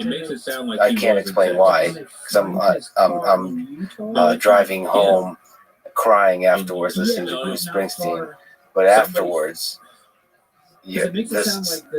afterwards somehow you can think clearer, you can see clear about what is the right path through life in all walks of life, like relationships, work, but also grappling. Actually, the grappling is the hardest one to see what you have to do. It clarifies other avenues, the humility, it removes the bullshit. It's like we see the world through some kind of fog, and it just removes it, and now you can see things clearly. I don't know what that is. I think it's important, like you mentioned, push yourself, like sometimes to see how far you can go, because sometimes you can go further than what you think, and it can boost your confidence. You know, you can push yourself through a certain limit, and maybe you thought your limit was before that point, and you pushed through it. But John just mentioned, it's a risky thing to do in striking, because if you're exhausted, you're gonna get brain damage. Grappling, you tap if something wrong, but you can do it also with strength conditioning. I like to run track. I do it all the time, track and field. It helps me to know myself better. I think it's important. It's a good point. It's like the scrimmage wrestling rounds we do. It's like, if you stop moving, that you're going to get scored on. And in your mind, like, there's no mechanical reason why I should give up the score here. but you're so exhausted that you're like, oh man, this is terrible. If I stop moving, I'm a pussy. And if I don't stop moving, I'm gonna be twice as exhausted when we actually do stand up. So it's an interesting game you have to play inside your mind. It's your pride very often that Bernard keep stated you, that there keep you, was a special sharp, you intelligence know what I mean? that Because you just want to lay down and beat it since it would be because you're completely exhausted. You know?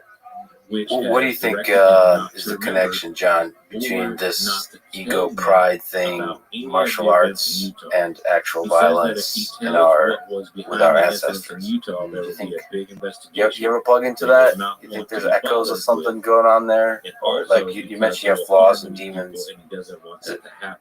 deep He in there states that somewhere? all Do you think began we're at struggling the with those age of demons? 3 years. Yeah, you'll need to Although patch up your he question will a little not bit, though. It's reveal going how or to several what different began, dimensions. Wow, stating that it was would provide not only am I as being to dominated, what you is just behind me all this. dominated interviewing. No, I'm not catching up that question. It's not about the scene where they're like, okay, now we interview you. Yeah, but you went down the evolution. Bob Lazar, what do you think? I mean, do you I don't mean just the line between what is martial arts and what is violence. I mean, there seems to be a gray area, and that connects us to the evolutionary ancestors. That's my opinion. I mean, I think there's a deep recognition in all of us that, and this is the evidence for this is so easy to see in daily life. Who have been abducted. If you're walking down the street and suddenly you hear a commotion, two people are fighting, who she is. you will see literally everyone on that street stop whatever they're doing so he can share and watch the fight. on her grandfather's case as a kid. Humans After her grandfather's are experience, fascinated the FBI called by violence, and said they were going to and be you've got to handing ask over yourself the case to why. another agency. And of course, it's A a few days recognition later, that couple guys for a in military significant part of our uniform evolutionary claiming history, that they violence were was one of the United most States Air Force important intelligence elements show in up and start human asking the right existence. questions. As much as we curse it, as Jennifer much said as these men had a we lot of knowledge talk of badly of abductions. it, They were very interested in the juxtaposition in the between missing humans' time her social grandfather had nature experienced. and their It was need said he for was each other missing to get upwards of along 8 and to hours. express love amongst They the also started various asking members of a given if he had community. any dreams, There are like being taken aboard disputes the between UFO humans that and can't be medical resolved, and experience. ultimately, Her grandfather throughout stated history, he violence did, has in fact, been have a the number few one weird method of dreams. The first was him conflict floating out resolution. of bed, then being taken to a For better small or for round room worse. And there's a brightly lit and recognition in smelled all of dirty us metal. that Also, this is vague where we memories come of three from. small beings And there's a floating reason into why eternity.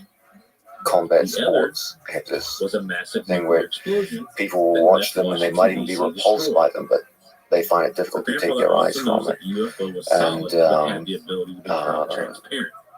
I which do sounds believe that exactly most like combat blood athletes carry that It gets sense even more interesting. of their, About a week later, her even if it's on a grandfather noticed subconscious level, he this was kind being of watched by belief someone that else. this The is who we NRB are. decided to start George paying used the very word close attention pride, to him. and I believe that's a They were big part of described it. I as believe pale-skinned, that with large hypnotic eyes. most The classic humans fedora have this hat and sense of black self-worth suit. and They had pride, the which they're ability to willing to control fight people's for. minds, And even make them if sick. it gets crossed by Jennifer someone said her else, they're willing grandfather to can recall stand. 3 times they showed up. Some people will stand First more was when early, he and some noticed a people can tall, be very pushed thin further back. man But everyone's dressed in a got that black suit line and trench coat. beyond which they won't be pushed. And there's some This kind man of was deep following him recognition down in the all of street. us that we have that Another was somewhere at the within TV us, repair shop no that matter her how hard grandfather we try to owned. bury it or what have The you. man walked And in that's and why I approached believe the there will counter, always be this said nothing, eternal but just interest gave in an combat insane grin sports. and turned around and left. The Now, last was when her I don't grandfather was believe that fishing most people today on the have nearby any kind bank. of respect for unrestricted violence or The last was when her non-consensual grandfather was violence. fishing. One of the I think most agents people, most good appeared people are repulsed on by that. a nearby bank. I'm He sure that just as appeared out of humanity nowhere, stared at improves him out for a into the little future, while, that will become and then more and more familiarly vanishes widespread. into thin air. But that's So not it to gets say even stranger. we can't The book exercise starts to these dive into old the evolutionary demons inside of us, and classic appearance and or the sudden sometimes there are appearance just of disputes these between mysterious different black people, different helicopters cultures, different that always nations, seem to where pop up. ultimately it's going to come to They have no markings. into a You can shoving see match, at and night, that will et cetera, et degenerate cetera. We've further into all heard violence. about There's them in always going to regards to be UFOs a and stuff like need that. for humans to be able to to express themselves through violent methods and to use physical force to get to their goals and objectives. Our need as humans is always to find a balance between the two forces of conflict and cooperation. We need cooperation because humans isolated from each other are more or less helpless and useless. In order to advance, human communities need to build and grow. And so that sense of cooperation occurs in most of our daily lives. But there will also be irresolvable conflicts where physical force has to be used to form a resolution. And so most human beings find themselves swinging like a pendulum between conflict and cooperation. And that is something which really gives birth, I think, to combat sports. Because, sorry, Well, I really have to ask you about this then. There's a guy in Harvard named Richard Brangham, and there's a lot of people that believe this. He wrote this book that basically there's a lot of people studying is what happened, how do we get from apes to humans? It's like, what was the magic thing? Right? A lot of people attribute it to fire and the ability to cook meat. There's a lot of different theories. So he actually, his theory, how do I describe this, is basically that the beta males won. That the apes that were able to cooperate. So the way you develop cooperation is that there's a big bad leader, that the alpha male, that you can only knock off their throne if you cooperate. And so we built big tribes that just excelled at cooperation by practicing the overthrowing the leader. And so, and anytime an alpha male would rise up, that we would develop our skill further and further of cooperation. And so we're all just beta males, the descendants of beta males. That's his kind of theory that cooperation is fundamental and it's so distinct to the rest of the neighboring animal kingdom.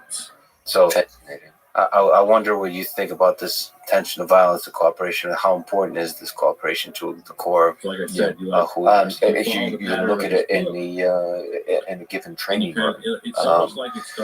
Jiu-jitsu and mixed martial arts is solo sports. A solo athlete steps into the cage or steps onto the mat.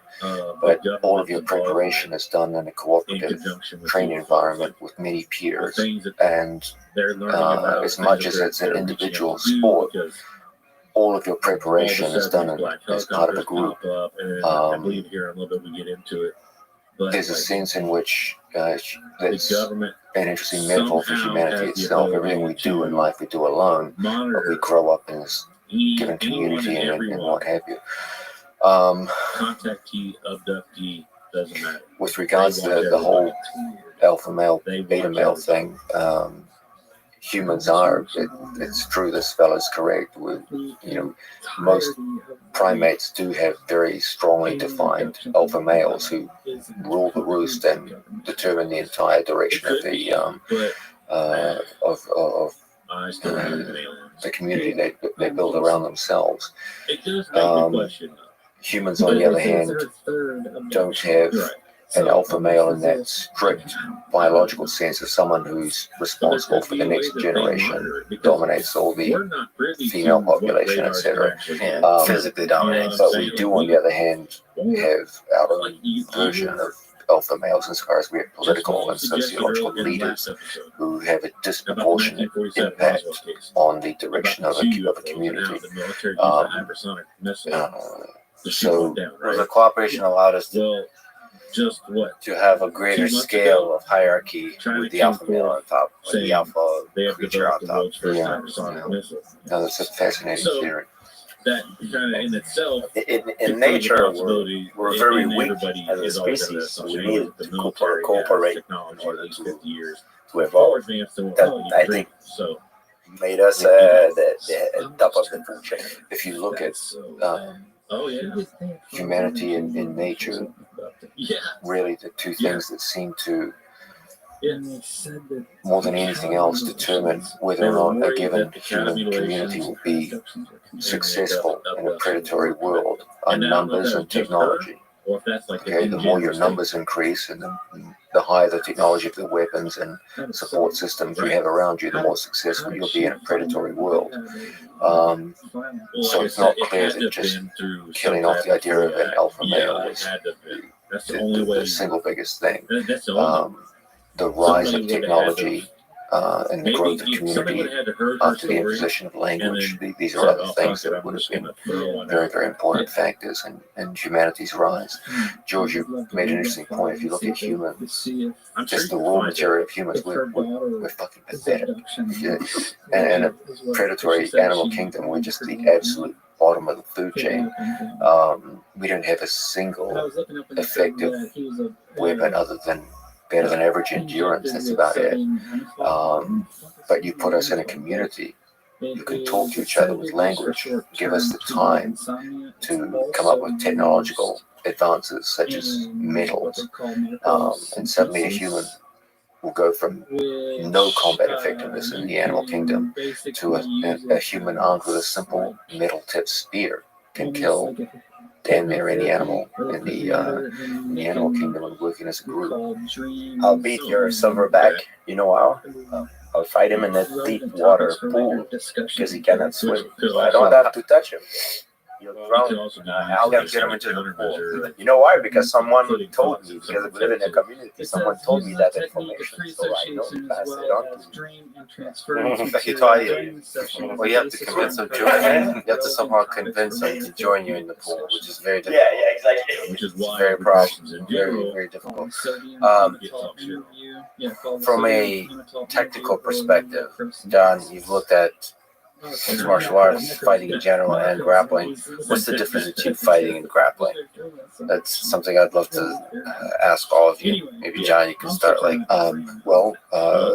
you talk about fighting, you mean unrestricted MMA type fighting. Yeah, it's funny you said unrestricted MMA type fighting. MMA type fighting. So there's street fighting. Yep. There's MMA fighting, and then there's grappling. It's really the sport of grappling. You're saying, okay, what's the difference between MMA and grappling? Yes. Okay.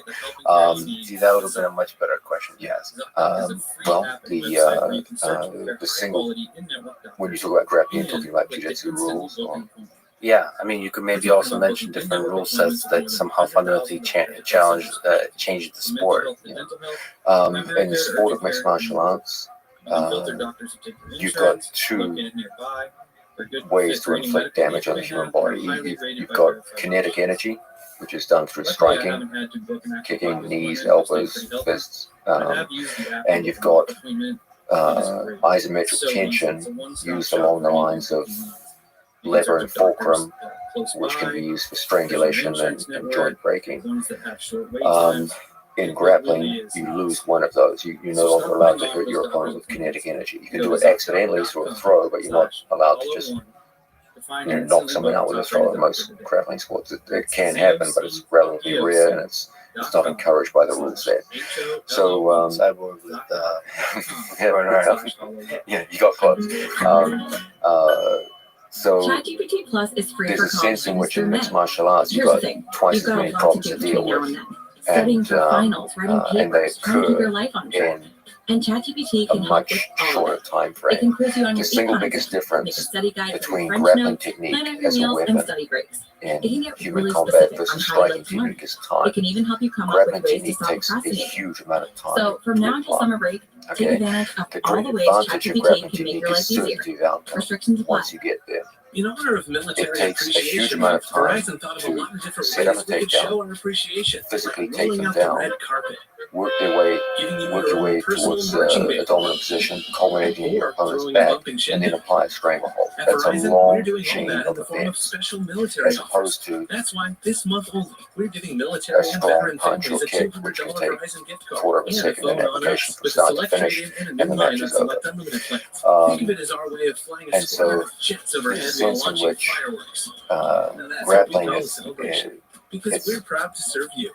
It's Visit your fighting local for the Verizon store to patient learn more. and the calculating, $200 Verizon gift card requires whereas smartphone purchase striking $799.99 is or much more Only for on eligible plan. Gift card in this 7 days short a week. time frame where everything gets done in the blink of an eye.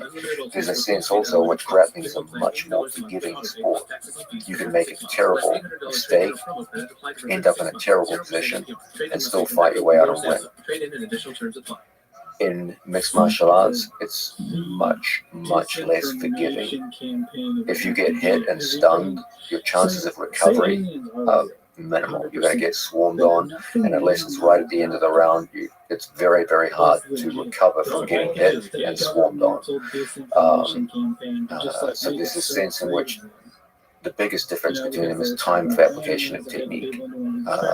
In mixed martial arts, it's incredibly unforgiving in terms of time. Even the smallest error can have the deepest consequences. In grappling, you can make massive errors and still come back and win. Grappling will typically be won in a much higher percentage case by the more skilled and conditioned grappler, whereas there is much more of what they call punches in mixed martial arts, where there's a much higher likelihood of a lesser athlete defeating a greater athlete in MMA than there is in grappling, simply because of time of application of the techniques. Even the smallest period of inattention in MMA, and the match is over. Gordon Ryan could fall asleep for 30 seconds, have his opponent mounted on and wake up and finish him 5 minutes later. It's not going to happen in MMA. Could be, yeah. Okay, so the stakes are much higher. You can do a lot of damage in a very small amount of time, and just the dynamic, temporal dynamics of how things happen. Everything you see will be a reflection of that. Then you go further into things like rule sets. In the sport of grappling, if Gordon Ryan comes out and sits down in the middle of the mat, his opponent must follow him to the ground and engage. In mixed martial arts, if you come to the center of the cage and sit down, the other guy can just walk away from you. They're completely oriented in different directions. Grappling is ground-centered. MMA is typically standing-centered. At the beginning of every round, you have to start standing again. If I disengage from a ground grappling situation, stand up and walk away from my opponent must follow me up to the feet. In grappling, it's the exact opposite. If I sit to the ground, my opponent must follow me to the ground. We're into the rules there. And so one is inherently ground-oriented and one is inherently standing-oriented. So it's more difficult to dictate what the fight happens in mixed martial arts. You have to be able to impose who the fight is, whereas in grappling, you just choose it. So, George, what is your sense of the difference in terms of how you approach it? Between the two sports, you also are a student of wrestling and grappling. So in preparing for fights, what parts of grappling purely the sport do you have to leave behind? They were taken there by the local police officer. I'm very lucky. I had the opportunity. I train with, I consider the best mentor trainer I ever had. Unmarked car. And I have some of the best grapplers that I can train with. They were there to help me through my career. The moment I said who I was. For my training, after passing through the gate, of course, because I do not dedicate as much time in one specific area, it's hard to be, a world-class athlete in only one particular area. I always, for me, like the idea to be more well-rounded, to be very competent in every of those areas, striking, grappling, takedowns, and all those areas, that being just very good at one and not as good at as others, because I like the idea that it gives me more option. When I fight someone, I can mold myself to become the perfect nemesis to that person better if I'm more well-rounded. If I do not have those well-rounded skills, I don't have that option. You have less tools to work with, less technology. What about you, Gordon? They were escorted to what do you think is very distinct about grappling? When we approach it versus fighting? I think most of it was covered, but I think that the one of the big things is the fact that when you're looking at MMA, you have a pretty general, agreed upon, and unified rule set. Where if you look at UFC versus Bellator, they have slight differences in the rules, maybe, But it's pretty much the same thing. Whereas in grappling, you have EBI rules, and you have ADCC rules, you have IBJJF rules, you have no time limit rules, and each rule set will play to the skills of different athletes. If you do ADCC rules, it generally is slightly biased towards wrestlers, where they can stall to the overtime and then hit a takedown in the overtime and not really do any jiu-jitsu, but they score a takedown, they're going to win. Whereas if you have like an EBI, for example, you have to finish the guy in regulation, or you start in a jiu-jitsu position with your back taken, or in an armbar. So I think that you have certain rule sets that play in the favor of certain athletes. And certain athletes can win in one rule set, but then they just have no chance of winning in the other. Like when I fought Yuri the first time in EBI, I beat him in EBI. The chances of me beating him on that night under an ADCC rule set were probably pretty low. When I fought Leandro Lowe under ADCC rule set, he beat me that day. The chances of him beating me in the same day in an EBI rule set were like next to zero. So I think it's interesting that in MMA you have one unified rule set, which have small differences, but they're all generally the same. And in jiu-jitsu you have a wide variety of different rule sets that have biases towards certain athlete skill sets. You mentioned Leandro Lowe. I got to ask you again about ADCC. You have lost very, very few times in your career. This is the same is true for George. And the only person who has ever submitted you is Felipe Pena. Black belt, yeah.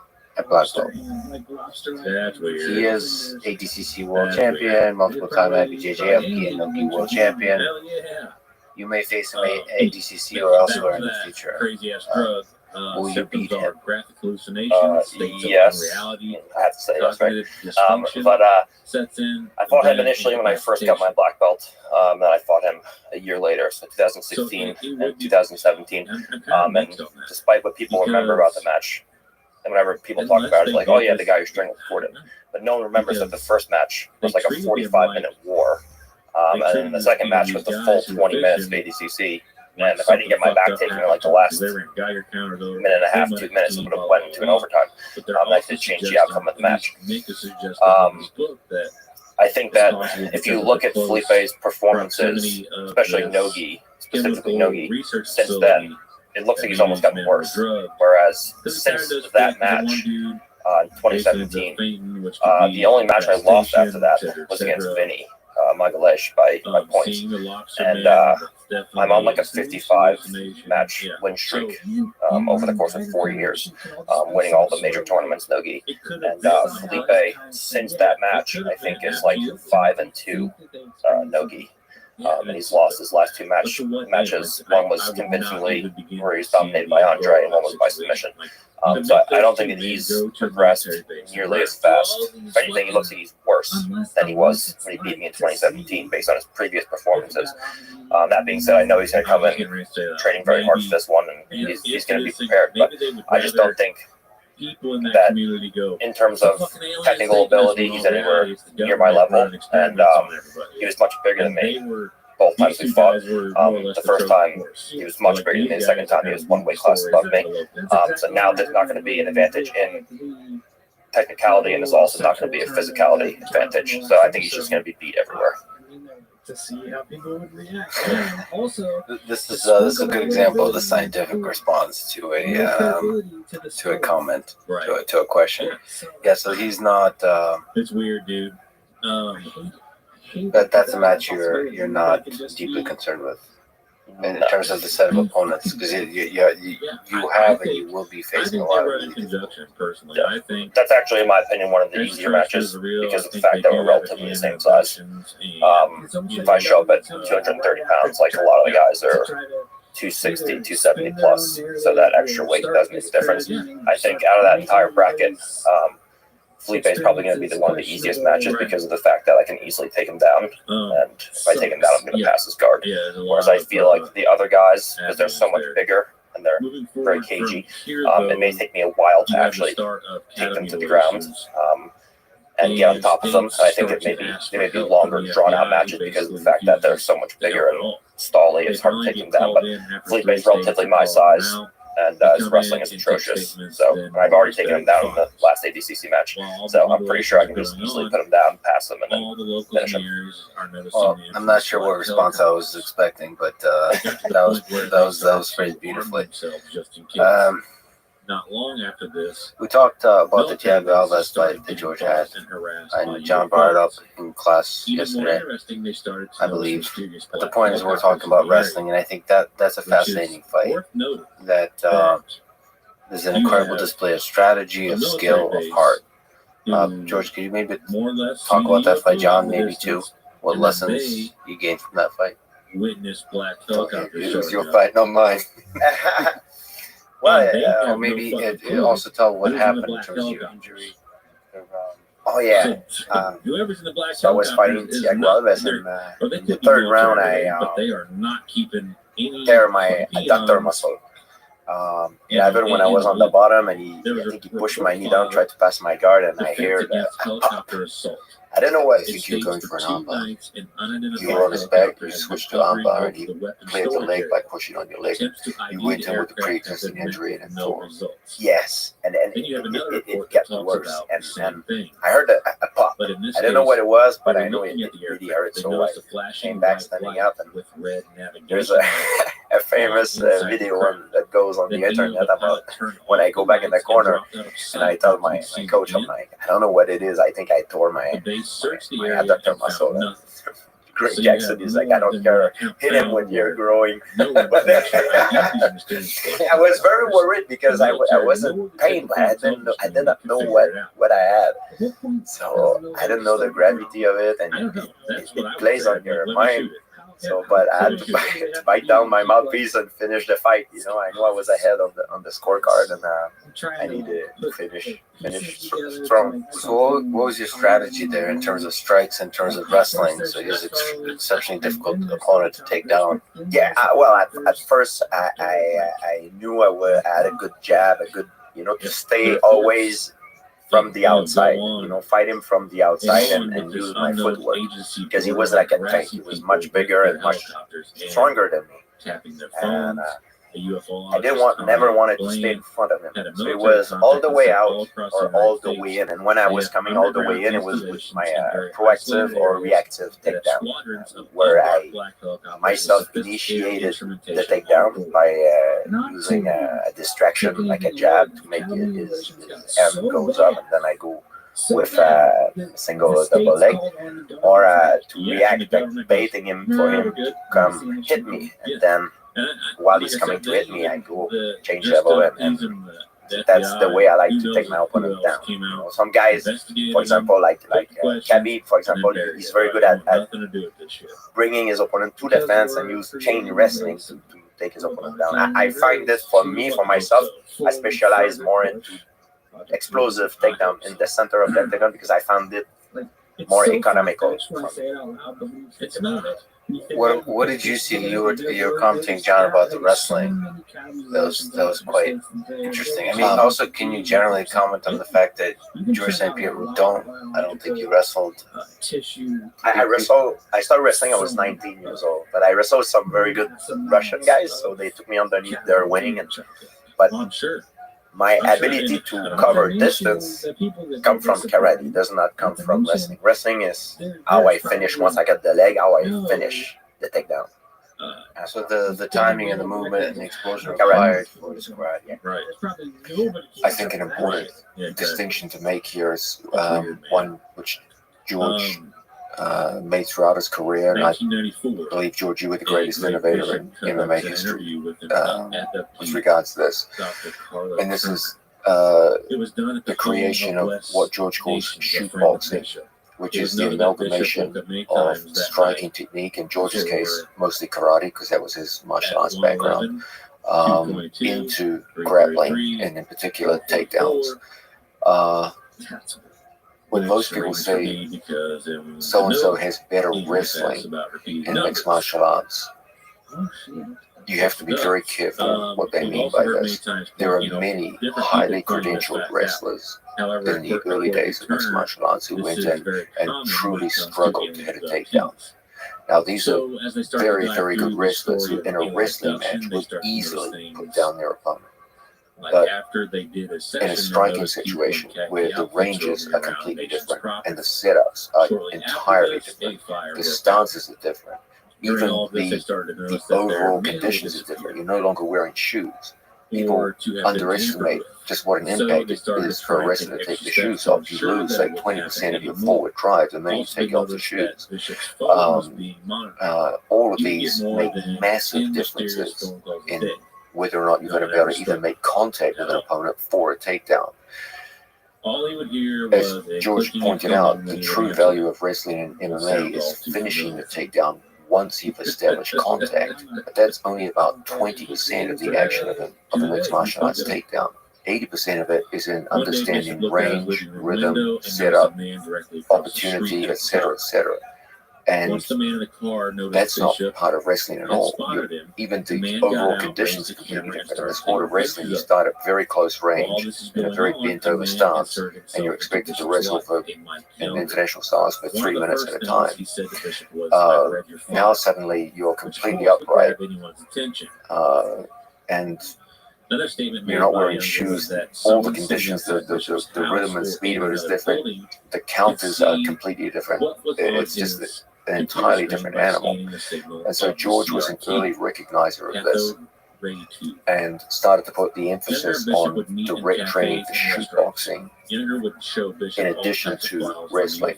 So he practiced with very good wrestlers in the Montreal Wrestling Club, just the sport of wrestling. And that's what made him very good at finishing takedowns.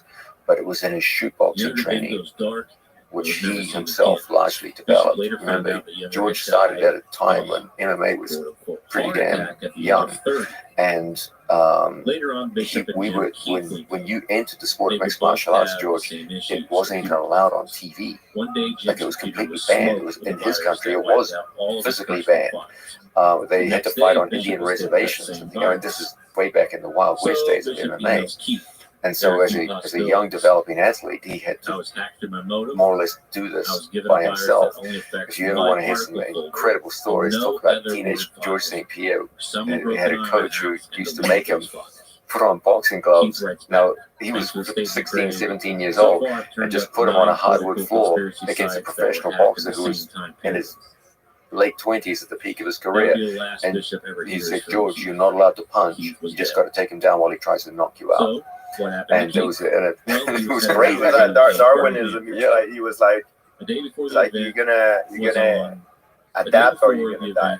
Literally. And he adapted. It could have been very bad, but it turns out to be great. But there's a sense here in which people think, what determines your takedown ability in MMA is your wrestling skill.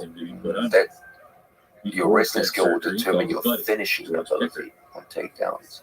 But there's so much more to it than that. Whenever people say, what are the broad elements that determine the outcome of a mixed martial arts fight? On the broadest possible level, I always give the same three things. The athlete who can dominate the pace of the match, the athlete who can dominate the direction of the match, and the athlete who can dominate the setups will win the vast majority of fights they're in. Those three things, the direction, the pace, and the setups. You dominate all three of those, you're going to win 90% of the matches you're in. George could always dominate the direction of the fight because he could stop the other guy taking him down, and he could impose his own takedowns at any point in a match. So whether it went to ground or whether it stayed standing, it was always up to him. George had the most sophisticated array of setups and takedowns that I've personally ever witnessed. The whole distinction between reactive and proactive takedowns came very early in George's career, and he excelled in both. Most people tend to favor one or the other. Most athletes have a very hard time imposing their setups on an opponent, and as a result, they have to use the cage as a crutch for their setups, where they just bully someone towards the cage and then put them down on the cage. George is one of the very few people who was equally good against the cage or in the open. He could do so in both proactive and reactive situations. The old man in black. And the scary thing is that as good as all of you saw him look in the octagon, anyone who knows George as a coach will tell you he was twice as good as that in the gym, where he would often go against people several weight divisions above himself. I could sit here all day, I won't name names, but I always laugh when people say, oh, this is the greatest pound-for-pound guy of all time. And I've personally seen George take that guy down and crush him in the gym, and I can't say anything because it's rude to talk about that in public because it's just training. But I've seen George go with people all the way up to light heavyweight, some of the greatest names in the history of the sport, put them down, advanced position on the ground and dominate them in training. It's what he did during that time. George, I got to say, I deeply admire many of the things I saw you do, not just in the octagon, but in training as well. The impact that you had on the degree to which takedowns were used in the sport was absolutely inspirational. That's why one of the reasons why I always say you're one of the only athlete I ever met who taught me more than I taught you, because you opened my eyes to a whole new world of shoot boxing, and how I grew up in a time when I was laughing before when you talked about Sugar Ray Leonard. I was a kid watching that match, and I grew up in a time where there was boxing and there was kickboxing, and then I came to American Idol and grappling, and this young man here was the innovator when it came to the integration of the two. Well, then I have to ask, because George sits here uncomfortably being complimented. If George St. Pierre and Khabib Nurmagomedov face each other in their prime, who wins? That's a very, very loaded question. How? Yeah. Like, what are the different trajectories you see? Oh, okay, how does each one win in your view? If one wins or the other one wins, what happens? Interestingly, they're actually very similar in size, despite the fact that George fought at welterweight and Khabib fought at lightweight. If you actually see them stand next to each other, they're of similar height. Khabib's actually a little more thick set. Yeah, he's actually heavier than you walking around. George walked around most of his career between 188 and 191 pounds. And so Khabib actually would, ironically, have a kind of size and strength advantage, despite being in the lighter weight division. That's been the general trend as MMA has grown, is that athletes will come further down in weight to make weight divisions. I believe that George has the best takedowns in history in the open, in the cage. Khabib his great strength was using the fence to facilitate takedowns. Khabib's other great strength was not only his ability to take people down, but to keep people down for extended periods of time. Both of them were powerful strikers on the ground and could do terrible damage to opponents on the floor. So they're both very similar in that regard. Khabib was mostly a puncher from the back. George was mostly an elbow from the front. But both of them could lay waste to opponents with strikes on the floor. Both of them were highly competent with submissions on the ground. They weren't submission specialists in the sense of someone like Gordon Ryan, but they were certainly no slouches with submission holds. Yeah, it's just a fascinating idea. So it's almost like who gets the first takedown? Yeah, I do believe that they could probably stand up on each other. I don't think either one of them would be able to hold the other down for a whole round. Both of them are notoriously difficult people to hold down. So I don't think that whoever won the first takedown wins the match. I don't think it's like that. I do believe that George would hold a decisive advantage in striking and distance management. The few times that Khabib did look shaky is when Khabib was either advancing forward menacingly, but when he had to fight moving backwards, there was a definite asymmetry between his ability to fight going forwards, which was very good, and his ability to fight going backwards, which was noticeably weaker. George would often fight both forwards and backwards. So the Thiago Alves fight, most of the standing time, was going backwards. Voluntarily signing That's up for these probably the single biggest difference between the two athletes in skill level would be in the standing position. On the ground, Khabib slight edge and takedowns on the fence, George slight edge and takedowns in the center. Ability to inflict damage on the floor, roughly equal. Ability to fight off the back, roughly equal. Ability to stand up from bottom, roughly equal. It's a very, very hard match. In terms of the biggest difference in skill level is going to be in the standing position. And so it would come down to that doesn't necessarily mean that Khabib would lose in the standing position. He might just push it to the fence and just use match tactics where he kept the fight on the fence for significant periods of time. And you can win rounds in that fashion. So it's a match that could go either way. Both of them are absolutely the best that you'll ever see. I've always believed the three greatest mixed martial artists I've ever seen in my life were George St. Pierre, Khabib Nurmagomedov, and John Jones. The three of them have some interesting similarities and differences. All three beat every single person they ever faced. I know John Jones officially has lost by DQ, but no one believes that was a loss.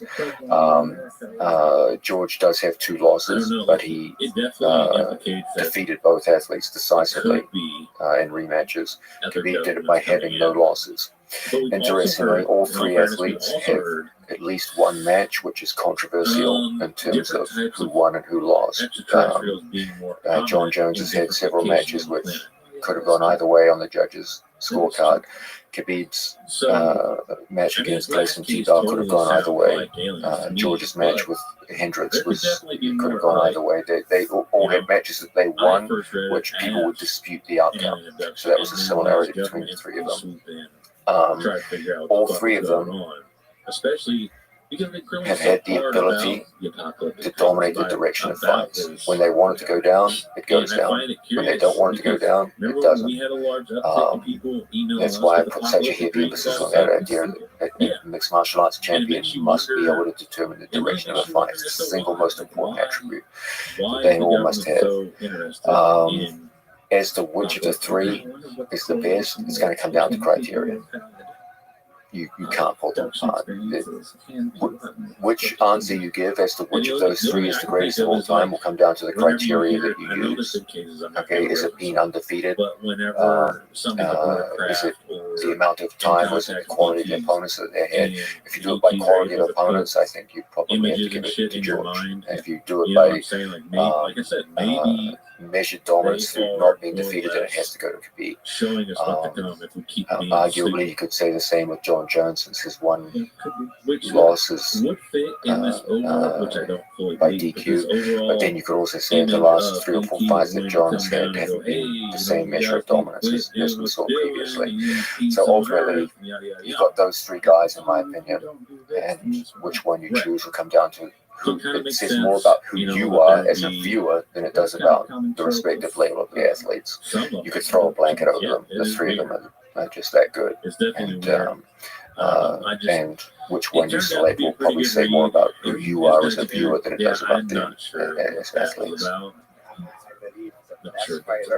The GOAT is not even born. But I don't know. It was pretty because cool. And then like the generation that is present benefits of a huge advantage.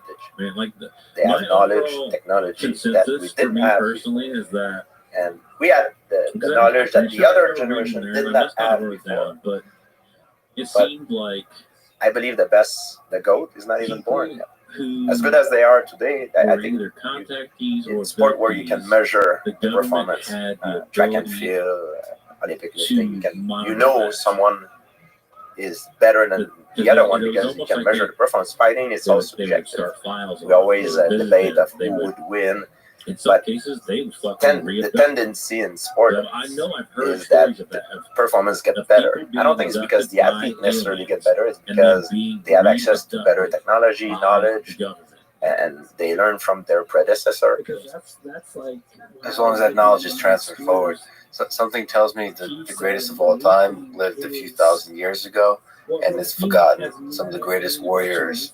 If you imagine the kind of grapplers, the history didn't record them. There could have been small tribes where they developed mini UFCs, and they've developed the kind of things.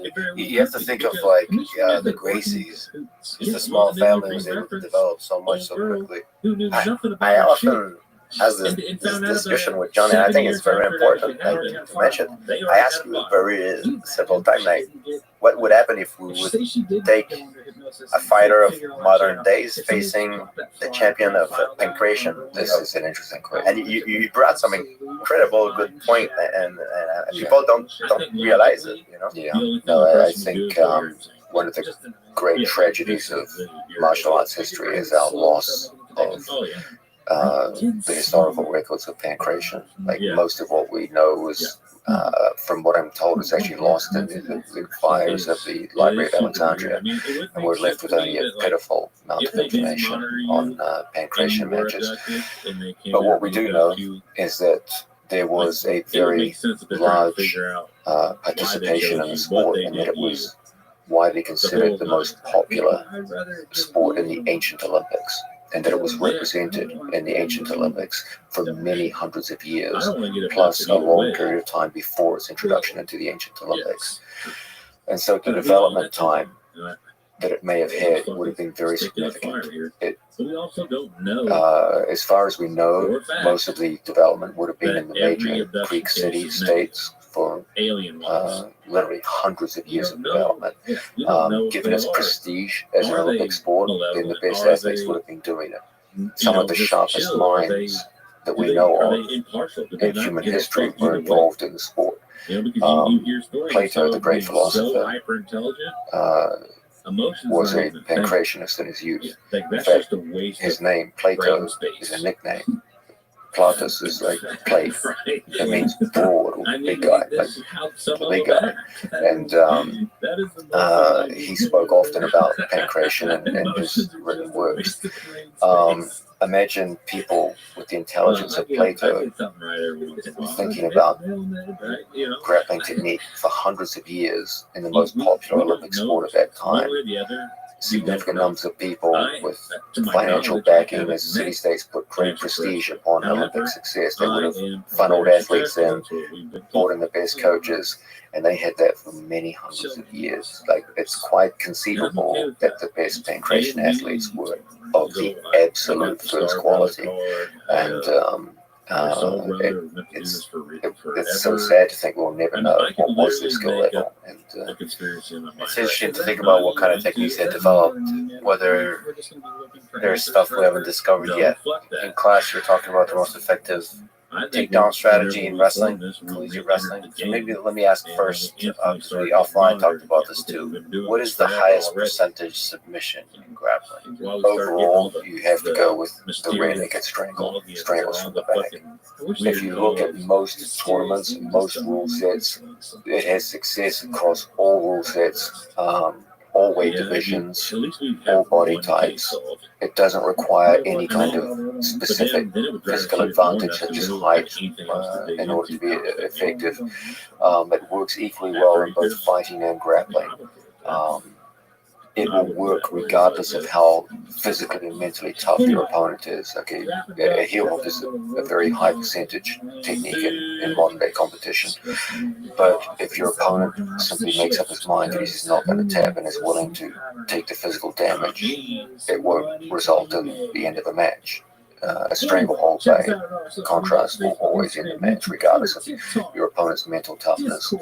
So I believe it's fair to say that at the end of the day, the single most high percentage method of submitting people in grappling is the rear naked strangle. So when you look at an athlete, maybe Gordon, you can speak to this. Like, what's the best? You mentioned Gary with the guillotine. What's the best submission to really invest in? Is it the rear naked choke? In honor of military to really invest in development, like understanding the entirety of the system that leads into that. I think that you have to do them all, obviously. But if I had like one submission that only one submission I could pick for the rest of my life, it would definitely be a rear naked. At Verizon, we're doing Can all you that in the form of special explain military maybe offers. some of the That's actual right, this technical month alone, details of we're why giving that's the military case? and veteran Well, families a as John $200 spoke about, Verizon gift card. they're different And joint follow on locks, us with a whereas select trade-in and a you new don't line on have to select unlimited tap. plans. You can just let your leg break and then keep going with your strangle. There's no there's none of that. And then it's just an inherent advantage you have being behind someone. Whereas if you go for an armbar, you start from top mount and you're facing the guy, then you put him down and you're not directly behind them. With leg locks, you're facing the guy. Whereas when you're on someone's back, you have them in a pin where you can your chest to back, you have a body triangle, and you're pinning the guy in place. He can't explode out. He can't grease his way out most of the time.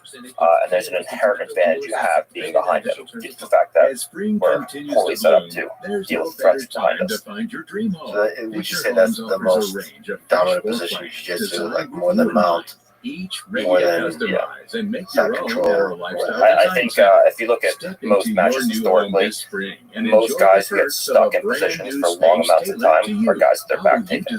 You get an explosive guy from bottom mount, he can bridge and he can off balance you and lock half guard maybe and then work back to guard. But someone locks a body triangle on your back, that's where you see most guys getting pinned in place for long amounts of time. Was the body triangle like a well-understood thing?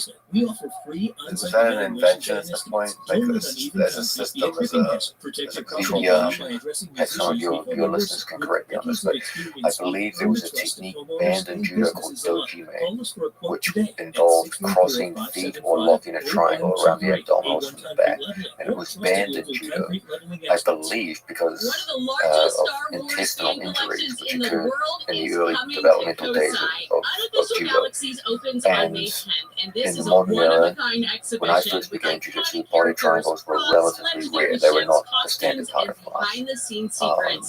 And sometime around the late 1990s, early 2000s, people started to realize, hey, this is a stronger method of control. It greatly increases the amount of control you have of your opponent's hips and torso over regular holds. It's not for all athletes. It's difficult for most people who are of shorter, thicker stature to employ on big people. If your opponent's very broadly built through the stomach, it's almost impossible to apply. And so, because it can't be applied by all people, it tends not to be taught much at beginner level.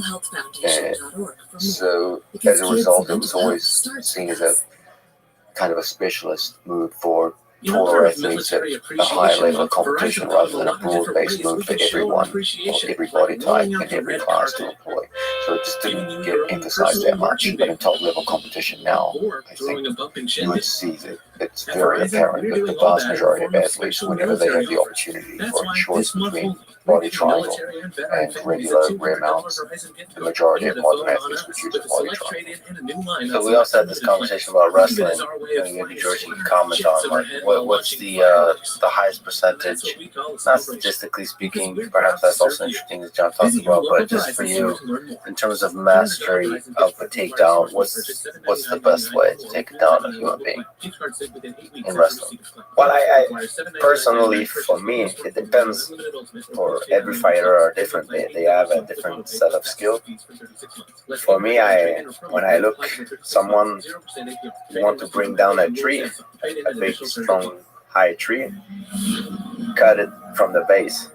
So the legs, that's what we stand on. So it was to attack the leg. But is it single leg, double leg? Is it, we talked about like, there's also the John Smith low single. Actually, I don't even know if that's applicable for jiu-jitsu at all. You can use it, but it runs into the problem with submission holds. You know, it's not impossible to use, but without shoes and in a situation where there's a whole plethora of submission holds and scoring, it's a little more difficult to use. It is interesting. Something being a high percentage in terms of effectiveness tells a story. You're saying that every athlete is different, but it's more effective for most people. I mean, it's interesting. It's interesting. What John talked about is that the highest percentage thing is actually in collegiate wrestling that he was talking about is on the defensive side. So blocking a takedown and spinning around to the back. So that's an interesting idea. And also there's all of these kind of going in for a single and then switching to a double, or wizard position and doing knee tap. Like there's all these kinds of combinations that seem to be effective when you look at the statistics. And it seems like there's maybe it's a scientific way of thinking, but it seems like there is some conclusion to be drawn there. Oh yeah, I believe you need to. The high percentage move, there's a reason why it works. I think it's made for a bigger amount of people. For example, one of my main athletic strengths is I'm an explosive person. So I use techniques that are explosive. If I get a single leg, one of my things I like to do is to go for the double, power double. But for someone else, for example, in a single leg position, maybe he likes like body throw better. He's more a Greco guy, or he's a judo guy. He's gonna go for something else. So, but there's moves that are, I would say, like you just mentioned, are universal. Like statistically speaking, they're the highest percentage move that works for pretty much everybody. Everybody pretty much can do an adaka jimmy. You know, it's very easy, but it's not everybody that can knock a triangle their legs. So those move like rear naked choke. Adaka jimmy is the highest percentage move because it's maybe more accessible. It's accessible for a bigger range of based on the physical characteristics of the people. Do you draw any wisdom from these high percentages, John, for like in terms of what to focus on? Yeah, absolutely. Jiu-jitsu has an ocean of moves, and you can get lost on that ocean. You can drift for a long period of time and end up with very little to show for it. So my whole thing is focus. We only live one lifetime, and your training lifetime is even shorter than your actual lifetime. So in that time, I will die on the mat. That's true saying.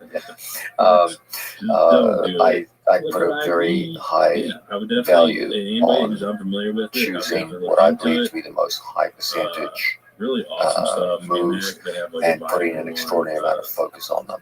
The only problem is that in one generation, a move which can be considered low percentage might actually turn out to be high percentage in another generation. For example, we talked earlier about leg locks. When I was first started using, they were considered the ultimate low percentage move, and a big part of my career has been convincing people that, in fact, that was incorrect. That they can be a high percentage move. We just change our approach to them. So we can't just follow tradition and say, "Oh, this is low percentage, this is high percentage." It has to be part of a fairly systematic study where you investigate what are the reasons why it's high percentage or low percentage. With regards to takedowns, if you look at what we can consider the most high percentage takedowns, if you're in front of someone, the single most high percentage way of taking them down is to get a hold of both of their legs and push them backwards. If you get a hold of one of their legs and put a force on them, they can use their other leg to defend themselves and hop around and fuck their way out of takedowns and cause all kinds of problems for you. I don't care how athletic your opponent is, if you get a hold of firm grip of both of his legs and start pushing him backwards, he's going to fall down to his butt. Now, he might be able to recover from there, but he will fall down. Even easier than that is to be behind someone. Takedowns from in front of someone, difficult. You go right into their hips, their head, their hands, you go into all their defensive weapons. If you're already behind someone and you're doing what in America they would refer to as a mat return, this is significantly easier than taking someone down from the front. If you have control of their head in a front headlock position, you've already closed distance on your opponent. You already have close contact. You don't have to worry about shooting anymore. There's no sprawl out of that. You don't have to worry about guillotines, kimuras, or the standard defenses. Those will intrinsically be easier takedowns out of front headlock. So if we're going to talk about high percentage technique, I always go back to the mechanics of it rather than just historical tradition, because historical tradition can be wrong. It's wrong about leg locks. It can be wrong about other things too. So my primary thing is, okay, talk to me about mechanics. That's what ultimately is going to determine whether something is high percentage or not. Gordon pointed out earlier that when you're behind someone, you have innate physical advantages over the other guy. The human body is set up entirely to defend threats from the front. We are poorly adapted to defeating threats from the rear. We don't have eyes in the back of our head. We can't apply pushing strength backwards. If you get behind someone, takedowns are 10 times easier from behind someone than they are when you're in front of someone. If you have to take someone down from the front, get a hold of both of their legs. If you can get a hold of both of their legs and apply a pushing force, you will almost always knock them down. Or revert back to the voice if you can get a hold of their head and work takedowns from there, again, it's much easier because most of their defensive apparatus is being taken away from them before the takedown even begins. And so, for me, the most high percentage takedowns will always be from the front, double legs. From any takedown from the back is going to be significantly easier than any takedown from the front. So all mat return takedowns are going to be very high percentage. And takedowns done out of situations where the opponent is broken down in front of you and you have either front headlock or front chest wrap position are going to be significantly easier than takedowns from the open. Of course, you have to consider the full spectrum of mechanics involved here. It's possible that an outside low single leading to a double leg is much higher percentage. There's a lot of chain wrestling yet, that needs to be considered as a possibility. Maybe a straight on double. And part of this cultural too. Are people afraid of this kind of thing? That they came to be the case with leg locks. Are people aware of this? Are they worried about this? Are they training for this to defend this? And then there's opponent specific, of course, that with Jordan Burroughs, people are preparing for the double, which is why he had to develop a whole other kinds of different stuff. And then the head too, all the different controls, all the different ties to the rule set. And that's where it's so fascinating to see the effect of rule set and all this. Judo over the past, I think, 20 years went through this every Olympics, different changes to the rule set, like fundamentally different in terms of what's allowed to grip, whether you're allowed to touch the legs at all. That was a big one in 2012, I think. And that changed the sport completely. It's so interesting to watch how a tiny change in the rule can change the sport at the highest, when you're talking about people competing at the highest level. And the cool thing there is the rule change happens on a scale of every 4 years. So you get to see people that are at the top of their game have to recompute. So it's not like you have a new generation of people coming up with the rules. They have to figure, oh shit, you're not allowed to. It's the equivalent of saying you're not allowed to kick anymore in MMA because you were not allowed to grab legs anymore. Interestingly, if you look at the case of judo, if you look at the world rankings of athletes, when they went through one of the most significant rule changes in judo history, where they banned any form of grabbing the legs, the ranking of athletes didn't change much. Yeah, that tells you that there's a reason why those guys are at the top. Yeah. And it doesn't have to do with that they're specific to a rule set. Think about that in terms of, imagine, for example, in mixed martial arts, if they just said, hey, starting next week, instead of having 3 5-minute rounds, it's going to be 15 minutes straight. That would massively change the preparation of the athletes. It's a different game at that point. And judo literally was a different game before 2010 and after 2010. And yet, the international rankings didn't really change that much. The countries that were dominant before remain dominant. The athletes that remained before largely remained the same. You would think with such a massive change, all the rankings would be thrown upside down. They weren't. And again, it goes back to this idea that there's a reason why the guys at the top are at the top. Now for something completely different, we're talking about aliens. So George brought up Bob Lazar. I will likely probably talk to Bob Lazar on this podcast, and then John had a skeptical kind of space about aliens. So let me ask John and Gordon. Do you think there's intelligent alien civilizations out there in the universe outside of our own? The universe is unimaginably large. The idea that we are the only life forms in a cosmos as large as this is, I think, naive and foolish. to fucking middle there's a of very high likelihood that if life could evolve on this planet, that it could have done so on many other planets around the cosmos. I think anyone who puts even a moment's thought into this would realize that there's almost certainly other forms of life out there. The real question with regards to the alien community is, have they got here and are they circling our planet in little silver sources and making observations and periodically stealing people for experimentation purposes? Doesn't have to be silver saucers. It could be different other color saucers. And that question, I'm not all convinced. No, I didn't. Recently, Navy footage has come out showing some very interesting phenomena. If you talk to almost any experienced pilot, they will tell you they've seen things in the upper atmosphere that are very difficult to explain. I'll be the first one to agree with you on this. There are some things out there that are extremely difficult to explain. Literally UFOs, unidentified. Yeah, I mean, we just don't know what they are. But to go from the idea that there's things out there that we don't understand to there's So he was just scrolling through it. little creatures running around and these somehow exist. I just reserve judgment. I just say I'm agnostic about these things. I think it's possible, but all the evidence that I've been shown so far was insufficient to come to any kind of definite conclusions. Until aliens land in Central Park on Tuesday afternoon at 3 p.m. and get out with little alien ray guns and start shooting people, I don't believe that many of the stories that get told. Well, what about if it's not little aliens with ray guns, but something very different, very difficult to detect for us humans?